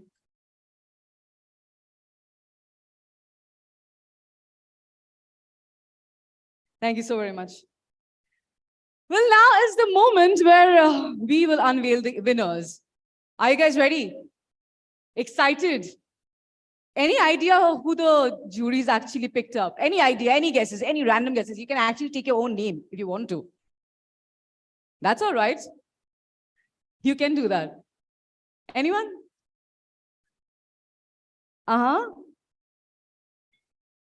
Did you take your name, somebody else's name? What was it? Punekar, okay, okay. And? Anyone else? Come on, people.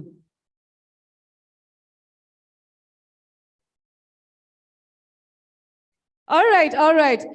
Well, let's first call upon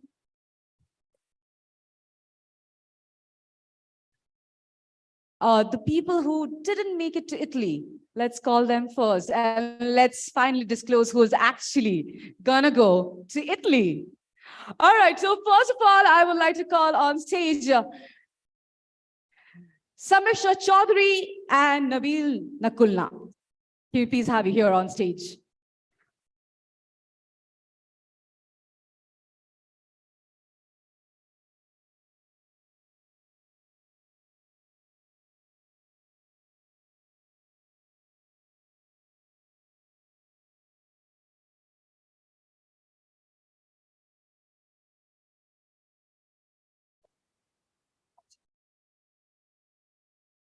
Can we request the ICA team to kindly please join us here?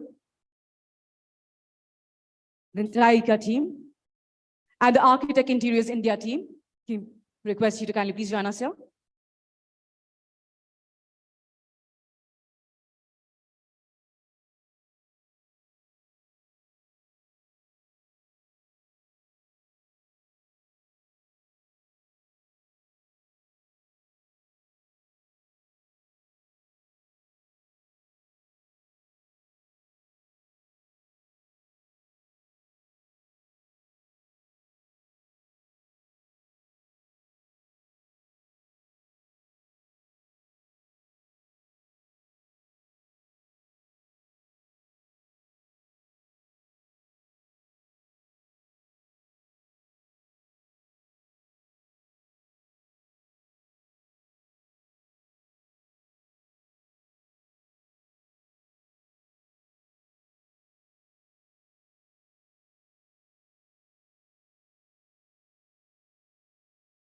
Thank you. And now it's time for the designer who actually stood third.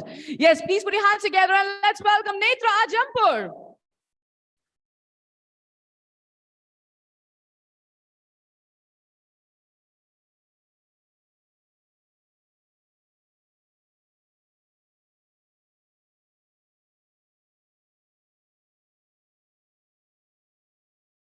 Congratulations, Netra.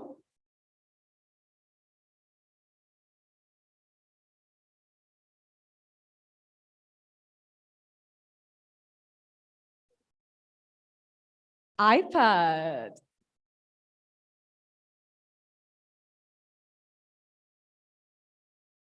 All right, now it's time. Should we call both the winners on stage together? Should we do that? Or let's do, okay, let's first of all call the winner who actually stood second, the designer who actually stood second, and that is Nakul Rege. Many, many congratulations to you, Nakul.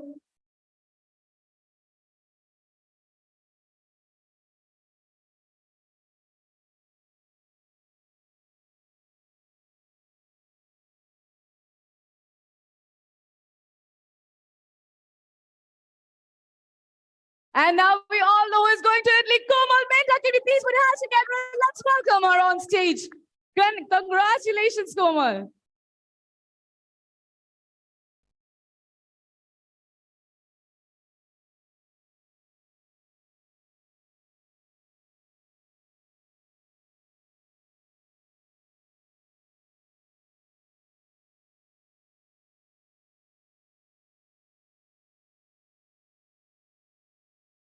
Ticket to Italy.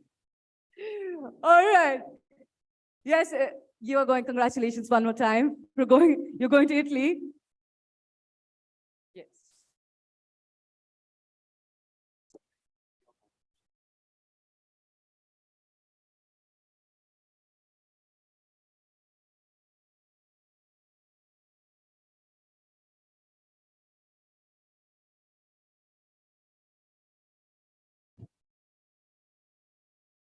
I consider myself to be very grateful.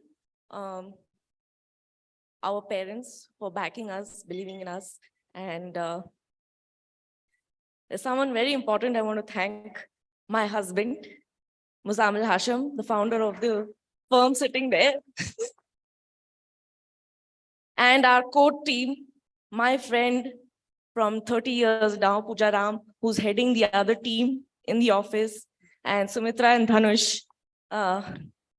We cannot do without them. So, and also another important person, Pratik from Creative Me. I don't know where you're sitting. Hats off to you for making that unit. Mr. Bibor, thank you for having me and my team and everybody here actually. More power, much sunshine. And Sumisha and Mr. Indrajit, thank you so much for the opportunity. I'm lost with words, so thank you. Thank you so very much. I request you to kindly please be here with us. And I would also request our jury to kindly please join us on stage for a photo opportunity. Jury. Can you pass it on? I request the jury to kindly please join us on stage for a photo opportunity.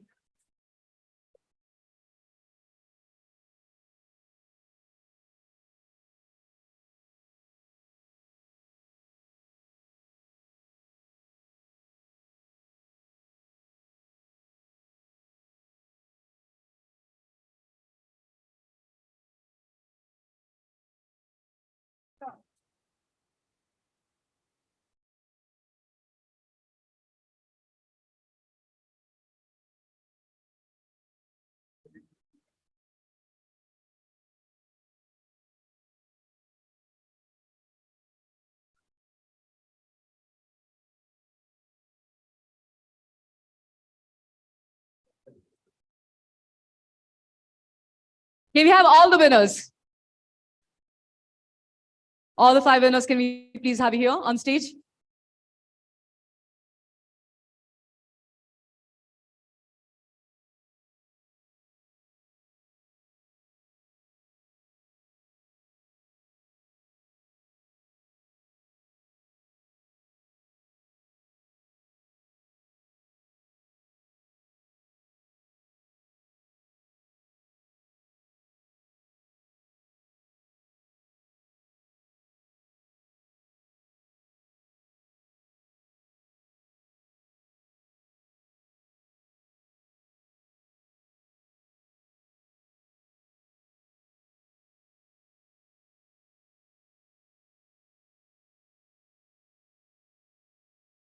Thank you so very much, ladies and gentlemen. I request you to kindly please take your seats.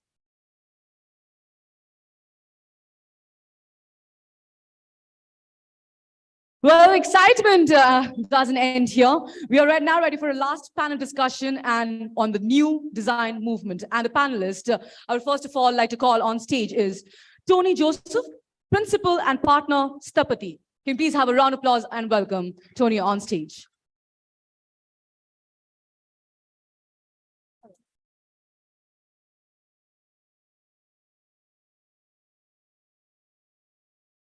What's happening? Have to. It's okay. Okay. So good evening. And thank you for inviting me. I think I was told in between that it will be just a discussion, but 4 days back I was told that I have to give a 3-minute presentation. I don't know what I can do in 3 minutes. So I told my office to put up some works. I don't think I'll be speaking. The officers put up some of the projects which you have done, and you can be sure that it'll be just 3 minutes perfectly. Yeah. I don't have to talk.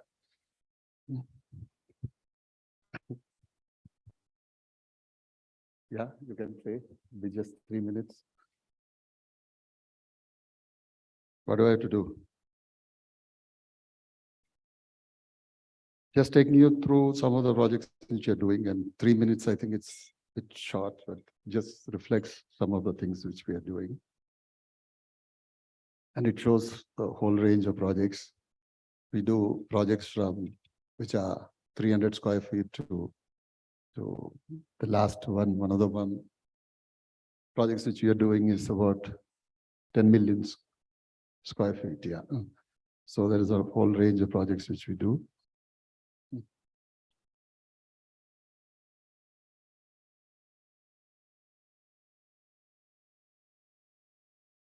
From offices to residents to houseboat to resort to landscape, which Laura was talking about.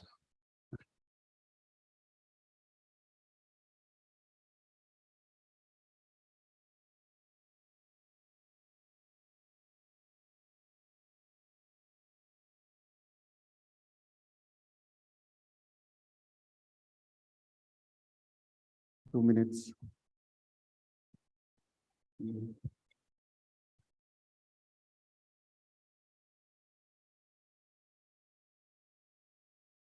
3 minutes only about.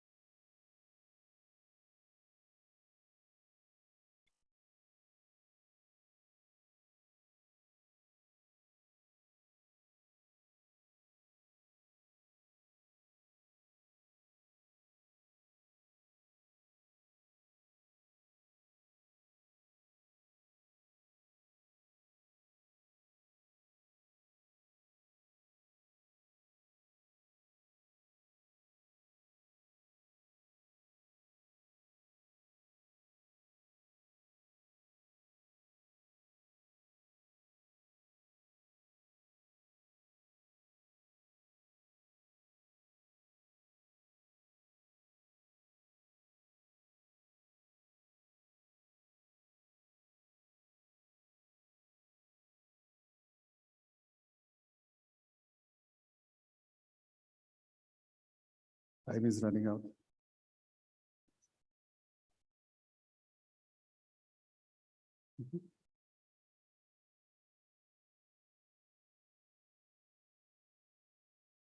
Thank you.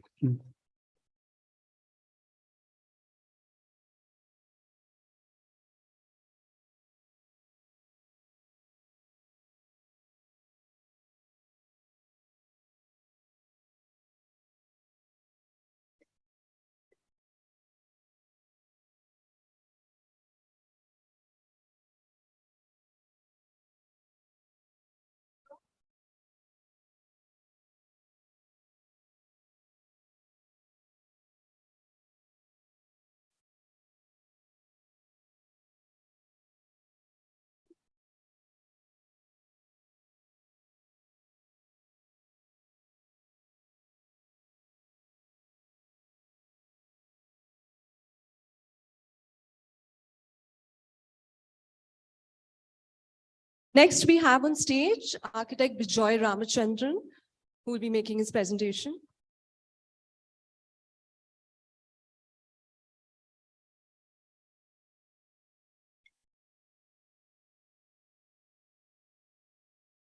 Well, thank you, ITP, Vibor, and Sumisha for inviting me. Sunitha Kundur and I run a studio called 100 Hands here in Bangalore. Our work depends on the effective coming together of many people. I graduated almost 30 years ago and remember the excitement and anxiety of being a freshly minted architect ready to take on the world. That world seems benign compared to the turbulent and volatile one we work in now. This is a time of momentous and epochal change. Our work has always been predicated on ideas of context, prudence, empathy, and careful labor. And these are still valid in my mind, but practice now also requires a more acute sense of morality, speed, and agility. Globalization, the climate crisis, and rapidly evolving technologies demand urgent and original responses. I would like to offer 4 core principles for practice in these uncertain times. Genius, a word coined by the music producer Brian Eno, is a rejection of the idea of a solitary genius and instead credits creative production to the scene, to the milieu. Good architecture, as David Chipperfield says, doesn't happen naturally. It requires a conspiracy of circumstances and participants. Meaning, we often speak of our work in terms of technique, materials, mechanical systems, softwares, etc. We rarely discuss what Louis Kahn called the nature of architecture, going back to the beginnings of institutions. These origin metaphors make evident the latent conditions in a given site within a given culture for a given program. The historical sense. In his essay, Tradition and the Individual Talent, T.S. Eliot talks about the central paradox of the creative pursuit. On the one hand, it is to find the new, an expression of our times, the zeitgeist. And on the other hand, it draws from the past for instruction, but also to understand the effect the new work has on the canon. This historical sense recognizes the existing built fabric, emphasizing preservation and reuse. And the last one is being in the world. Traditionally, an architect sits in his or her office and waits for the commissions to arrive. We are besieged by crisis, and rather than wait for such invitations, we must become activists, instigators, and provocators. Producing buildings is not the only avenue for an architect to engage with society. One must find ways through writing, films, events, exhibitions, and so on, to bring the values and concerns we have to our communities. Architecture at its most fundamental is the making of places for well-being. It is easy to lose sight of this when faced with such existential crisis and rapid change. These principles, embedded in the humanistic traditions, offer an alternate from the ubiquitous and mostly banal work that is produced in the name of sustainability. Clever material choices, checklists, and certificates masquerading as architecture. One must consider the difficult pursuit of beauty and meaning rather than just mere sustenance and accreditation. Thank you.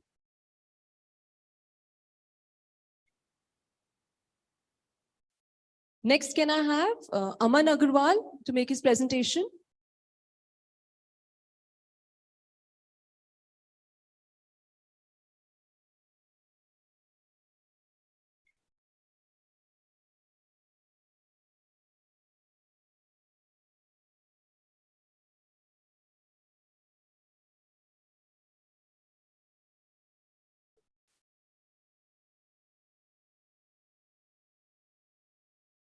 Yeah, hi, good evening, everyone. Okay, so the new design movement, what's the new normal? I think this is the new normal.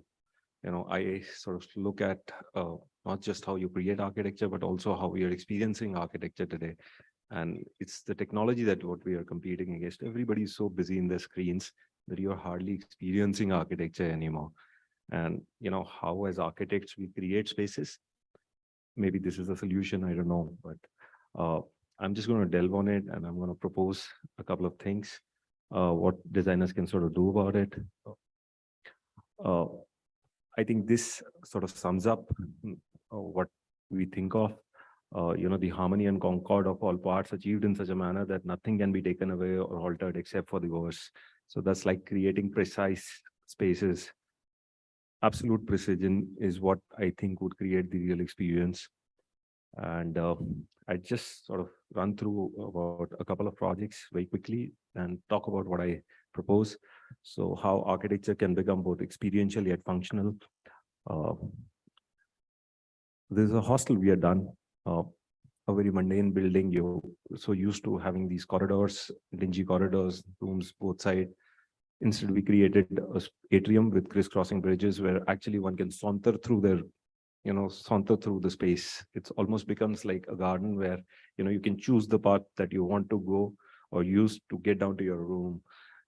Creates great interior space, great incidental spaces, flexible spaces. So I think that's how you make, I just propose this to sort of make the architecture so powerful that it becomes experiential, yet functional, but experiential.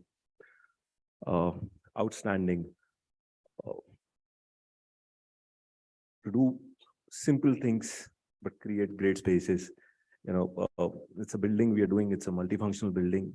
It's a lot of functions, 4 functions all combined into one space. It's got a library, it's got a dining area, it's got a guest house. It's essentially a university building, multi-purpose. But, you know, the idea is to create that great rootedness and, you know, yet create spaces that are really outstanding, experiential. You're not delved into technology all the time. You can actually experience the space. Tranquil yet dynamic. You know, if you can sort of manifest light, you can manifest the 5 elements of nature really, really well. You know, it expands your consciousness. I think that, and you know, spaces become really tranquil, but it's the light, the movement of light that makes it really dynamic. Open yet enclosed. You know, transcendental spaces where you have these large verandas. Essentially, a house can be so simple. It can be a house around a courtyard, and that's all about it. So this is essentially a space around a courtyard and very minimalist, very contemporary, but just the original space. How light moves through that space. Oh, originally it rooted. There's again a house that I talk about. It's a house we did in Chandigarh. So for us, the root always becomes Corbusier when we talk about Chandigarh. Simple space, great detailing, but yes, that sort of originalness, you know, where you're doing Corbusian architecture, but you're doing it in your own way, relevant to the present time. Rational yet poetic.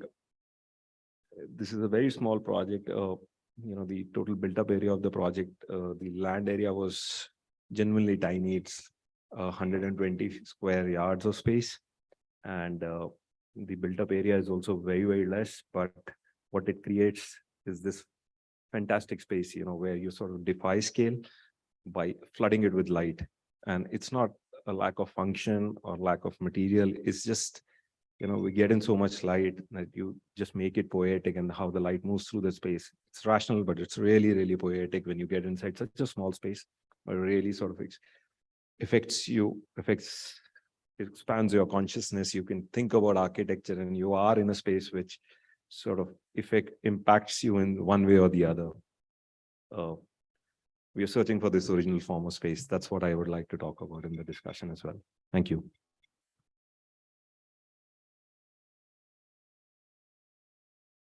Thank you. Can we now please have Aparna on stage to make her presentation?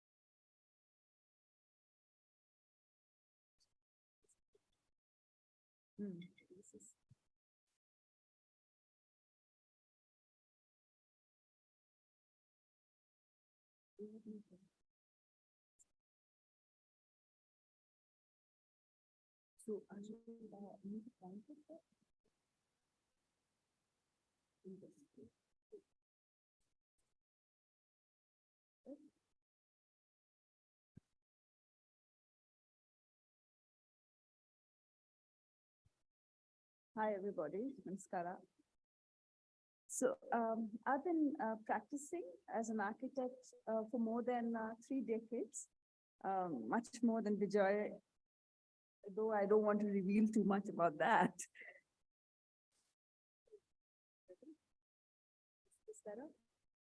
Can you hear me now? Yeah. So I've been in this field for some time, and as we call ourselves, we are practicing architects, still not perfect. And for me, my journey has been one of, I've been always obsessed with observing things, and I have this love for details. And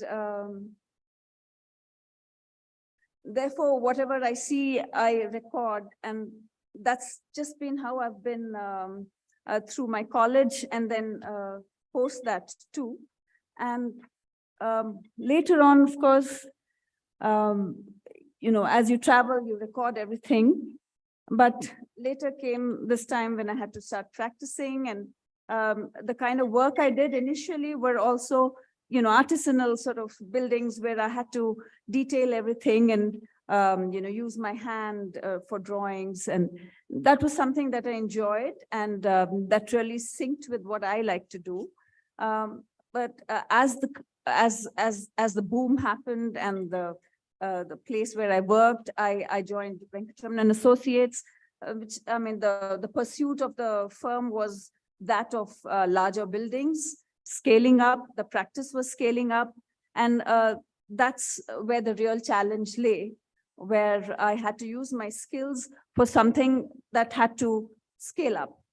And many businesses, there are many architectural practices, not too many in India, which do large scale buildings, but most of them are business driven. But at Venkatraman Associates, the challenge that we consider is that of having a design driven business. And because architecture finally is just a profession, is mainly a profession, but also a business. And we've found over time that sound business principles allows you to scale up. And hence, what I began with was smaller level buildings like this.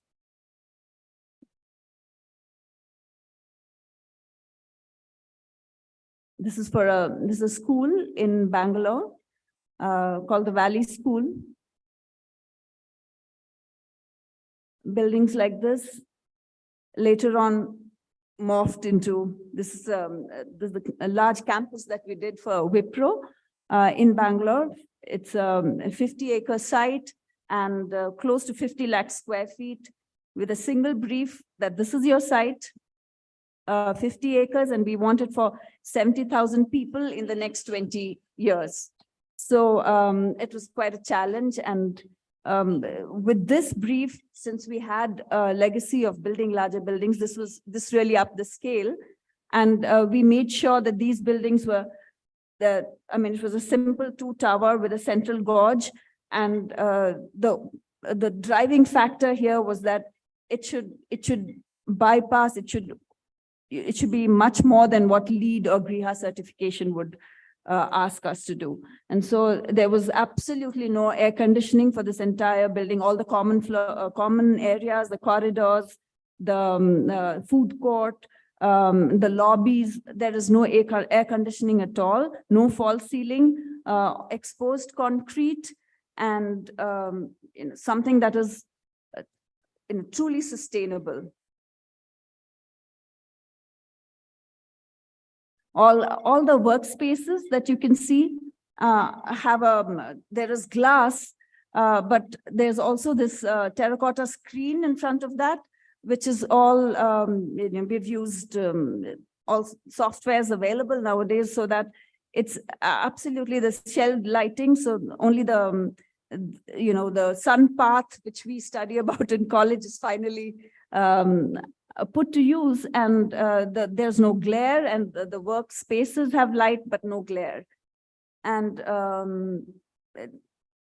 absolutely no false ceiling, and the air conditioning happens from the floor, and the workspaces have openable windows. So if you do not want air conditioning, that's possible. If you're not, your life is not regulated by the temperature control set by someone else. So it's something that we built. It's called an anti-campus, really. It's not the campus, the IT campuses that one comes across everywhere. This is the landscape.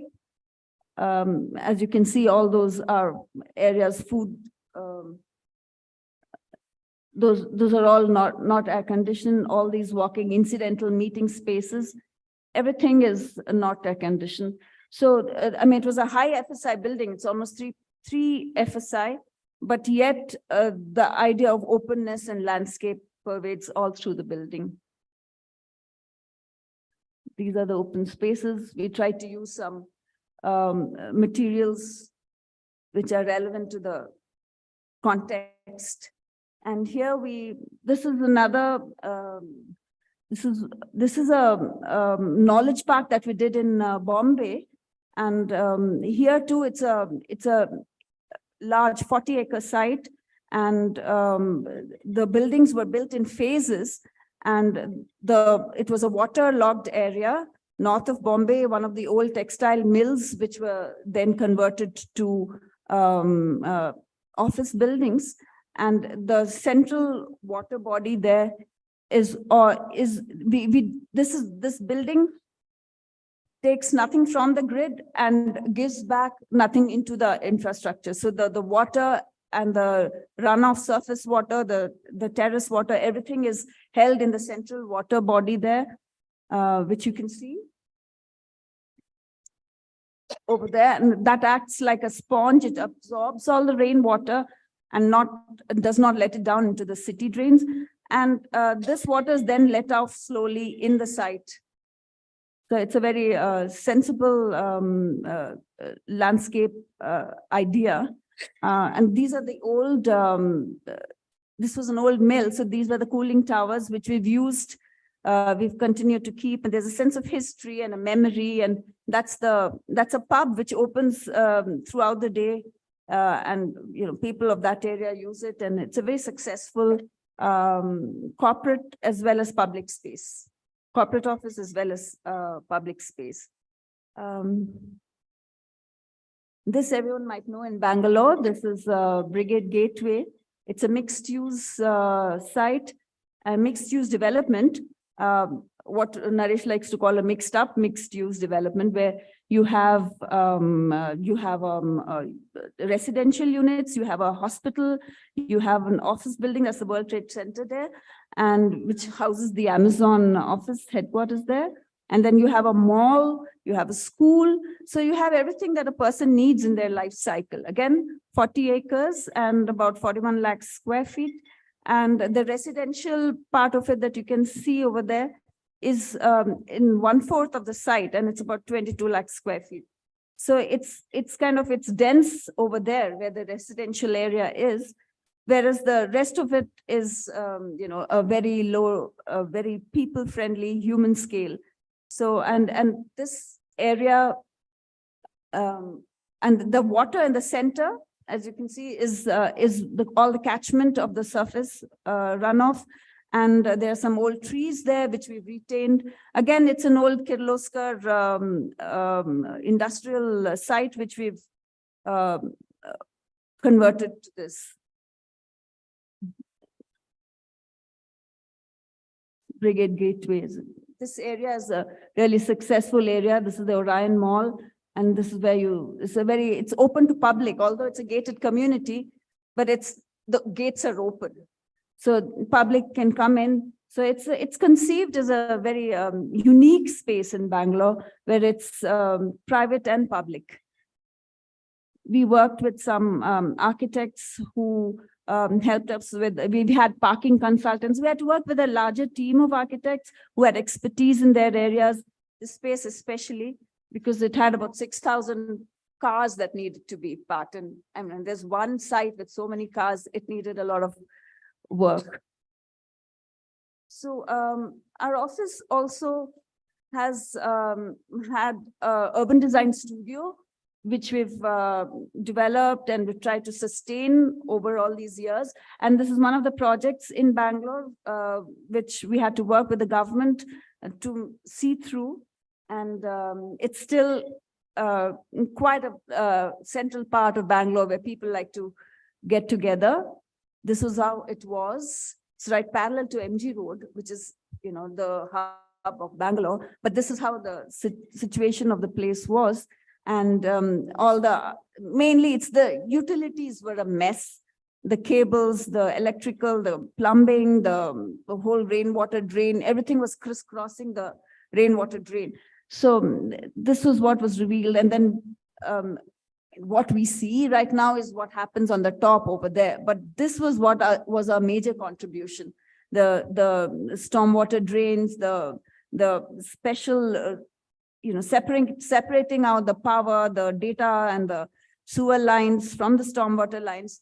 So this was quite a challenge, not just the project and working this out, but also working with the government and, making it a win-win sort of a proposition for the government.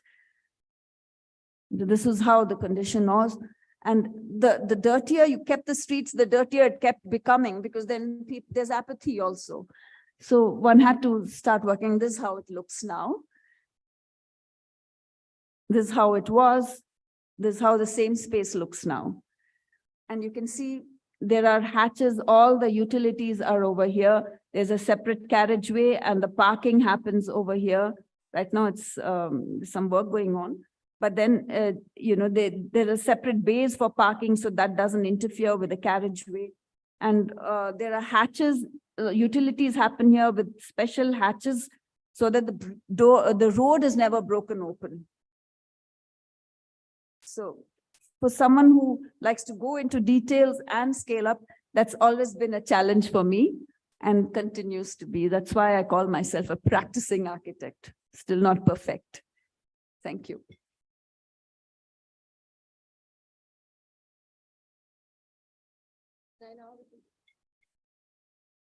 Can I now request Mr. Hajela to please set the tone for the discussion ahead?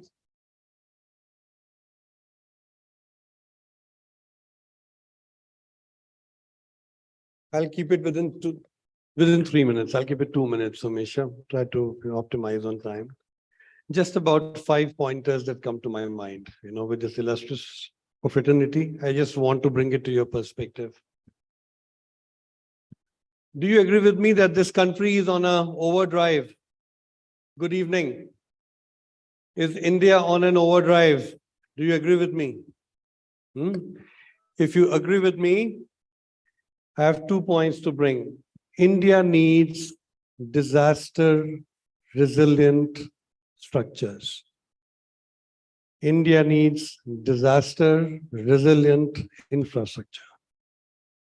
We cannot have a Cochin airport flooded for 5 days, or Indira Gandhi International Airport or Bombay Airport down for 2 days. Nation on an overdrive can ill afford it. It's all revenue, it's all business, it's economy floating. Second point, we need to talk about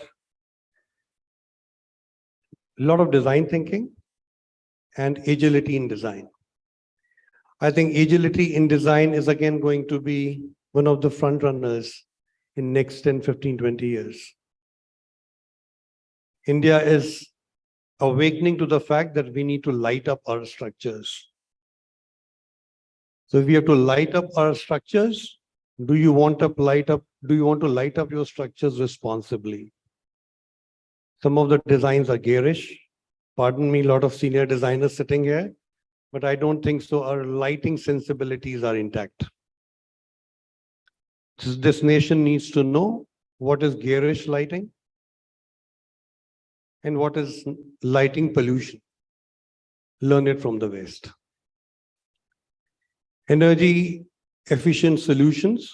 Believe me, we need to reduce carbon footprint. What Sanjay Puri said, I think that needs to be absorbed in form and spirit.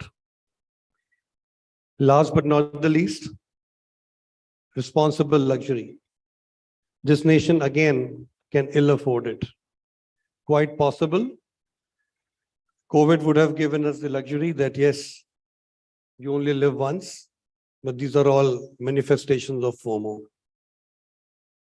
Let us all embrace joy of living more, become more conscious design, something that has been talked about, conscious luxury, responsible living. And finally, I think there's something that is very close to my heart, and I'll end with it. I think as designers, as all the young iGens moving to the next level, let's try to create doing it right the first time. Let's embrace creating timeless designs. It will take time, not to worry. Nation can be impatient, but as designers carving the future, you can't be. Thank you so much.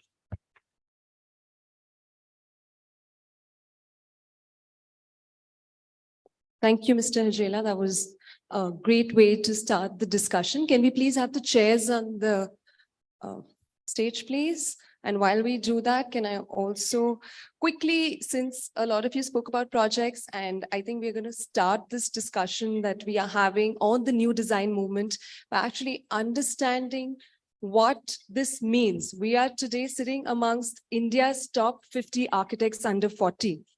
And I believe this topic is extremely relevant to understand what we expect and what we want to do as architects and designers of this country. I think we all hold a lot of responsibility, and I look forward to addressing this through this discussion.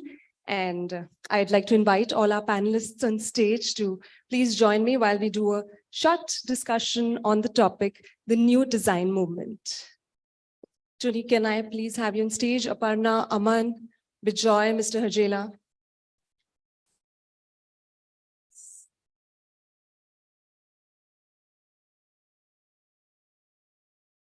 I'm going to make you stop a lot because it's not so quiet.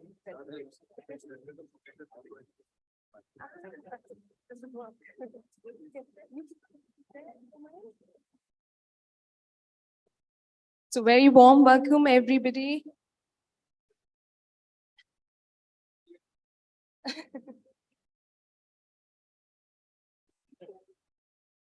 So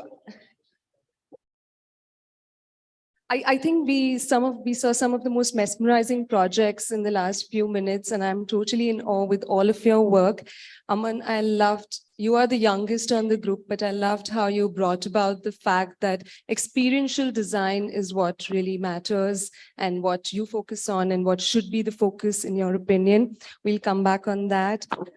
Tony, of course, your projects are a feast to the eye. I think you didn't speak, your projects did a lot of talking, and we're all in awe of those. And we'd like to talk to you a little more about how we can bring in more biophilia in design and the new design movement, as we call. Aparna, I loved how you and your firm has been using core concepts, and even in that large scale of projects, I think the Wipro building was amazing. I would have loved to work there.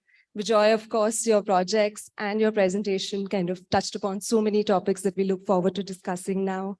Mr. Hajela, you've always been on point when it comes to talking about design. In fact, what I really appreciate is that Jaguar has been a forerunner when it comes to actually discussing design versus just speaking about what they have to offer. So I think thank you for always being and encouraging more design discussions.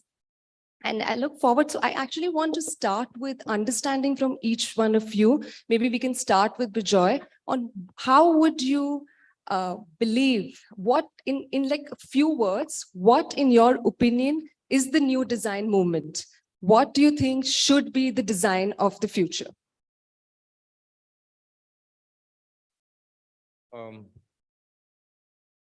I thought I kind of summarized that in the presentation, but yeah, anyway, uh, it is a sort of urgent time. And so what I thought would be nice to say is that, the work of an architect, I mean, I think Sanjay put it really nicely that, there's massive changes in technology. And of course, there's crisis, there's serious climate crisis around us.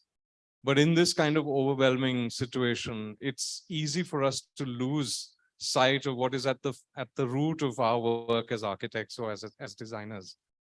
That at the heart of it is this idea of well-being, of creating places for well-being. And so what does that mean? So these four things that I spoke about, to recognize the importance of collaborations, that we have to seek out the people who we think can work together and do things together. And rather than, the genius, to think of the genius or the creation of that scene.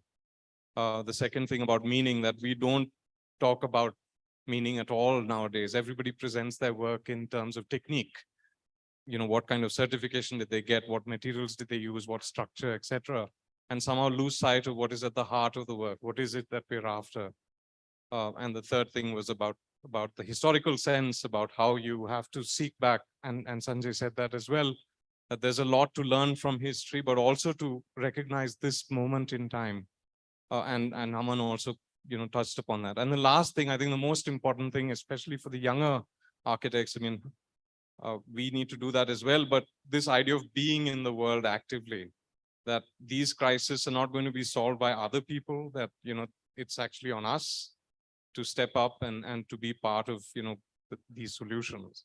And that idea of being in the world, it's not a passive engagement with the world as an architect, that we need to realize that we have things to offer. So rather than specific things about what the future of design is, I think these sort of fundamental ideas of how one operates in the world, I think, are more important than, what materials you're going to use or what techniques you're going to sort of rely on to solve some of these challenges.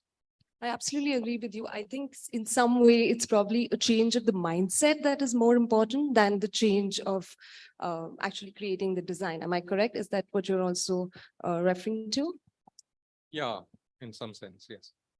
Aparna, you have obviously worked on smaller projects of larger scales, and I'm sure you've come across a lot of challenges while doing that, but yet you've been able to stick to your roots, even if it comes to larger projects. So what advice, and first, how could you, what challenges have you faced and how have you addressed them? And are there any suggestions that you could give to the younger architects on how you can work on those challenges? So when you set out, I think the whole trend now has been about doing something spectacular and innovative. I'm very suspicious of that word, innovative. And I feel really it should just be a good building. It doesn't have to be spectacular. It doesn't have to be better than anybody else. It just has to work for that site and for that client and for the environment, of course. So just do something sensible and it'll automatically be good. That's the first thing. And secondly, it's a corollary that the focus now is always the star architect, of either a firm or a building or a city, doesn't matter, but that should go. It should just be the start building. It's not the person who made it really, because it's finally the product that has to work. That's one thing. And the other thing is leave the buildings alone. They will manage. Everyone, it's a natural thing that people want to create. If you're giving it to an architect and a private person owning it, it's got to be, he will spend the right money and the architects will do what's sustaining his practice. So it's going to work. The buildings will always be good. It's only what happens outside and between the buildings. That's the problem. And also how people use those buildings? Yeah, that's part of the building program. But I'm very worried about what happens outside the building. That's where time and money is lost. And if you don't have proper roads, if you can't commute, if you don't have proper drainage, if you don't have proper street lighting, if you don't have proper, urban design, that's where money and time is lost. Absolutely agree with you. Tony, you have been a man of few words so far. So can we hear from you on what is your thoughts of the design of the future and the new design movement? I'll agree to whatever Bijoy said. Anyway, I think as architects, we have a huge ego. We always say that, we're doing this, we're doing a lot for the environment and all. We have to first understand whatever we are doing, whatever we are building, whatever we are touching, we are damaging the environment. The only thing we can do and what we should realize, how we can keep the damage to the minimum. That's all we can do. We're not going to do anything great for the environment. We are only keeping the damage to the minimum. And for that, I think the most important thing to, as an architect, what you need and what you need to use is your common sense. I think nothing else. I think all theories and this and ratings and all those things doesn't mean anything. Use your common sense. I think fundamentally, be sincere to yourself. By being sincere to yourself is being sincere to the environment. It affects you. Sincere to your client and sincere to the end user. Yeah, so that sincerity is everything. And if you do that, I think you may be able to do minimum damage to whatever we are trying to do and make a livelihood. I really appreciate you saying that. And I think we could see that in your projects as well, where we saw so much biophilia. We saw nature coming in. We saw you being so honest to your about traditions in the designs that we saw. So do you think that, and I do believe that a lot of architects, young ones are doing that too, that the new design movement is a lot about actually going back to the tradition? I think there is, I don't know what is the new design movement. I think design has been evolving with time. It is always new. We go backward and forward. I think when I was going to school, something called postmodernism was there that was in vogue. And I think Aparna and I think we were together in college. And that time we were all trying to be postmodernist. And that was considered to be new, trying to look back and take some elements from history and trying to paste it onto. And you had all reasons for doing that, but things change. I think at the end of it today, everybody is concerned about the environment, about the resources we have, which everybody has realized that the resources we have is very limited. And everybody has understood the effect of whatever we are doing on the environment. So there is a lot of concern now, which is wonderful. I think today, everybody who presented was talking about how we can make a difference in what we do. How we can keep our damage to the minimum. So I think that awareness is there. I think that is a new architecture, I think, and again, people have realized that architecture is not about one individual. Architecture is it's a collective effort, and that everybody who is involved in all aspects, not only in design, in construction, in all aspects of the building are important. And that recognition has come in. So all those combined together, I think we are going to be seeing a good future. I think having the new technologies, AI and all, I think it is only going to be helpful. It makes our life easier. I think everybody was worried at every stage. Any new technology comes in, people are worried about it. But I think it is important for us to know how to use it to our benefit. And I think that is going to happen. And I think I see a great future. That's very motivating coming from you, Tony, that yes, AI is going to be a part. I will probably come back to that. But Mr. Hajela, you have worked with a lot of global designers as well for your products, etc. And I'm sure as a brand, you must be doing a lot of research on what's happening globally. So do you want to throw some light on how, what design changes can we expect in the future on the global scale as well? I think globally, something that has always, been setting a sense of intrigue in all of us is that their design elements, their approach to design, materiality, and how to, design in context. I think the core relevance of it, that is something which transcends beyond boundaries. I think as designers, we need to take a lot of pride in what we have developed in our own subcontinent. I mean, a Fatehpur Sikri still has had its own intrinsic appeal. And and so have been our own designers. I think most of the people sitting here and sitting there, I mean, I think it's all about believing in our own realities in context of a tropical nation. And then trying to approach it with a lot of simplicity. Something what he so rightly said, common sense. I think sometimes, very, very simple, intuitive design, simplistic approach is the way to do things. We really don't have to over-design things. I use the word over-design, sometimes in India, we tend to over-design. Absolutely, I agree with you. In fact, what I'd like to know from Aman is that, he's the youngest on the panel and he's probably got, we can say like a mid-level perception on, how design has been changing over the years. So what is it that you find exciting about design and how do you foresee it to be in the future? Well, I can't predict the future, but what I see, if you, every one way or the other, everybody speaks about that inherent contradictions, that is what my presentation was about, because I very carefully picked up certain terms because, that inherent contradictions is what we are talking about, right? Because if we talk about star architecture or doing outstanding architecture, somehow it's started throughout college or throughout our school. It was ingrained in my mind that, outstanding architecture cannot be sensible, but that's completely untrue. It's completely untrue. So this whole idea of those inherent, okay.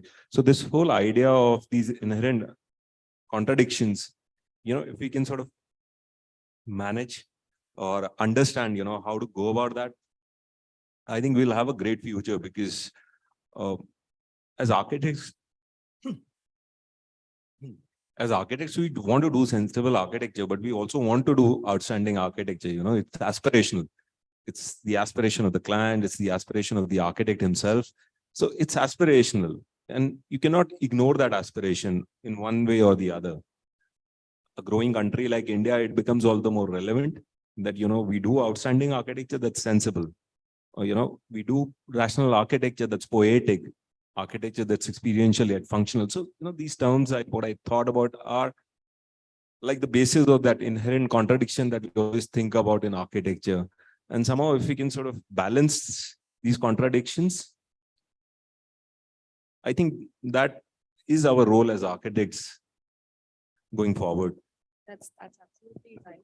In fact, Tony did touch upon AI and there was a time earlier where everybody was talking about sustainability and now everybody's talking about AI. So I would love to hear from you, Bijoy. Maybe you can start and tell us what are your thoughts on AI and how you think, the younger generation could actually use it as a tool to make design more effective versus actually fearing what is going to be the future.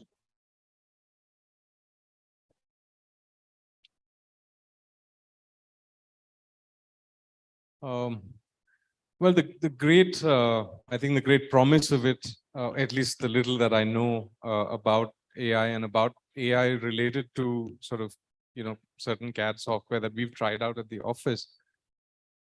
The great promise of it is that it will expedite a lot of the mundane kind of work that we do in the office, the kind of the first cut plans that take into account the zoning or the fire codes or whatever, and that you would get the first cut of something that is, that usually takes us some time to do, but in a flash, you would have kind of the bare bones of a plan. But I think the other the other thing that everybody talks about is that, our clients who for now have Pinterest at their, beck and call, once they figure out that what they can do on AI, they will come to us with those images and say that that's what I want, and that becomes really specific as an imagination of the future, and how we work in that context is going to be interesting.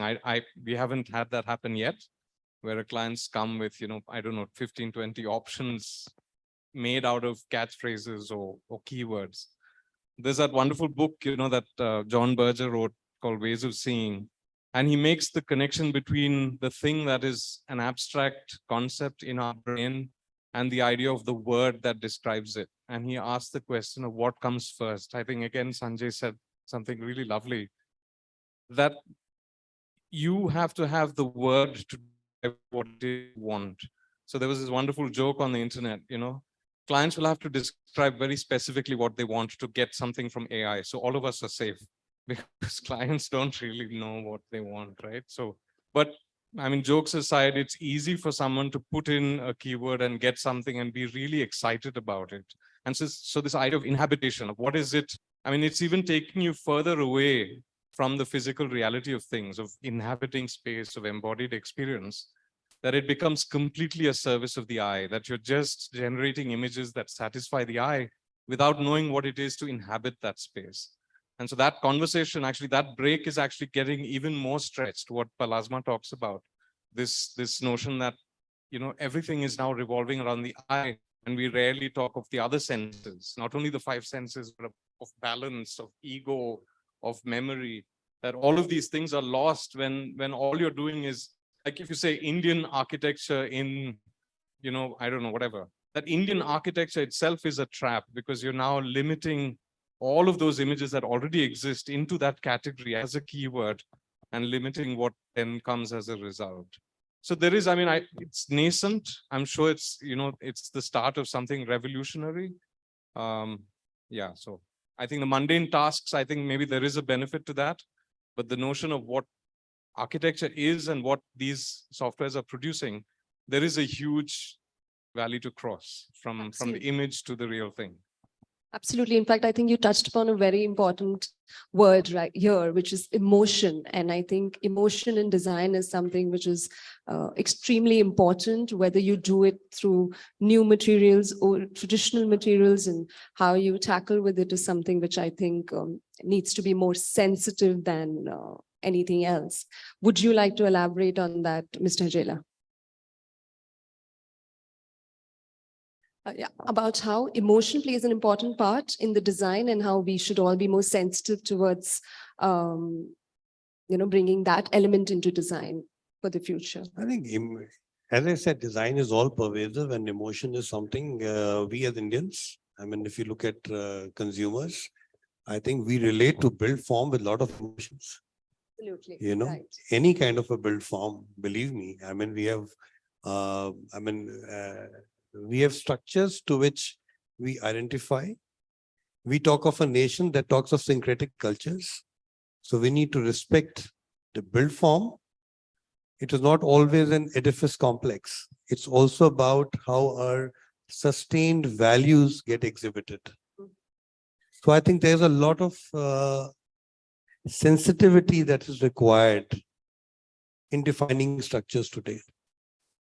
So at one end, we may say that, yes, it's a fine blend of contemporary architecture to, but yet the intrinsic heritage value of the structure should not be compromised.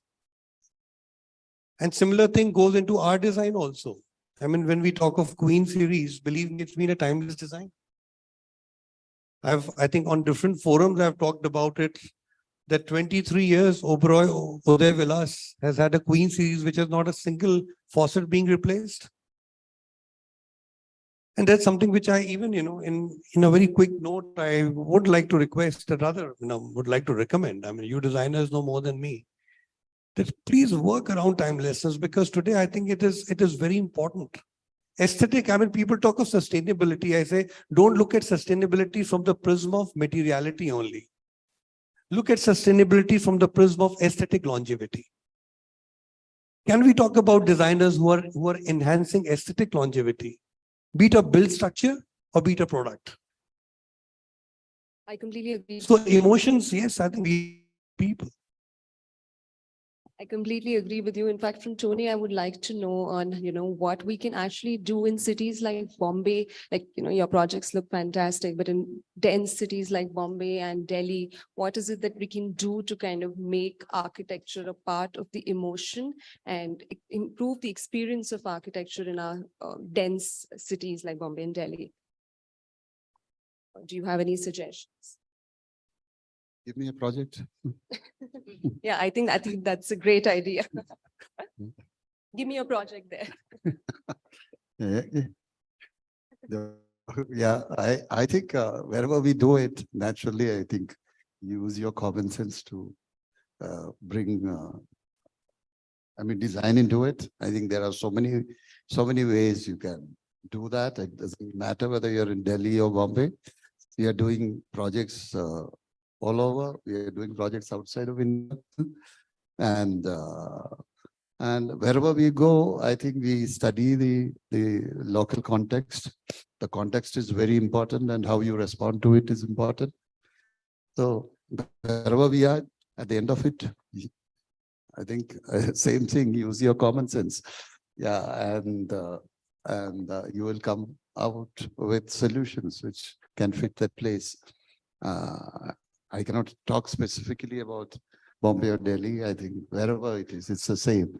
I think the design works the same anywhere.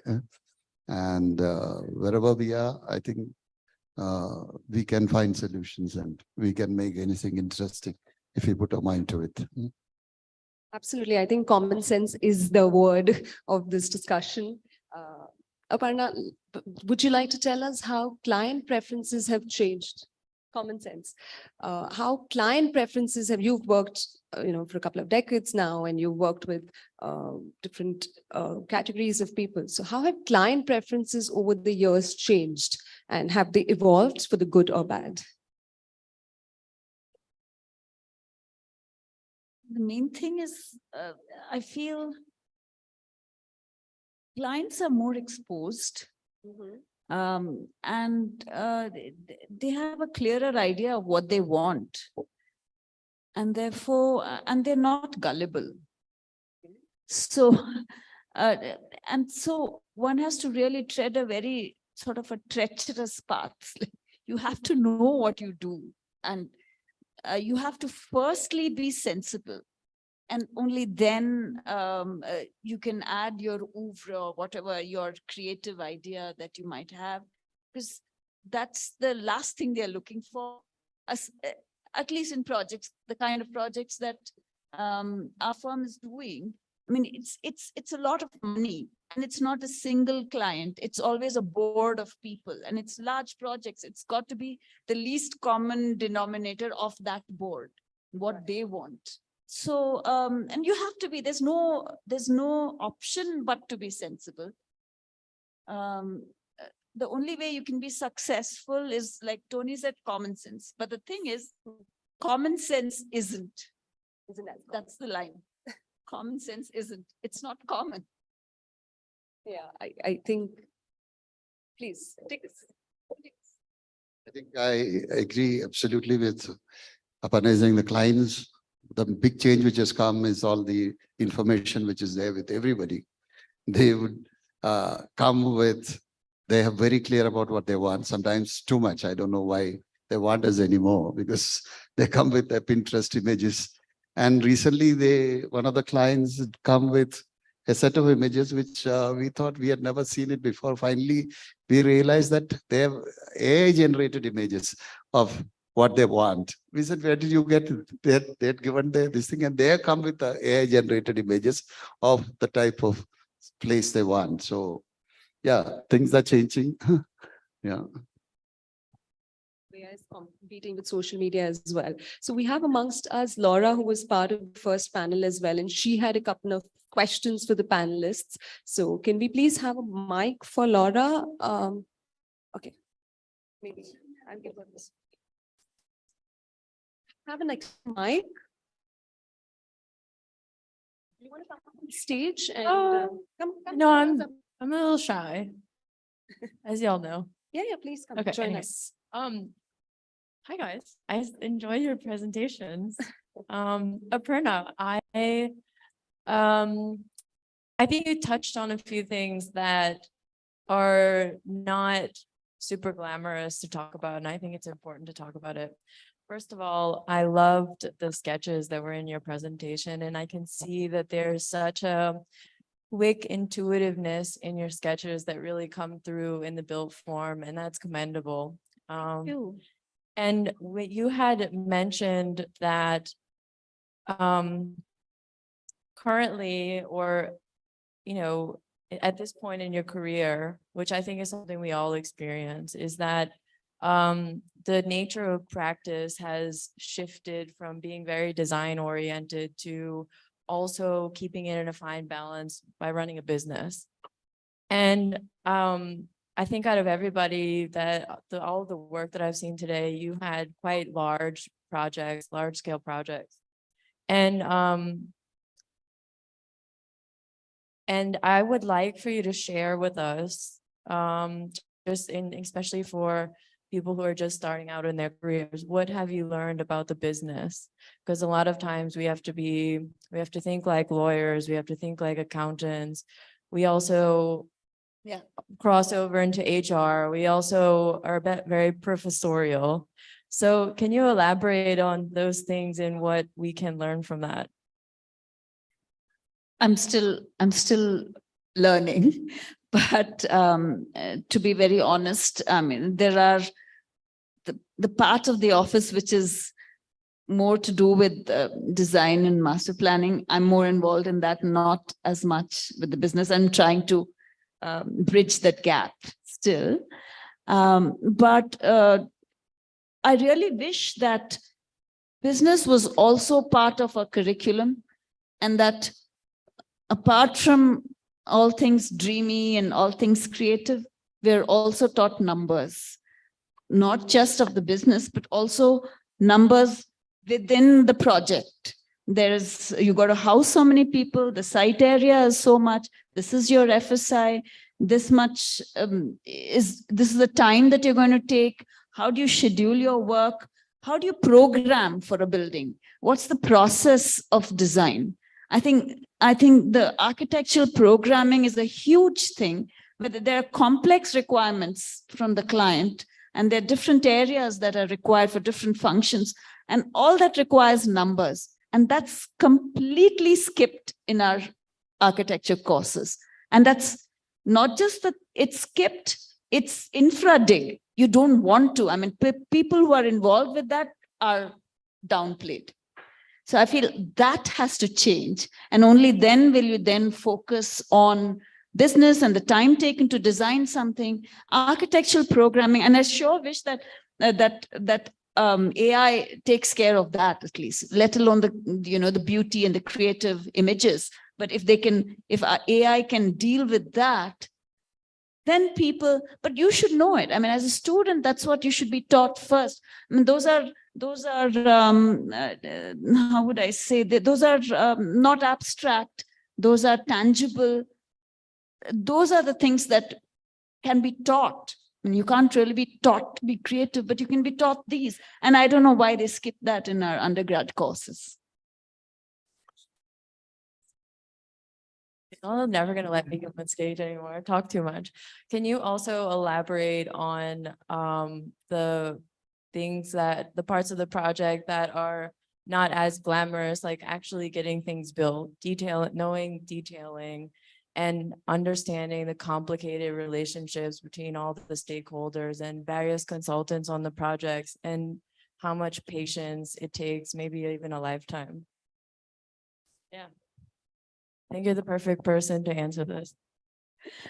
I mean, you've touched upon the a raw nerve, and you've just got it right. The question is perfectly right, because that is design also. I mean, if you're working with a government agency, like and politicians and bureaucrats and citizens and people and the architectural design firm, you've touched all the dynamites in any sort of collaboration, because everyone has their own agenda.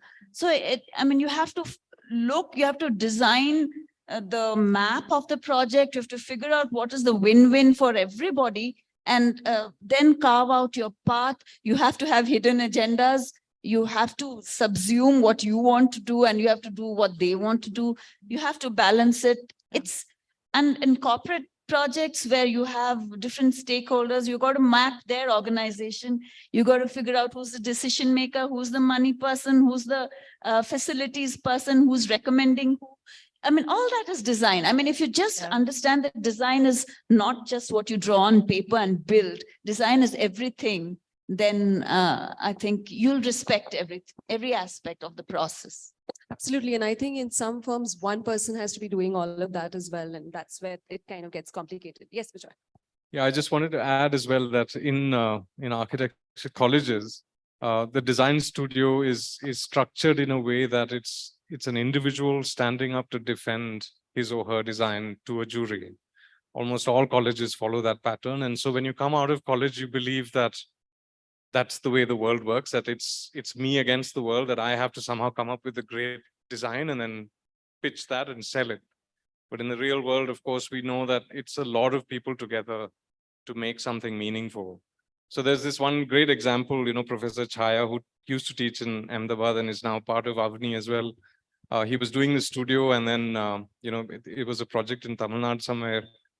And midway through the semester, he shuffled all the projects. So you spent half the semester without knowing that you're going to lose the project, and you'd have to hand it over to someone else. And now you're stuck with someone else's idea, right? And you have to develop it to the end of the semester. And really, in reality, oftentimes that's how it works. I mean, someone comes up with a great idea in the room, and all of us are so stuck up, in terms of ego, that we reject those great ideas that are coming at us fast and furious from clients, from contractors, from consultants. That this collaboration is what makes meaningful things. The meaningful thing doesn't come from a napkin sketch. I mean, we have all seen those great sketches from the great architects, but that negotiation is at the heart of the work. So the quicker you realize that, the better the work becomes, because you accept, you assimilate, and you're figuring out a way to get everybody together. Absolutely. Yeah, sure. I think the way the time is moving on, it's very important that architects need to go more into a plug and play module. They get into a plug and play module. I think there's too much of, let the architecture, let the design brilliance not be taken away from you. Why do you want to become, jack of all? Hire somebody who can do your HR function, who can do your contracting, who can take care of your legal services. You are wanting a Tendulkar to become, chairman of the BCCI. He's a cricketer, yeah. He excels in his batting. That's his core competence. I think it's important that, you as astute designers need to spend more time designing. And if need be, let there be an entrepreneur. Maybe we can talk to Habib, or maybe the new COA president. Please introduce something like, entrepreneurial practice into architecture. But finally, you don't take that skill away, for which, you are the masters of it. I somehow feel a lot of things which takes away your time. It should be outsourced. It should be outsourced, because it's a criminal wastage of your time. And that possibly is not your domain. So why to?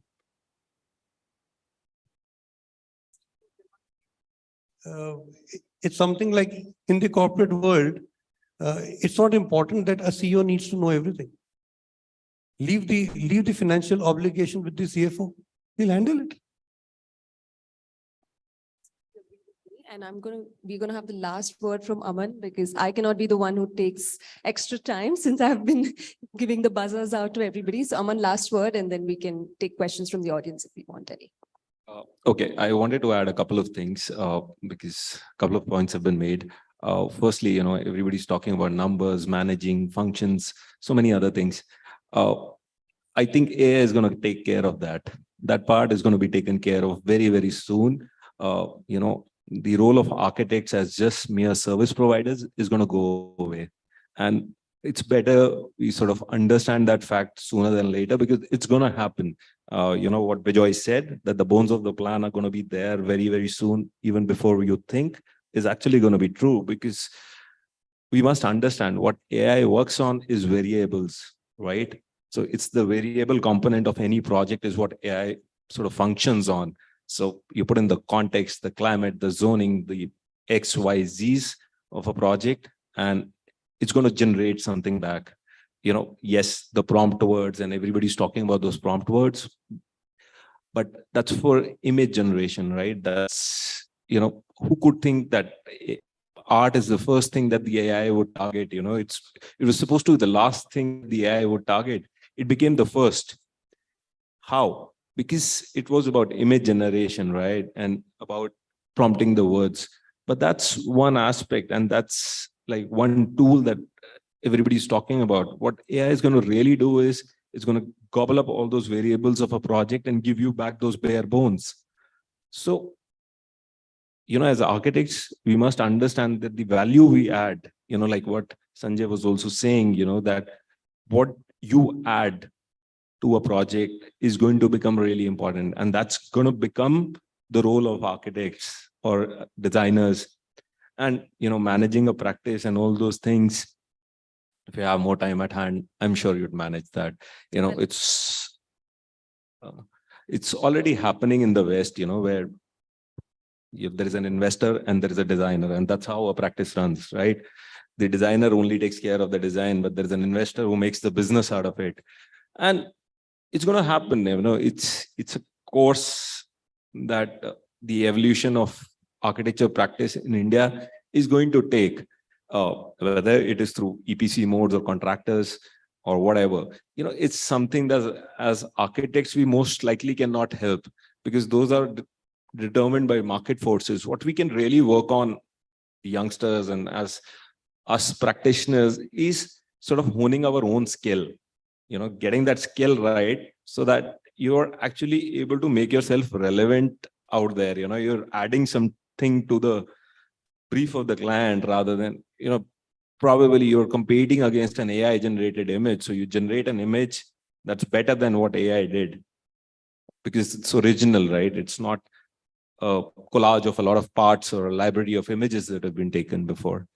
And it doesn't mean that it is not sensible or it's not outstanding, or, you know, so on and so forth. It can have all the bases, but yet be there. Yeah, I think you cannot generalize what an architect does, because, you know, what we are talking here, it varies. If an architect is 90% or 99% of the architects are working for some other firm. But if you are managing your own firm, you better know about the finances.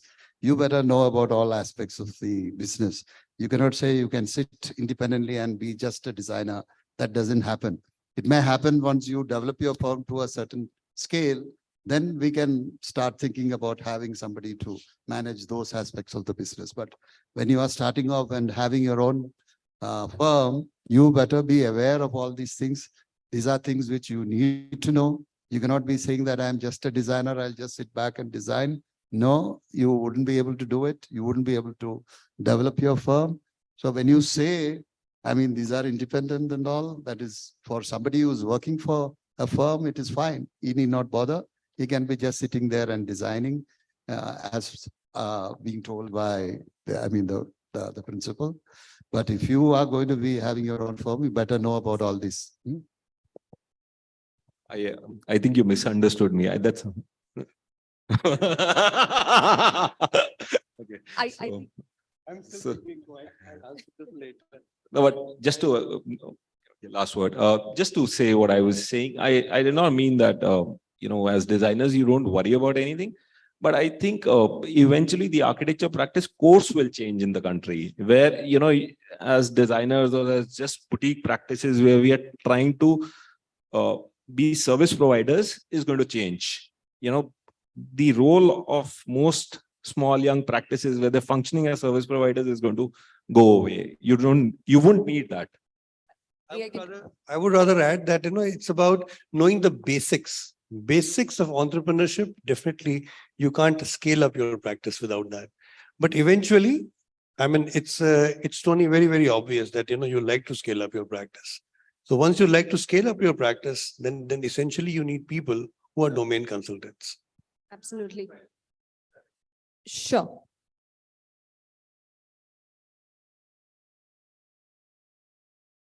Well, this question could be unanimous for the product companies, the way we are changing, the way things are transforming. So what did Jaguar, in terms of a large brand that you are, what is that you're seeing in the future and how are you looking? Have you have any syndicated research, the way you see the involvement and the way Jaguar will be stepping up and have plans for next 5 years? How do you see the whole thing evolutionize? Because as companies, we do a lot of time on research and syndicated surveys, which will give you the insight, which will help the design fraternity as well. And how you would be in that situation from 5 years from now. I think everybody is talking about, intelligent buildings, lifestyle designs. I would say curated life spaces. So today, the biggest transition that India is witnessing, not just in tier 1 cities. It is tier 2, 3, and 4. Rather, 3 and 4 are the prime movers. So I think this transition is huge. And if people feel that it's, the money circulation is only happening in tier 1 and tier 2 cities, sorry. The entire definition of tier 3 and tier 4 cities is absolutely changing. It is evolving. So I think somewhere down the line, we also as product manufacturers, we have to see that, yes, we have to be in sync. So we are talking about smart showers. We are talking about, intelligent toilets. We are talking about digital bathtubs. We are talking about anything that is increasing enhancing the experience, more immersive. At one end, we also feel tempted that, yes, let there be an increased indulgence before. But at the same time, as market leaders, there is a lot of responsibility that comes onto you. We need to be definitely working on energy efficient solutions.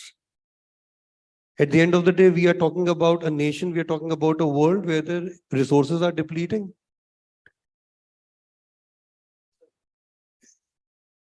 Minimalism is something, I think if it's a journey from maximalism to minimalism, yes, that will also see a full circle once. So I think we'll really have to curate our priorities right. Yeah, we'll have to curate our priorities right in sync with the global realities. You can't be talking in Gulf that, we are hosting COP28, whereas Middle East happens to be the biggest energy guzzler. Sorry, you can't talk two things in the same language. So I think need to be very, very responsible. I feel as a nation, the way we are headed and the way the geopolitical situations and the climate crisis, it is emanating. High time that as designers, as product designers, as manufacturers, and even as end consumers, I think everybody needs to be much more higher on the responsibility quotient now. Completely agree with you. And I think that's been quite an insightful discussion. And to summarize it all, I think what we are looking forward to when it comes to design is to create things that, of course, have common sense, are contextual, are sensitive to who you're designing for, and as a whole contribute towards creating designs that are timeless and will impact the entire, the people who are using it and the human race in a very positive manner.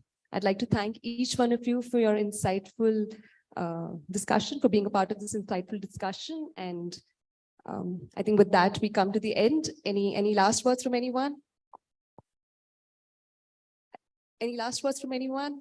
We shall close the discussion. Anything from the audience? Sure. Well, if I may have the permission to digress, Sumisha, I just want to ask each panelist, and this is something which I love the most, and this could be a 30, 40-second kind of a response. Nothing with new design movement, but I would like to know from you, which is your favorite building? Certainly not yours. Which is your favorite building and why?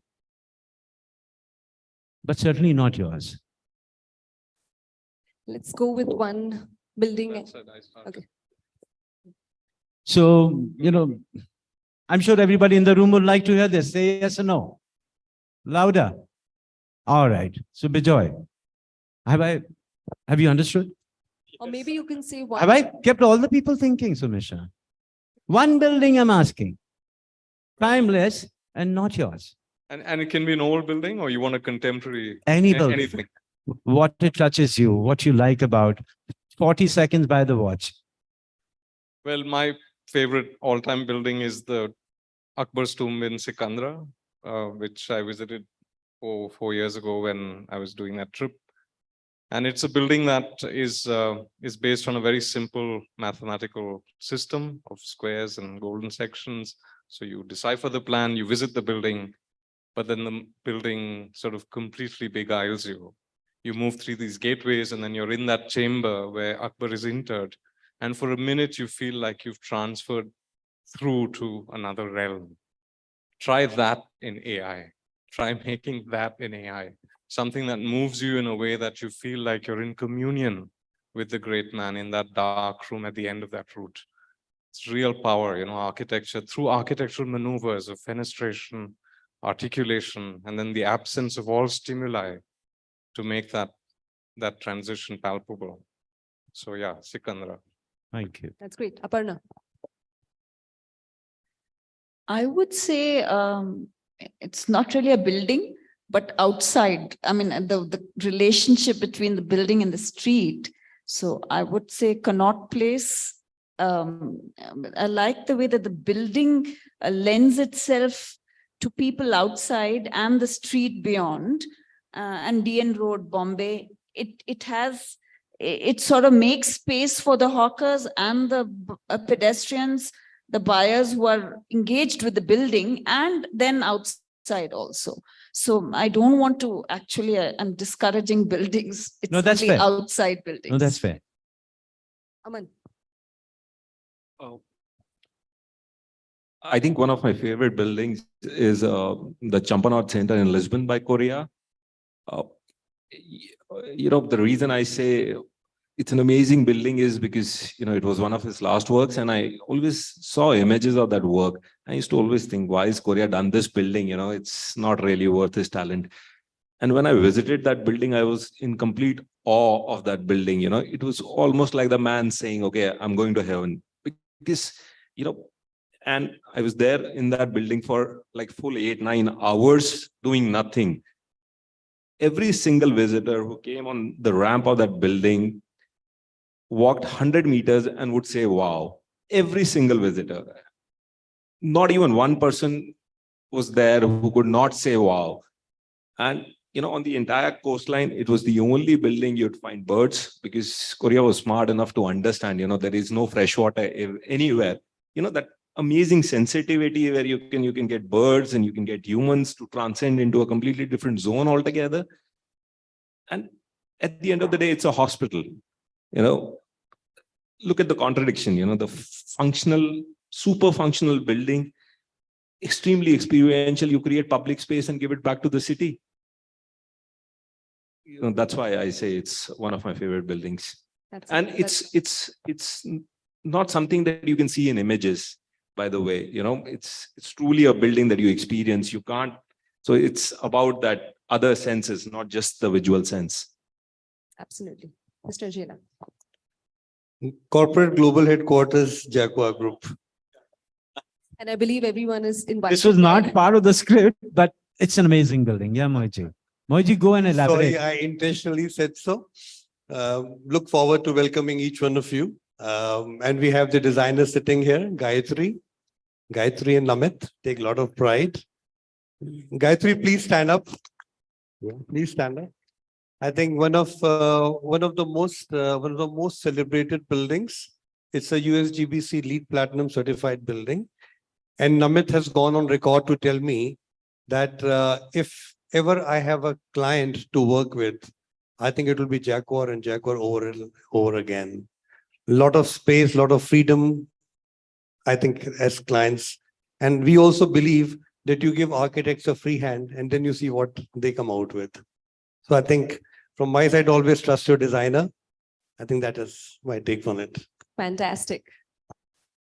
Tony. Just keep the best for the last. No, I cannot think about one building which I like. I think it changes. What I liked when I was in school changed when I was in college, when I changed when I came into practice. So depending on my mood, and it's like asking somebody, what's your favorite color? You cannot ask architect, what is your favorite color? We love all the colors. I think there are various reasons we like various buildings, various time. I mean, so it's a very Tony, at this point of time, difficult question. So yeah, when I was growing up, I went to my Tarabad, what they call my native place. We had a building which had the barn where they store the rice, and on the ground floor they had the goshala, and it was a beautiful building. Unfortunately, 3 years back it caught fire. So that is a building which always remained in my mind. Then when I was in college, and on a full moon night, I went and saw Taj Mahal. I thought that was an incredibly beautiful building. But just 1 year back, went back again. All that thing had gone. I didn't think that was the most beautiful. Maybe the time when I saw it in that moonlight, now they don't allow you to see it in moonlight, I think. And that time it blew me away because of the proportions and maybe the mood I was in. Like that, as you travel, when you went to Jeffrey Baba's place, I think all his buildings, it was a different experience to see when you go to his house, to see the simplicity of that house. And to Kandalama, when you saw that buildings in that context, it blew me away. So I think it is a lot of factors which makes a building great today. I think, yeah, it is love at first sight, and then maybe after some time, it slowly withers away. No. Thank you so much, everybody, for your time. I really appreciate it. And if any of you in the audience have a question, please catch them later in the evening, and you can ask them your questions as and when you like. Thank you so much for having us, joining us. I request all of you, all the panelists, to kindly please stay here with us. And now it's time to felicitate our panelists. And for that, to do the honors, I would like to call on stage Nivedita Vivav, Head Marketing, Fantamax, and Indrajit Shauji, Group Publishing Director, ITP. Can we have a round of applause and welcome them on stage?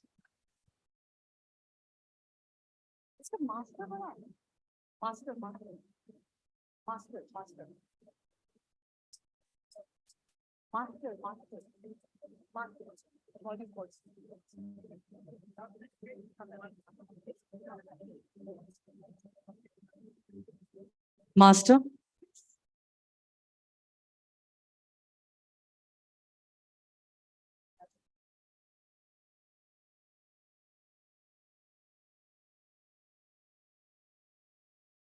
Come on, guys, a round of applause, everyone.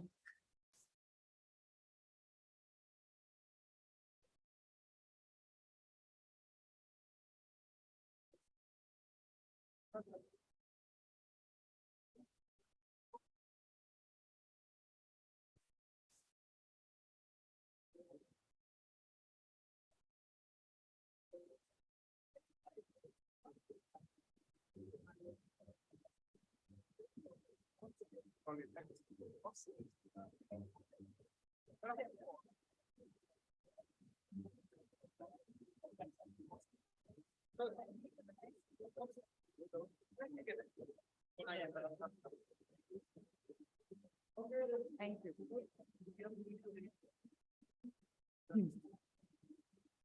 Can we please request everyone for the photo opportunity? And now, thank you so very much, everyone. Thank you, panelists. Now it's time to take a look at the AFC AV. Can you please play the AV?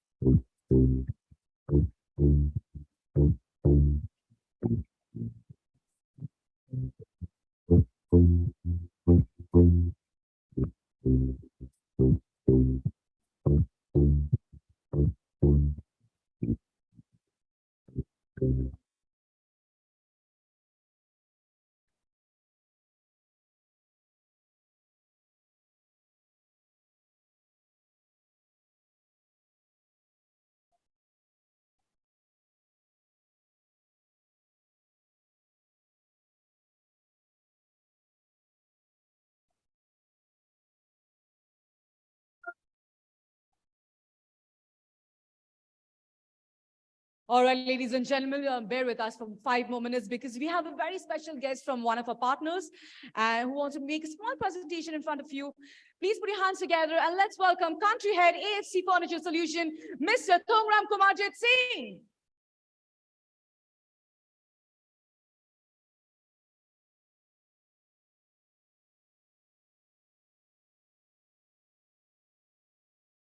Can we have a louder round of applause, please?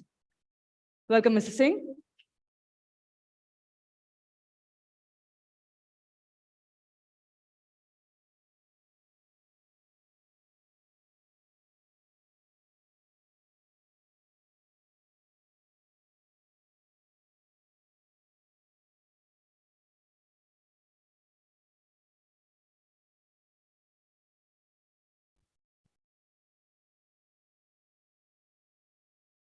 Hi.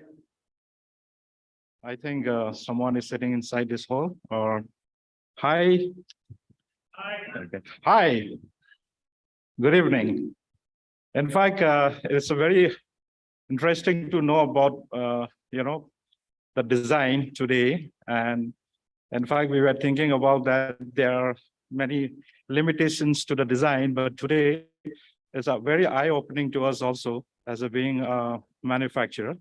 So once more, I thank to each and every one of you to share this platform and to learn more about the possibilities and the feasibilities of designs that we can, learn from you. And today, in fact, I also have timelines in front of my screen. So I'll try to be into the time. And in fact, I hope this will also make some sense to know about who we are and what we are.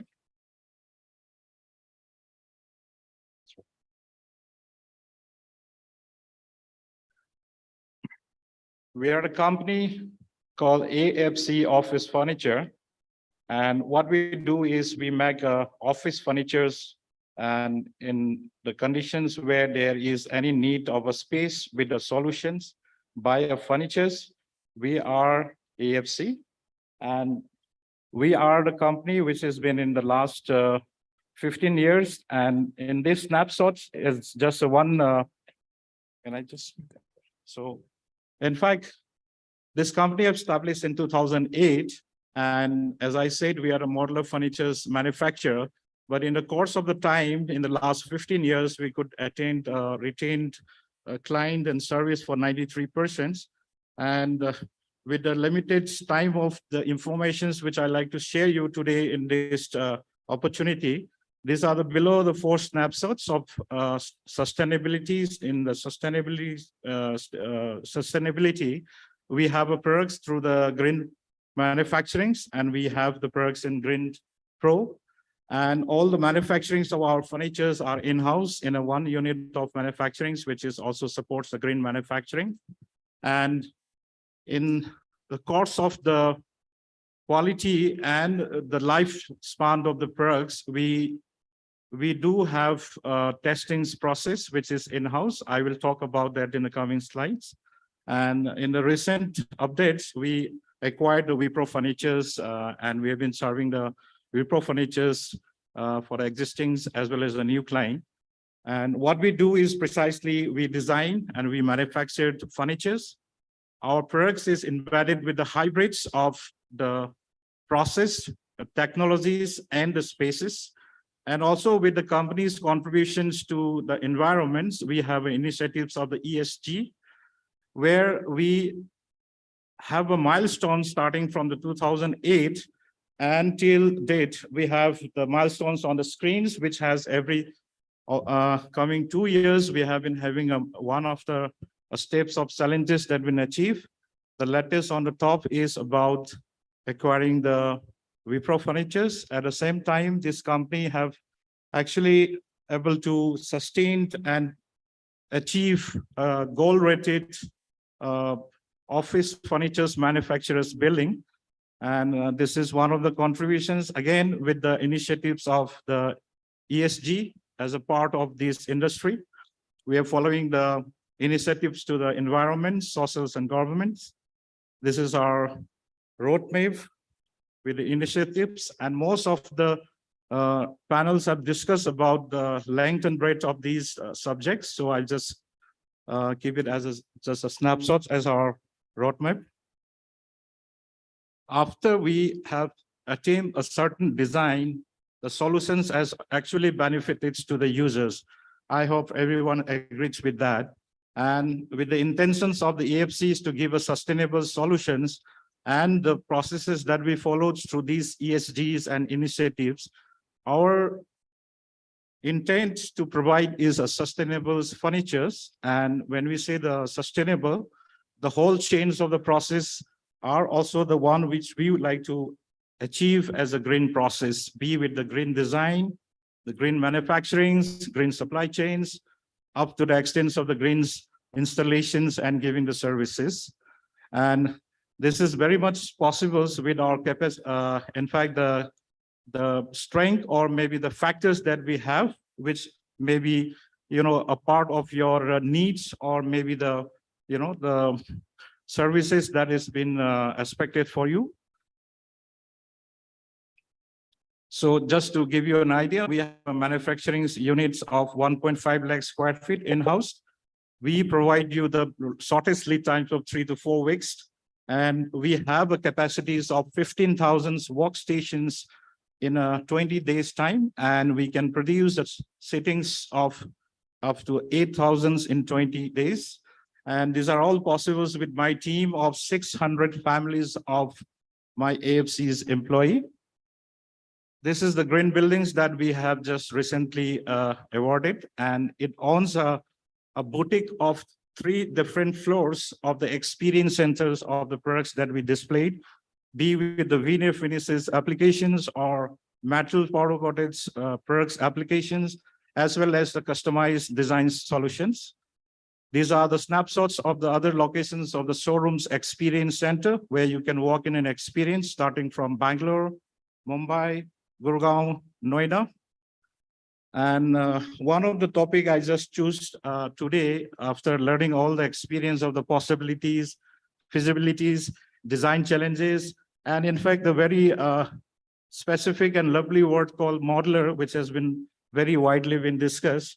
So when it comes to a design and the design that the manufacturers follow, what we normally do is we follow it, we make it, we cut it, and give it back to you.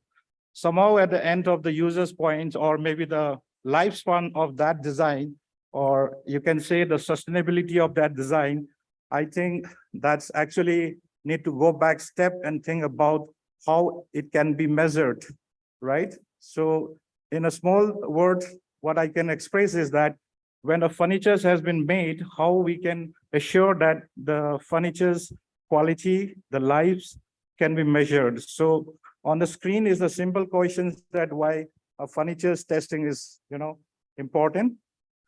And if anyone like to volunteer, I'll be more than happy with that. Otherwise, it is something that to control the quality, but the most important thing is to see that quality in the products. I hope everyone's agreed with that. Yeah. These are as many as the tests that we followed in our testing lab. Why we do this testing is, again, it's for you in terms of the lifespans, as well as the well-being of the, the users of the furnitures that we produce. I understand that there is a lot, many things comes into the material chemistries, the hazardous, the harmfuls, as well as, to the up to the extent of harming the environments. So the testings process and the testing that follows will really help us to solve these problems and supports to the specific, initiatives that we're taking as an ESG's part. This is a glimpse of a video, and I hope this will run for the next remaining time of about 2 minutes. And let's have a look on this. Can we raise the volume?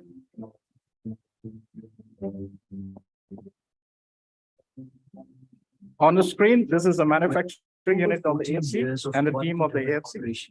The team of the AFCs are of the companies of the family, as I mentioned, 600 people. And the plethora of displays of the experience centers are on the screen. Furniture solutions. Workforce of over 600 professionals is committed to leaving the woodwork area or the metal shop or veneer section. Computerized numeric controls drive precision manufacturing. Fabrication and the entire product solutions of the AFCs has been come out from the one single unit of manufacturing unit, which has the floors of the 4 acres of lanes with a call it as an AFC house or AFC campus. In these, we have a capacities of 15,000 workstations and up to these 12,000 chair in 20 days, and it help us to reduce the lead time and also to reduce the energy emissions in terms of any of the environment impacts. Designing and finishing them. Manufacturing for quick, large volume on-site assembly demands precision to the last millimeter during automated cutting, drilling, and forming processes.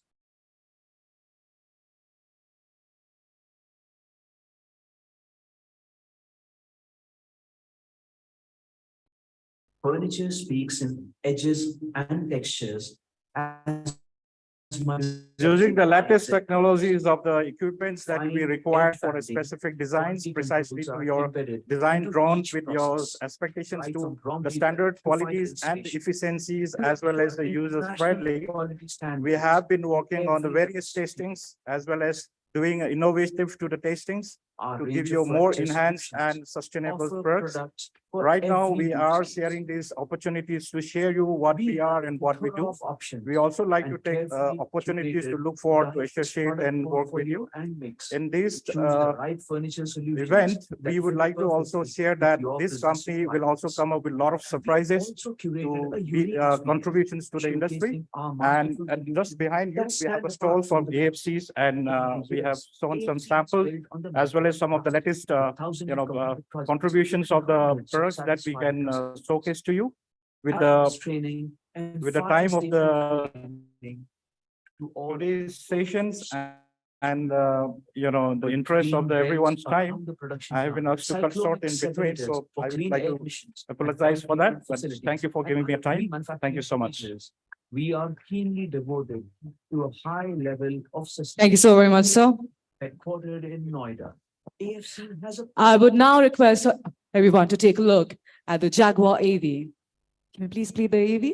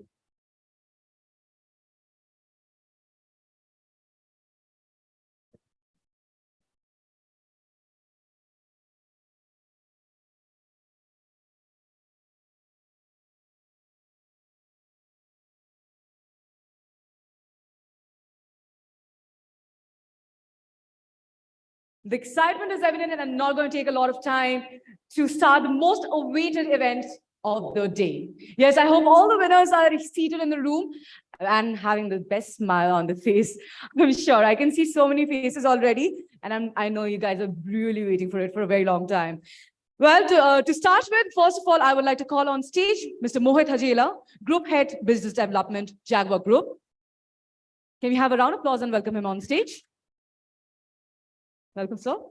And I would also like to call upon Mr. Vivo Srivastav, MD ITP Media, India.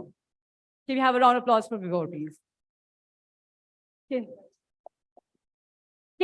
I would request everyone who is still outside, can you please join in? Can you please take a seat here, everyone? It's an earnest request.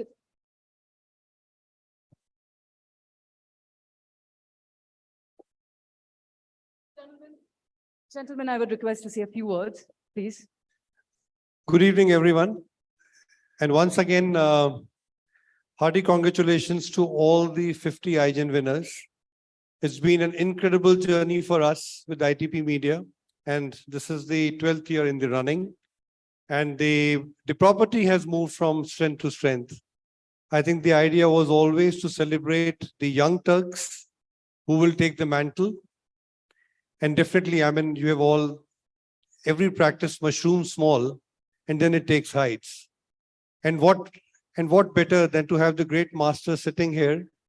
We have Achanna Daswate today, we have Tony, we have Nuru, we have got Mr. Ratan Bartley Boy, we have Sanjay Puri, we have Yatin, we have Indrajit.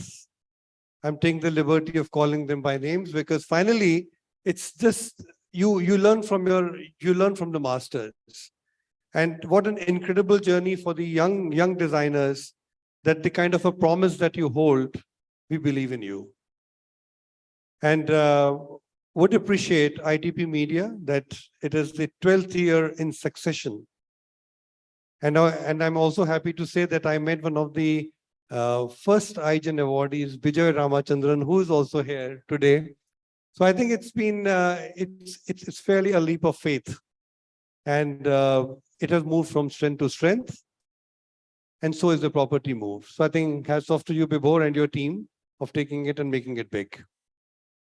I think Mohitji is very good with words. I think Sumisha is clapping slowly, but you can give this man. So, you know, one thing, you should never be conservative about this. So make sure that we can hear you and you're with us.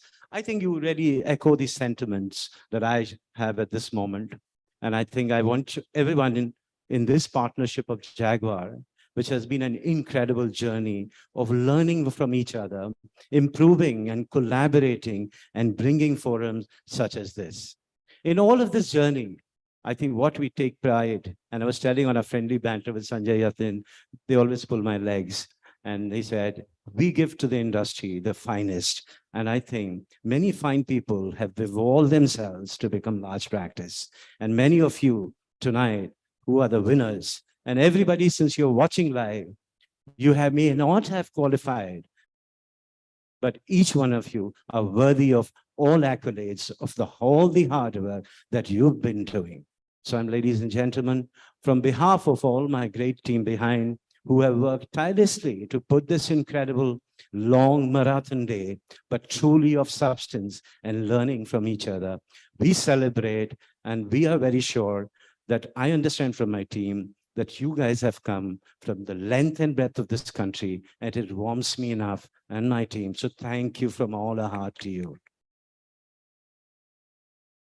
I do get emotional. I was telling Saviksha and some young fine ones, iGen has been very close to me. And this is the forum, you know, which evokes so much of emotion, so much of confidence. And people, our head office in Dubai really celebrates, and they took a leaf of learning. And I wanted to ask, Sumisha was saying, let's not more question. And I was saying, can this design fraternity from this and this part of the geography give lessons to the West? Like how what we created, ITP, iGen, with Jaguar, AFC, ICA, Fundamax, I don't want to forget any name, pardon me, but in just sheer emotion, we are giving to the world our global offices in London and UK and South Africa and Kingdom to do something and celebrate this 40. So thank you. I think this has become a great kind of a best case study for us at the ITP Media globally. Mohitji, this is the partnership. And ladies and gentlemen, no more discourse. Let's celebrate together and let's hear it one more time.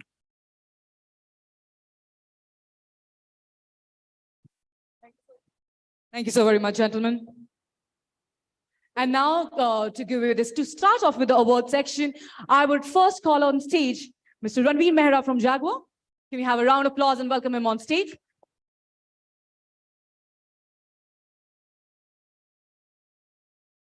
I would also like to call on stage Mr. Sanjay Puri with a round of applause, ladies and gentlemen.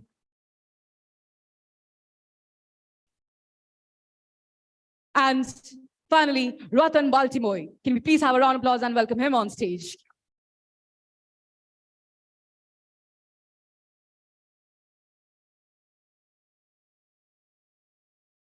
I request all our awardees to come running for the award, for the prize, okay? You just have to come running. I want to see for the last time. I'm not going to ask you anything anymore after this. Just come running with a lot of smile on your face. And to start off with, please put your hands together and let's welcome Abhishek Arora from Morphogenes, Pune.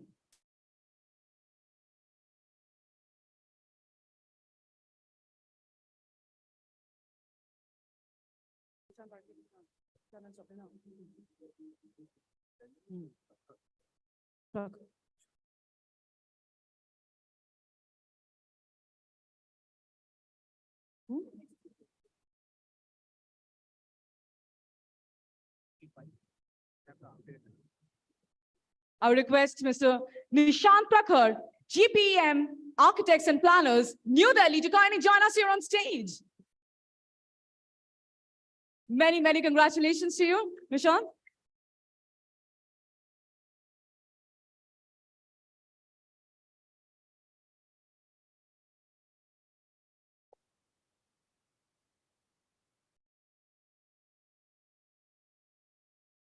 I will now request Swapnil Jaggi Architects from Raipur. Can we hear louder cheers for the winners?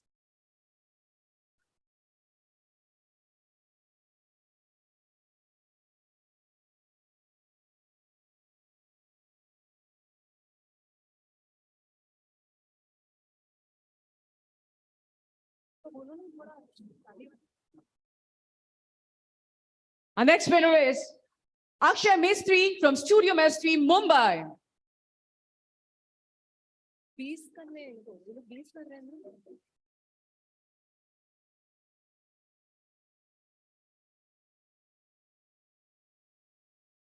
Louder, people. Let's hear it for her. Many, many congratulations to you, Akshay.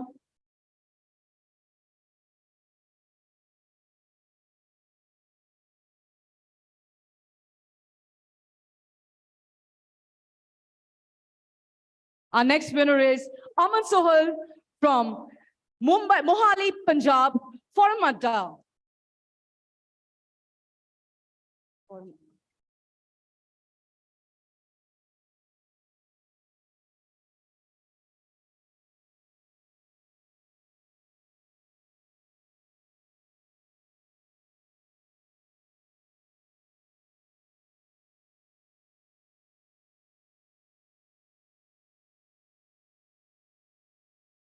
Our next winner is Anu Proshob and Sohail V from Actix Architecture, Kozhikode.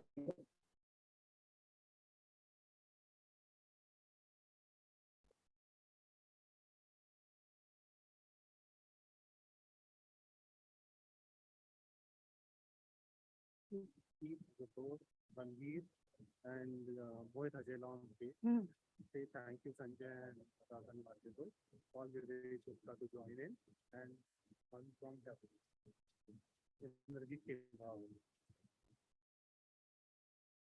I request Mr. Puri and Mr. Baltimore to kindly please take their seats. Thank you so very much, gentlemen. For the next set of awards, I would request Mr. Vivek Gupta to kindly please join us here on stage. With a round of applause, ladies and gentlemen, come on.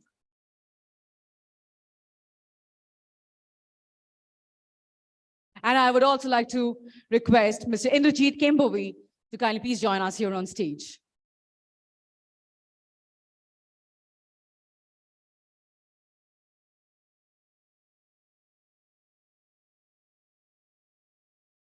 And our next winner is Arjun S. Nambiar from Humming Tree, Kozhikode.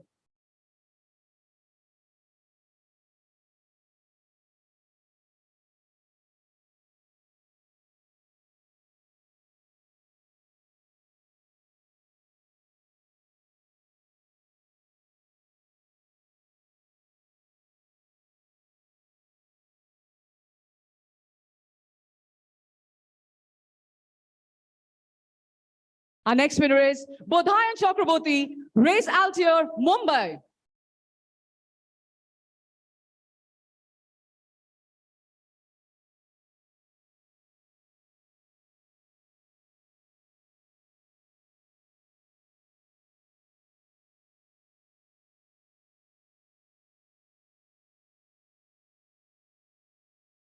Many, many congratulations. Our next winner is Chirag Mehta from 9 Degrees Design Studio, Ahmedabad.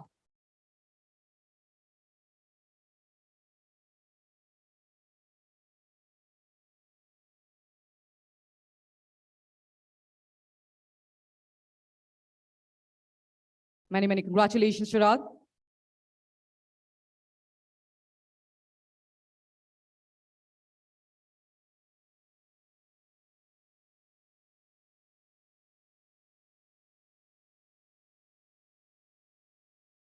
Our next winner is Deshna Kasliwal from Deshna Kasliwal Design Studio, Mumbai.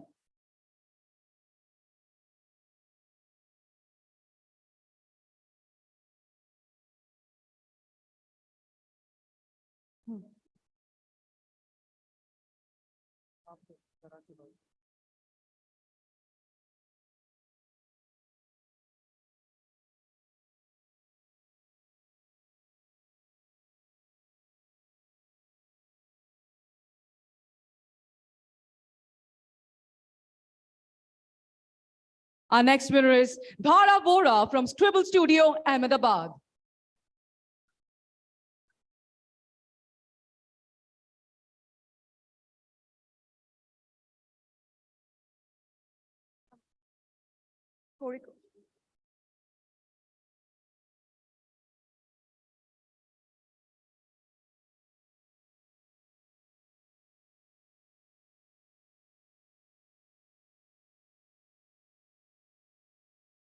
Thank you so very much. Many congratulations to Dhara.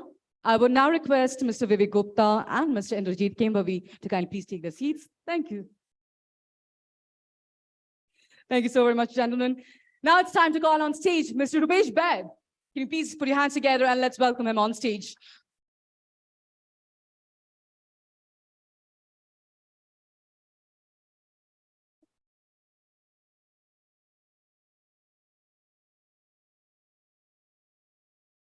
And now, our next winner is Dhruv Sharveshwar Lal from Dhruv Sharveshwar Lal and Associate, Panchkula, Haryana.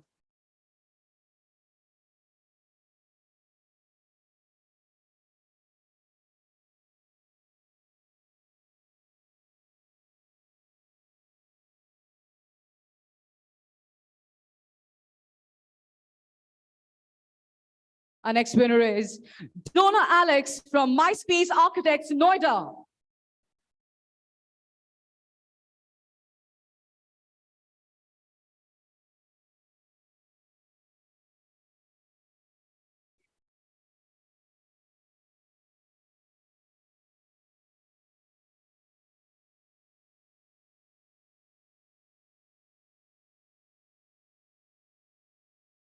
Our next winner is Fabian Matai from Poem, People of Earth and Matter, Calicut, Kerala.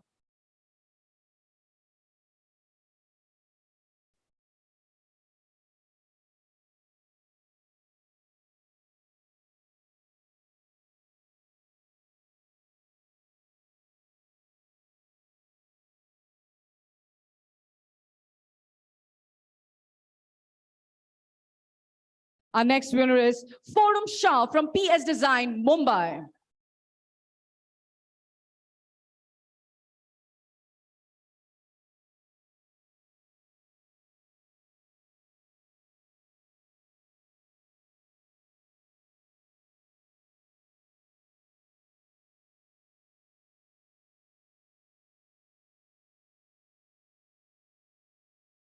Our next winner is Gaurav Kagale, Stellar Design Studio, Mumbai.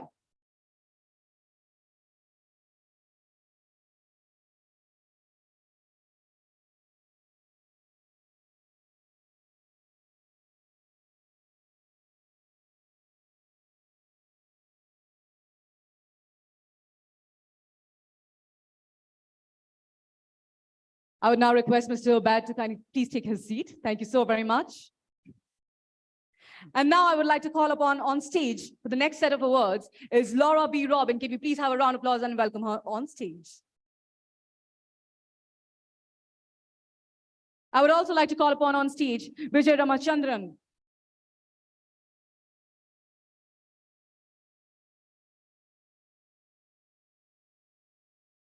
Can we please have a round of applause for Mr. Vijay?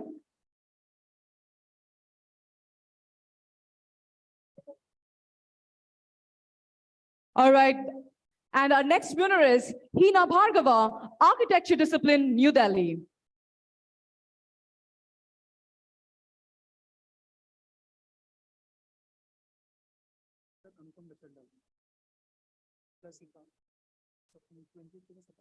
Oh.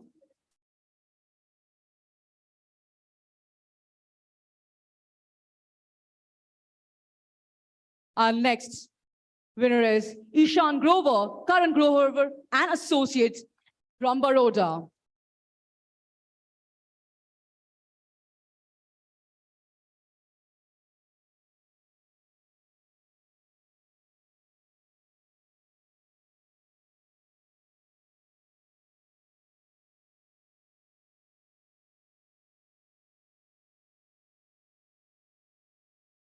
Our next winner is Kalpesh Mevada from Architect Hafiz Contractor, Mumbai.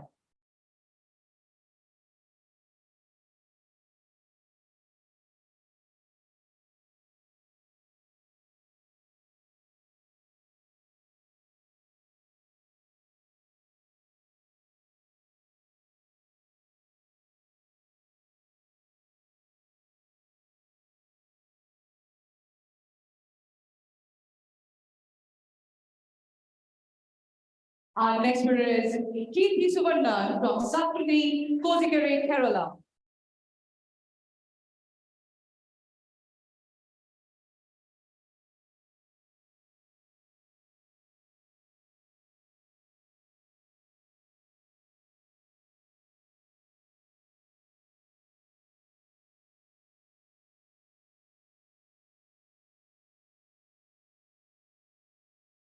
And finally, Komal Mehta from Design Boulevard, Bangalore.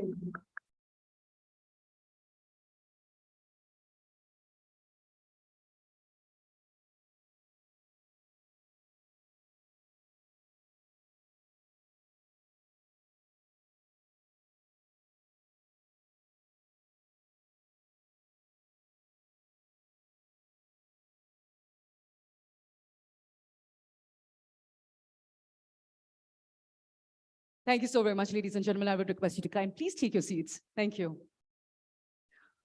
For my next set of awards, I'm going to call on stage. I'm going to request Mr. Viresh Malhan, Chief of Sales and Services, ECA, and Mr. Manish Ari, Senior VP, ECA, to kindly please join us here on stage. With a round of applause, can we welcome them?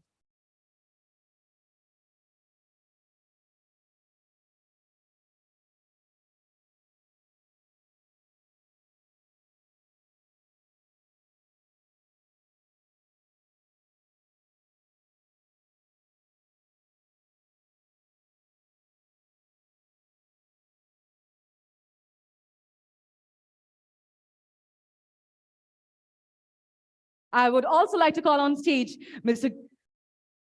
Anupam Mittal and Gayatri Shetty. Can you have a round of applause and welcome them on stage as well?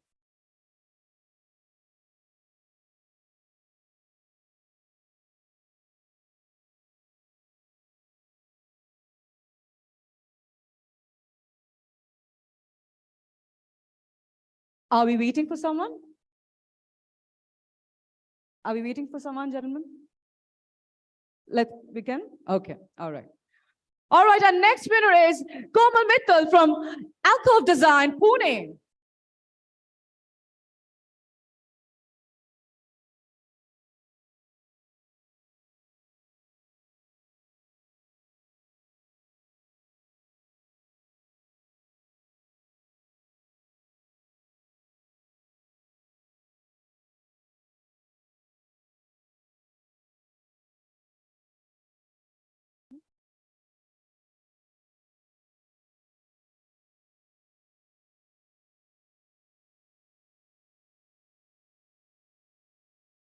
I would also request, Sumisha, can we please have you on stage with us as well?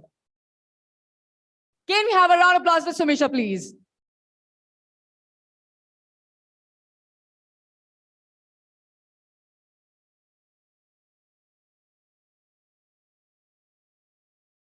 All right, our next winner is Marsha Devabhaktani from Anna Architects, Hyderabad.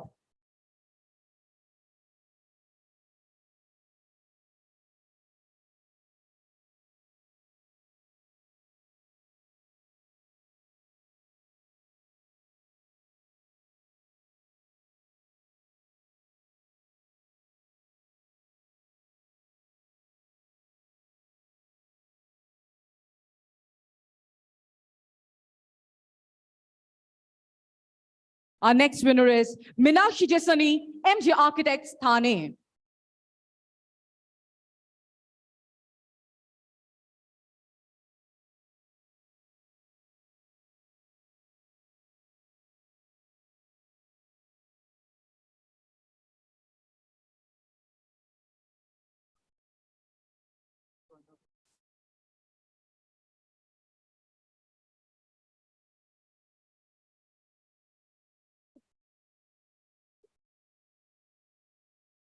I would also request right now, can we have Himanshu from ICA to kindly please join us here on stage?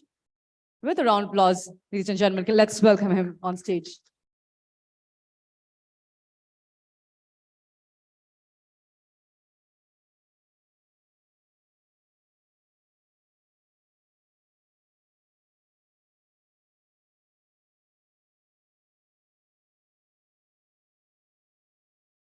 Now we are going to go ahead with our next winner, and that is Milana MV from Vivo Space Architects, Bangalore.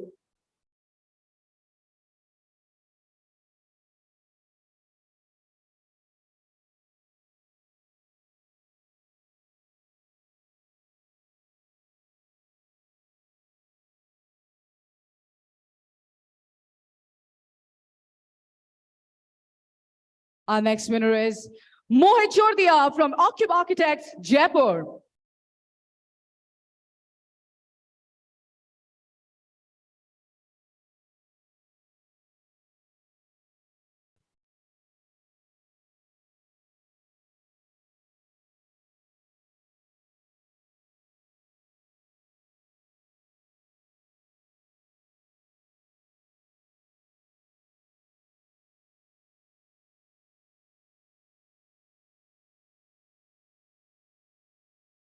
Thank you so very much, everyone. I would request you all to kindly please take your seats. Thank you. Really appreciate it.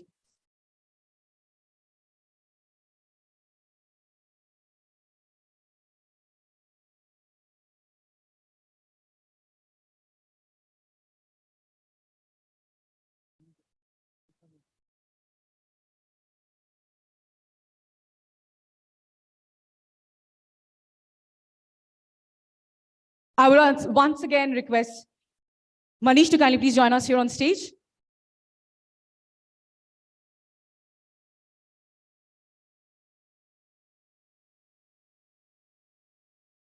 Can we have a round of applause for Mr. Manish Ari, Senior VP ECA?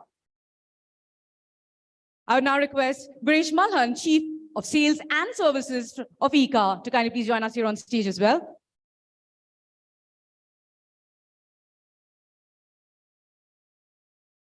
I would also request Tony Joseph to join us here on stage with us.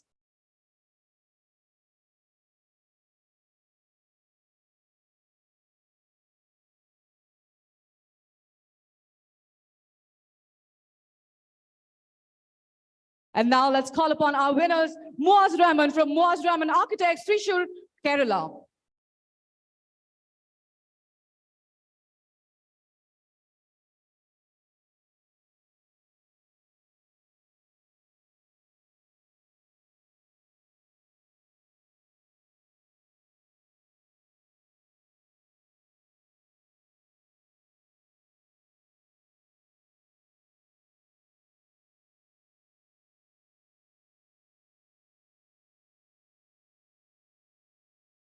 Our next winner is Mubashir Jabir from Architect Hafiz Contractor, Mumbai.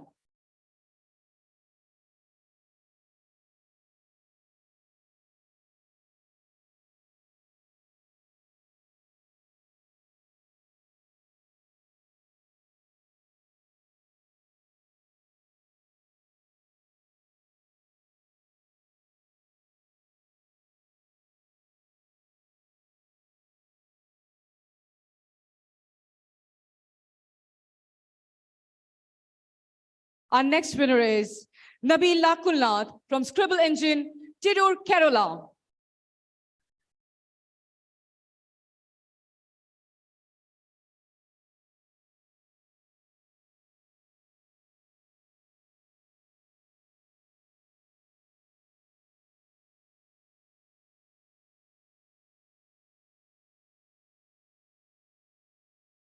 Our next winner is Naina Reddy from Makespace Architects, Hyderabad.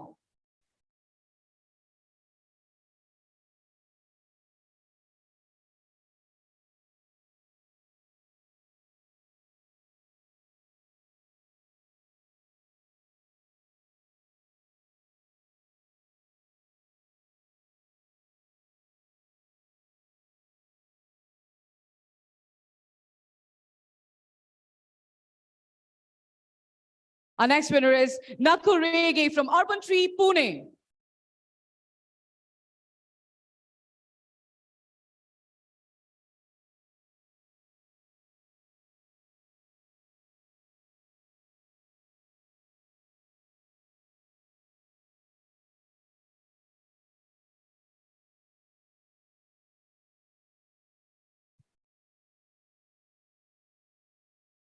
Thank you so very much, Madam. Thank you so very much.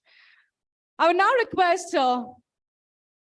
Thongram Singh from AFC to kindly please join us here on stage. Can we have a round of applause and welcome him on stage?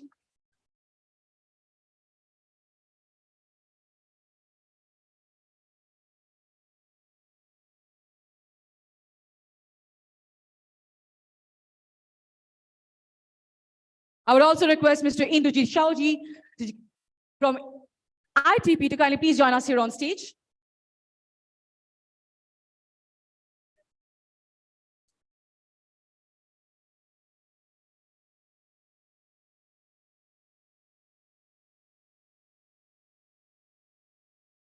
Mr. Singh is currently not here with us.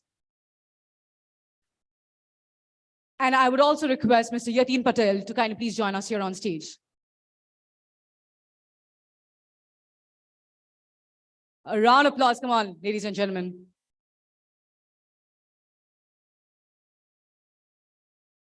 And our next awardee is Neeban Ashraf from Repinus, Bangalore.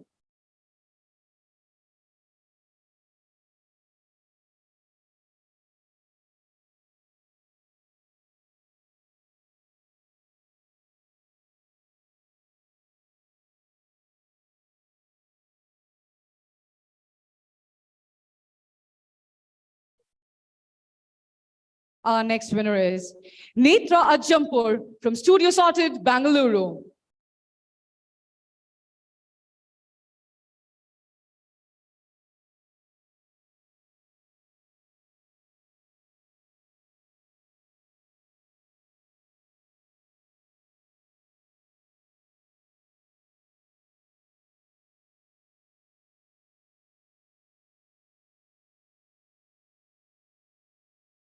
Our next winner is Prakhar Jain from Metanoid Designs, New Delhi.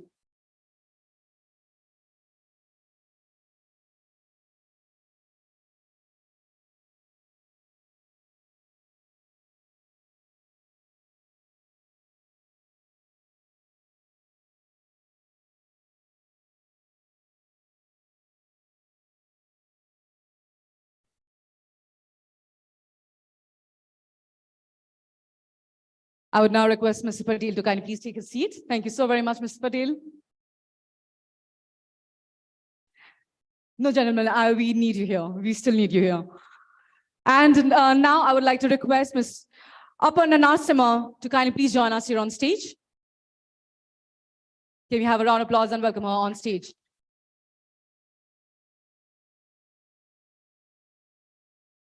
I don't think she's there. Okay, can we please have Priyanka Mehra on stage here with us? A round of applause. She's right here. She's coming. Can we have a round of applause and welcome her on stage?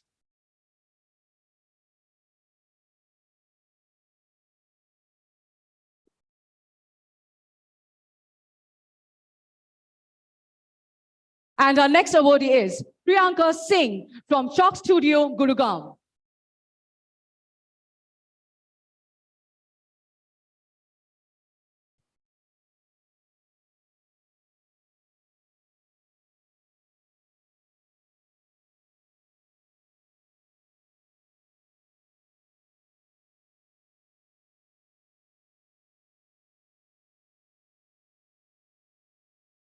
Our next winner is Puneet J from Cantilever Architects, Bangalore.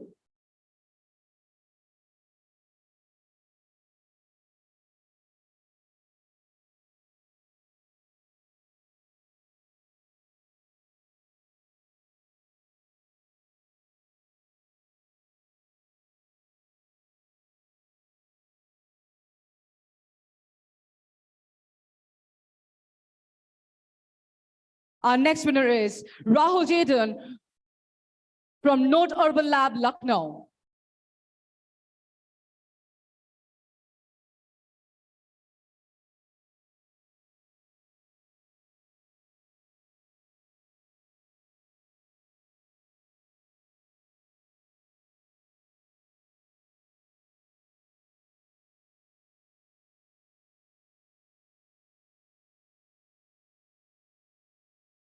And our next winner is Rahul Matthew from Workers of Art, Alappuzha, Kerala.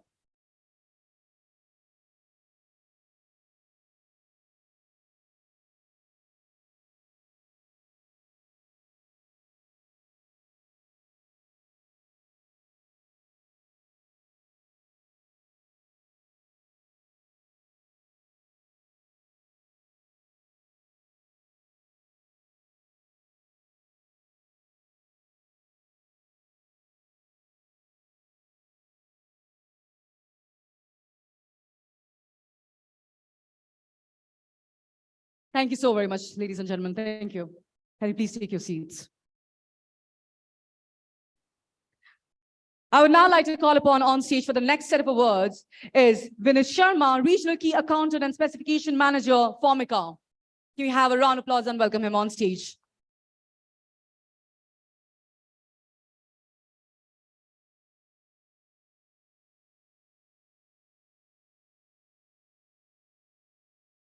I would also like to call upon on stage Mr. Ajay Patel. Can we have a round of applause and welcome him too? The applauses are dying. Come on. The party's about to start, so just show us some energy, some energy.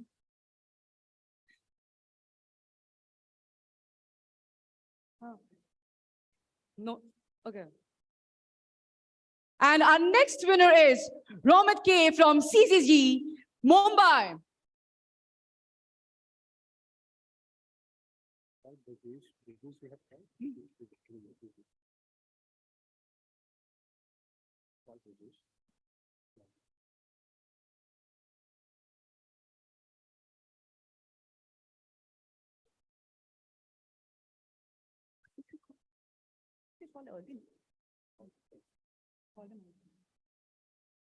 I would request Mr. Brajesh to kindly please join us here on stage with us.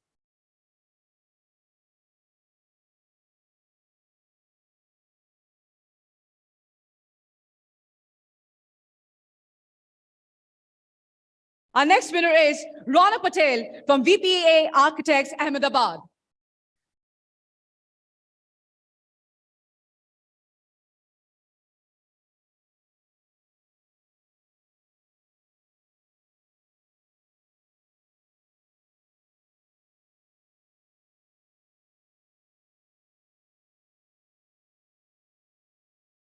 Our next winner is Rutuja Desai from CPA Kukreja Architects, New Delhi. Apologies, ladies and gentlemen.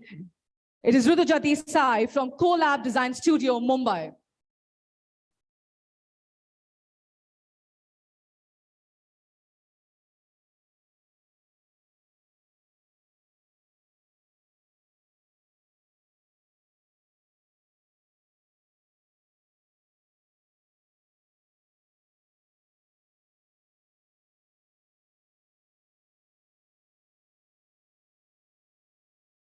Our next winner is Sami Divekar from CP Kukreja Architects, New Delhi.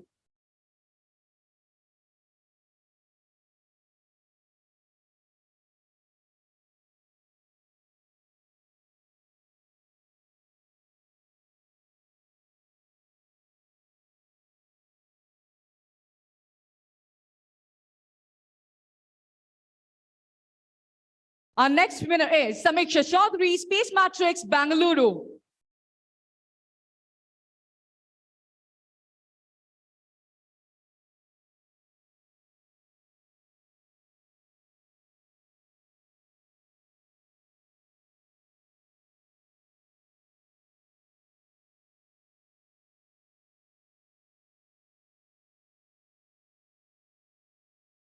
Our next winner is Shabna K from Zero Studio, Kozhikode, Kerala.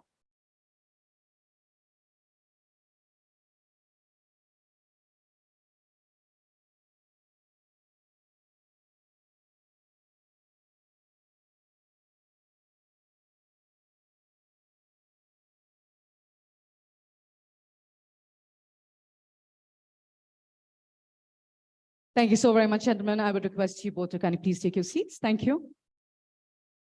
for our next set of awards, I would like to call on stage Mr. Nivedita Bhivav, Head Marketing, Fantamax.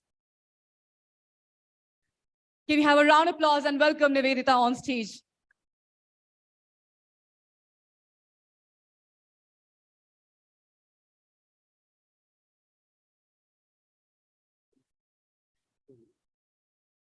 Can we also call upon on stage Mr. Nuru Karim?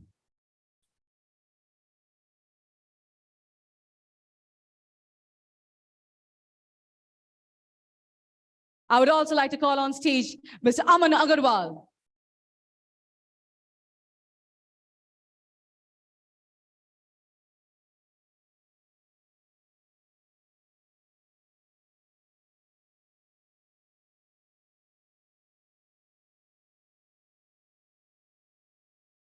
Moving on, gentlemen. Are we ready, ladies and gentlemen? All right, moving on to our next set of awards, and that is, the next winner is Shubhashish Dey, iGen Design Studio, Kolkata.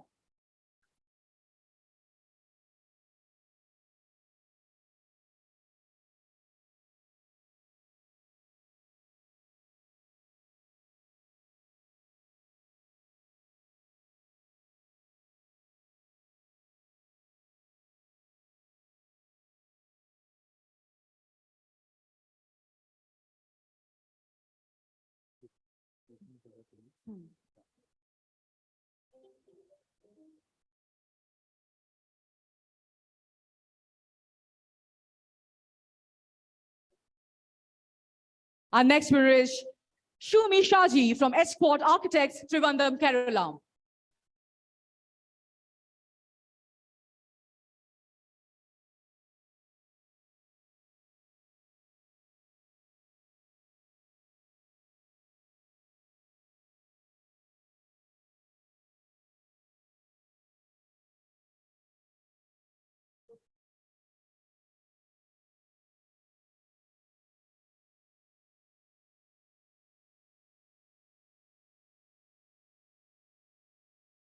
Our next winner is USK from Tropical Architecture Bureau, Manjeri, Kerala.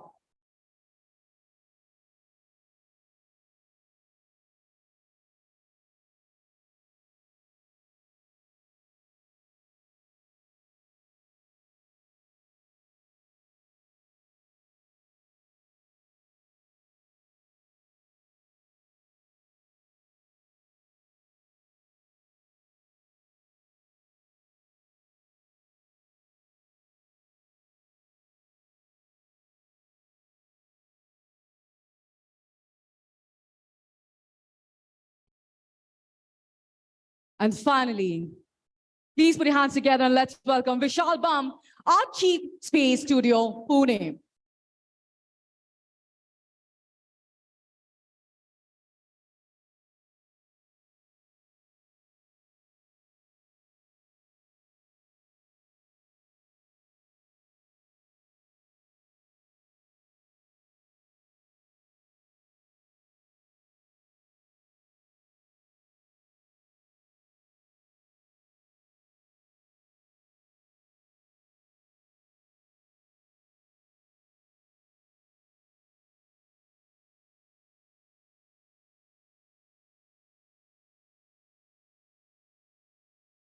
Thank you so very much, Nivedita. Thank you so very much, gentlemen.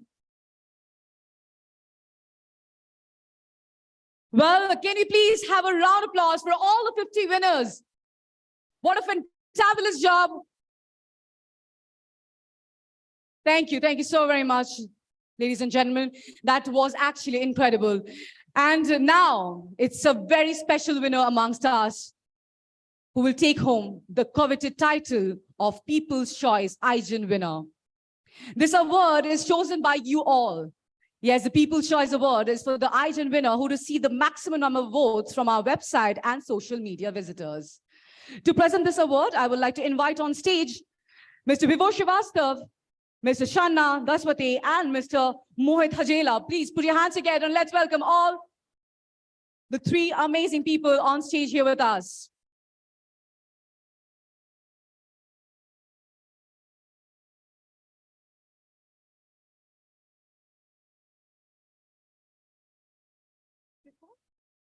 Before the... And finally, are you guys ready? Does anyone know? Can you guess? Can you guess? I am going to actually give you a prize if you guess it correct. We have. Can we have the prizes, please? Yes. Oh, I know. Can we please have it? Quick. Actually, to be very honest, I have quite a few. So if you're right, you never know.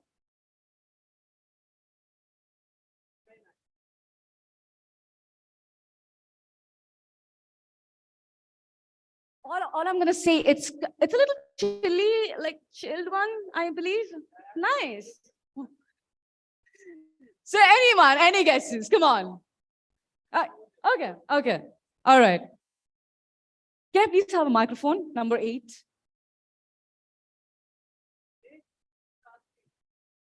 Yeah, Rahul Jordan. I guess number 1. Can we have any guesses? Yes. Rahul Jordan, 1 guess. Okay. Donna Alex goes number 2. Okay. All right. Okay.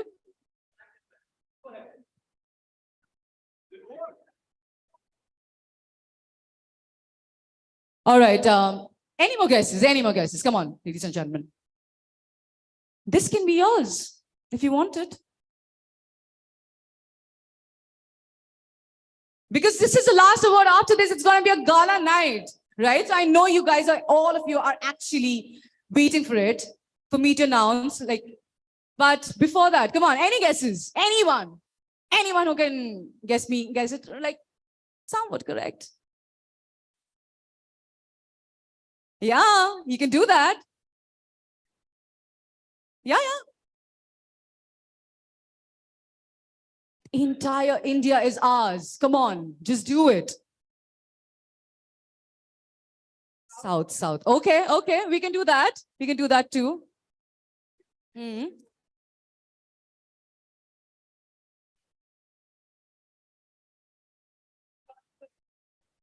Yes.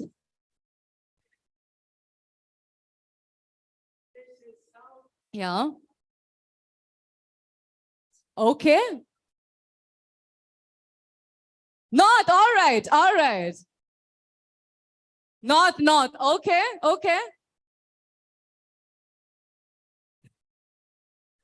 We do. Kerala it is, all right, sir. Yeah. I think he saw it already, what's inside. Northeast or Bangalore, all right. Should we go ahead? I'm so sorry to say, just one person from that side, I guess that table was correct, right? Apart from that, So who was it actually? Now everybody will say, me. Don't do that. Be honest. Be true to yourself and tell me.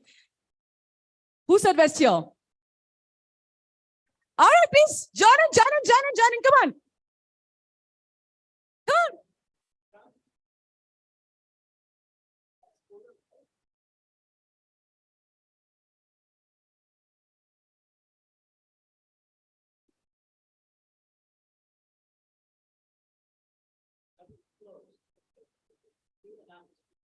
Congratulations. You guessed it right, somewhat.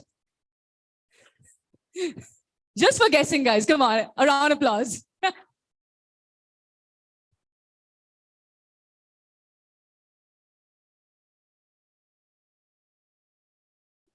Oh, I was thinking about that. But can anyone actually? Mumbai. The city. Okay, Mumbai. We can take that. Bangalore. It's in South then. Come on. It's coming under South. All right, it happens. Huh? Ahmedabad, all right. Pune. Okay, Pune we have here.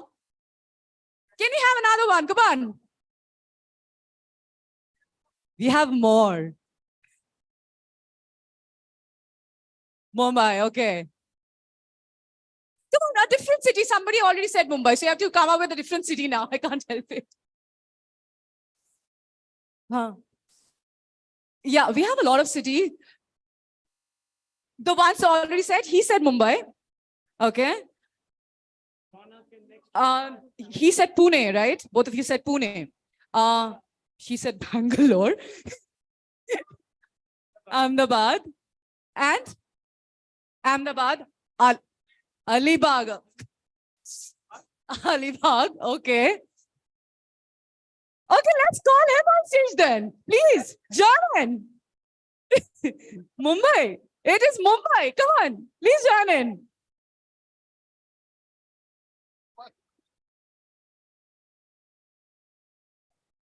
Actually, we came down to Mumbai now. So you know who all are from Mumbai, right?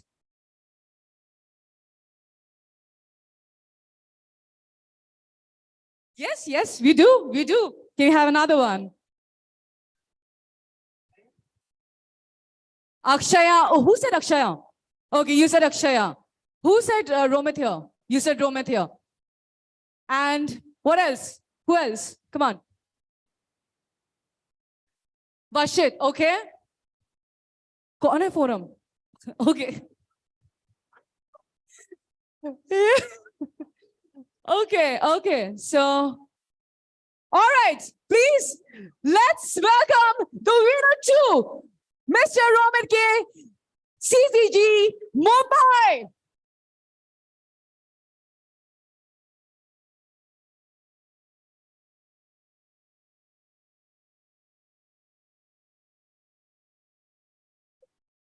Yes, he did actually. He did. He said Romit.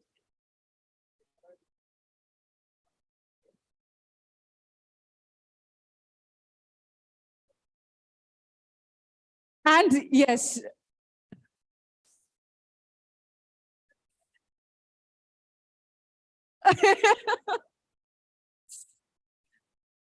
Many congratulations to you, Romit. And I would like to congratulate every single winner who's sitting in this room today. Thank you so very much, ladies and gentlemen. Thank you so very much, gentlemen, who joined us here. And finally, yes, you all know, you guys are going to enjoy right now. It's time. It's time. It's that time of the day that you guys were waiting for a very long time. And for that, for this incredible day, and for giving me this opportunity to come here and host for you all, thank you so very much. And before I sign off, I will request Indrajit Shauji, Group Publishing Director, ITP, to kindly please join us here for the vote of thanks. And right after the vote of thanks, I would also request for a photo opportunity for all the winners with the ITP team.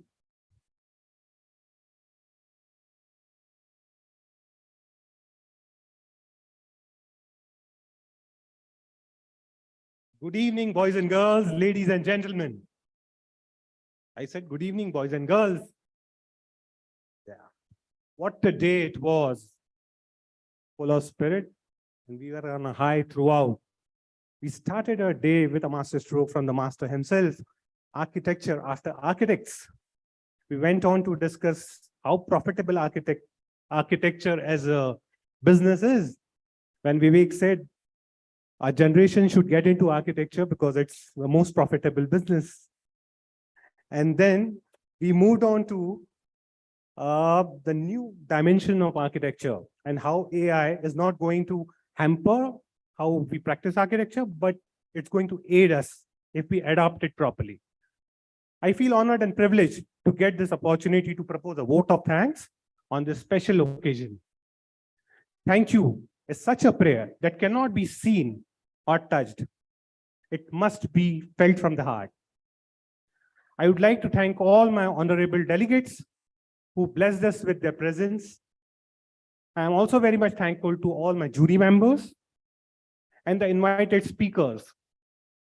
Words are not enough to thank their constant guidance and support to shape the conference. I, on behalf of the organizing committee, convey deep regards and heartily thank you all for taking time out and being here today, sharing your insights. Let me also take this opportunity to congratulate our newly coronated iGens. A huge round of applause for the effort and creativity they have put in together to reach here. You already are the stars. Keep shining and take the Indian design industry to new heights. A round of applause for each one of you. Well done, guys.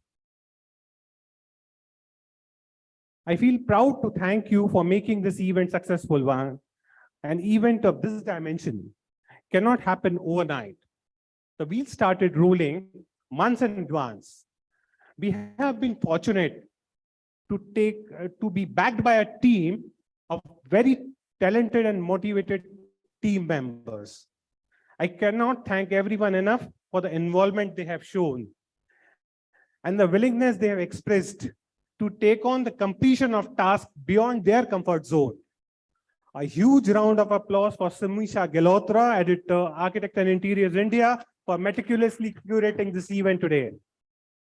Amrita Mohan Kumar, our marketing head, and Shivali Kundar, our social media expert, who are helping us reach out to a larger audience outside this hall. Well done, Amrita. Sana Chauhan, our sub-editor, Architect and Interiors India, for helping us with the content. You guys can join me on stage. My team can join me on stage while I announce their names. Tarun Ledwani, Priyanka Jharwal for raking in the moolah to make this event happen. Girish Mishra for the database. Johnson for the production of this event. Raj Ramani and Bruce, who were coordinating with you all to ensure you were here. And of course, a huge round of applause for our mentor, our inspiration, our guide, the man himself, Mr. Vibhav Srivastav.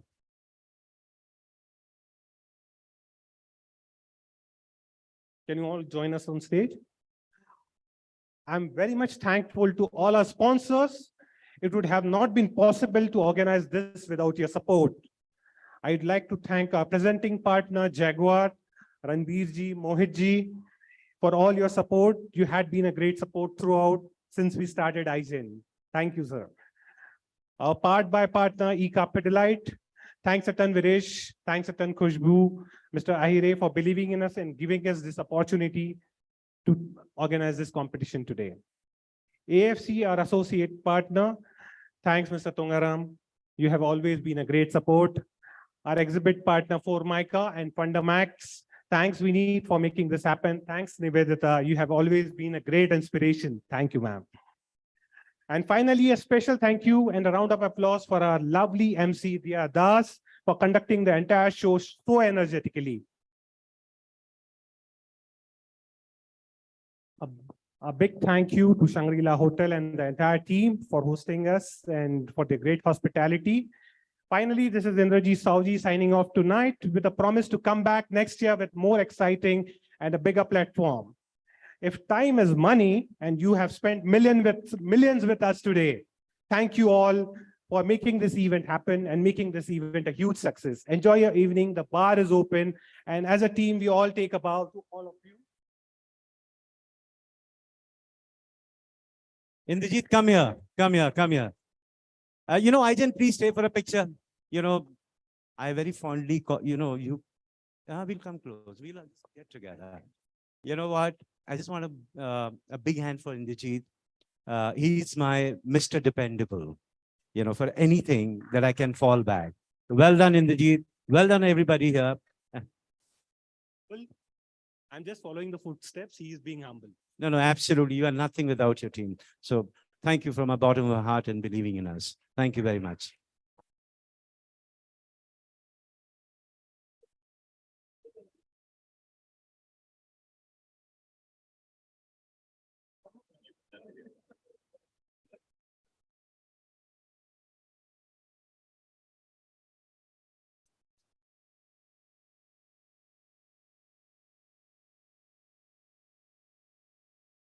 Let me leave the stage. Get the iGens, please come with your certificates. All the iGen winners on stage, please. This picture is going to be.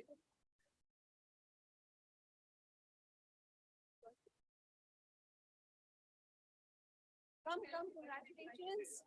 Please come. All the winners on stage, leave your plaques behind. Just come without the plaques. Without the plaques, please. Nobody will take your plaques, I promise.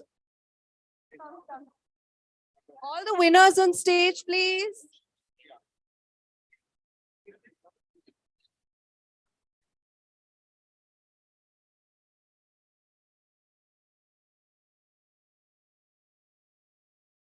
I need to count till 50, guys. Faster. Up, up, up. Come, we'll have to make multiple layers. So let's organize. A very big thank you to, we can also have one row of seating here. Matlab, he'll have to go out of the hall. Come on, one line of handsome men sitting over here. No, I don't want this. I want only you and your winning smiles. Listen to the agenda. Yeah. Everybody please up on stage. All the winners. Please come forward. I want to start.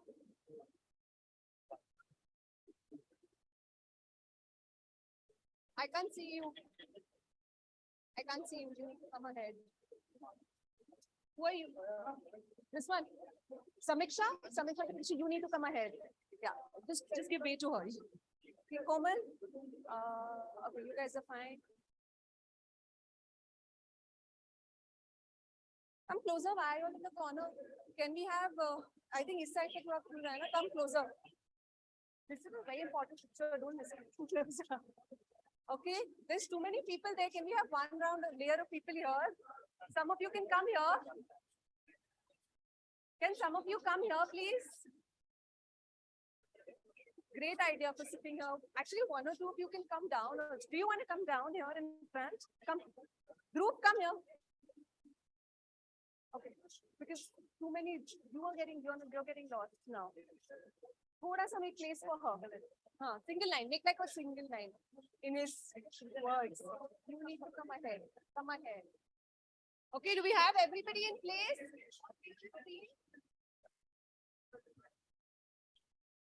Okay, leave the direction. I need to.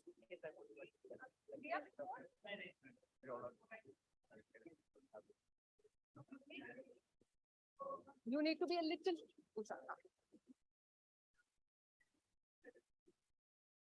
Okay, I am not allowed now.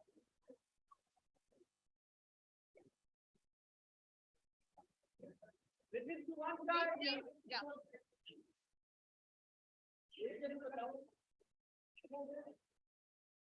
Yeah, you have.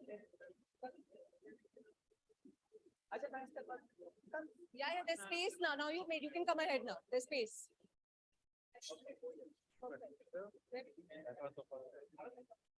Okay. We'll give you all pictures you get.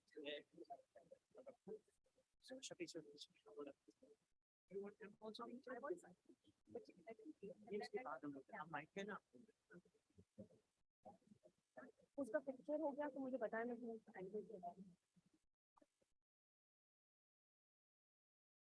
guys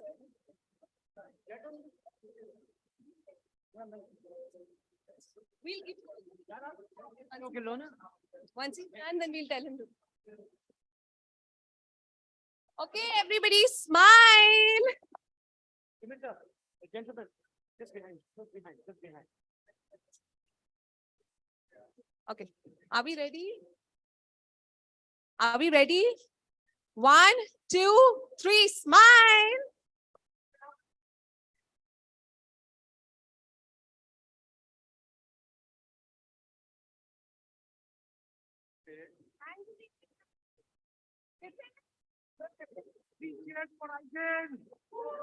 Hip hip. One more time, okay. So 3 cheers for iGen. Hip hip. Hip hip. Hip hip. That's all the energy, yeah. Just hold on. Wait, now whoever wants to take the come ahead. And the ITP team can join us. Sana, come. Indrajit, come. Cover. But is there place? I will, yeah, I will make with all the pretty ladies.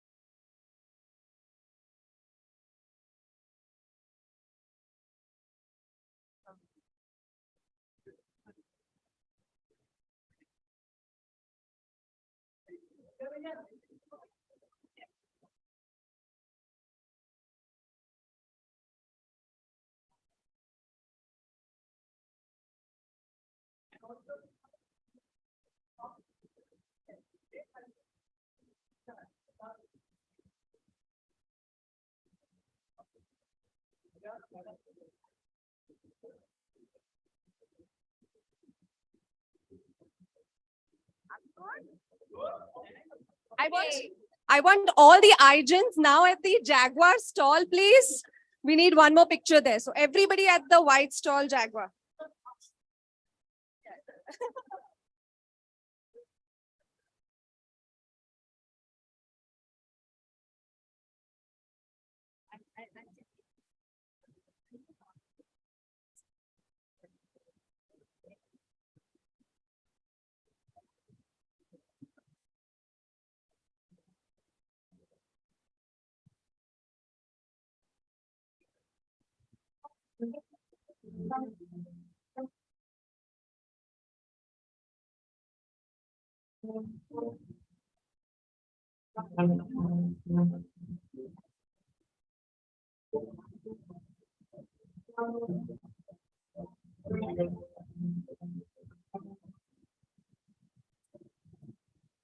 Well, thank you so very much, ladies and gentlemen, for joining us here today. Thank you for making this event so special with your presence. And on top of everything, I would heartily like to thank ITB Media India for giving me this opportunity to host this event today. Thank you so very much, everyone. This is Diya signing off.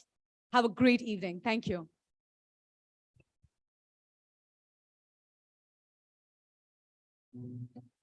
Italy, the land of fashion and design, glamour and beauty. Italian designers have forever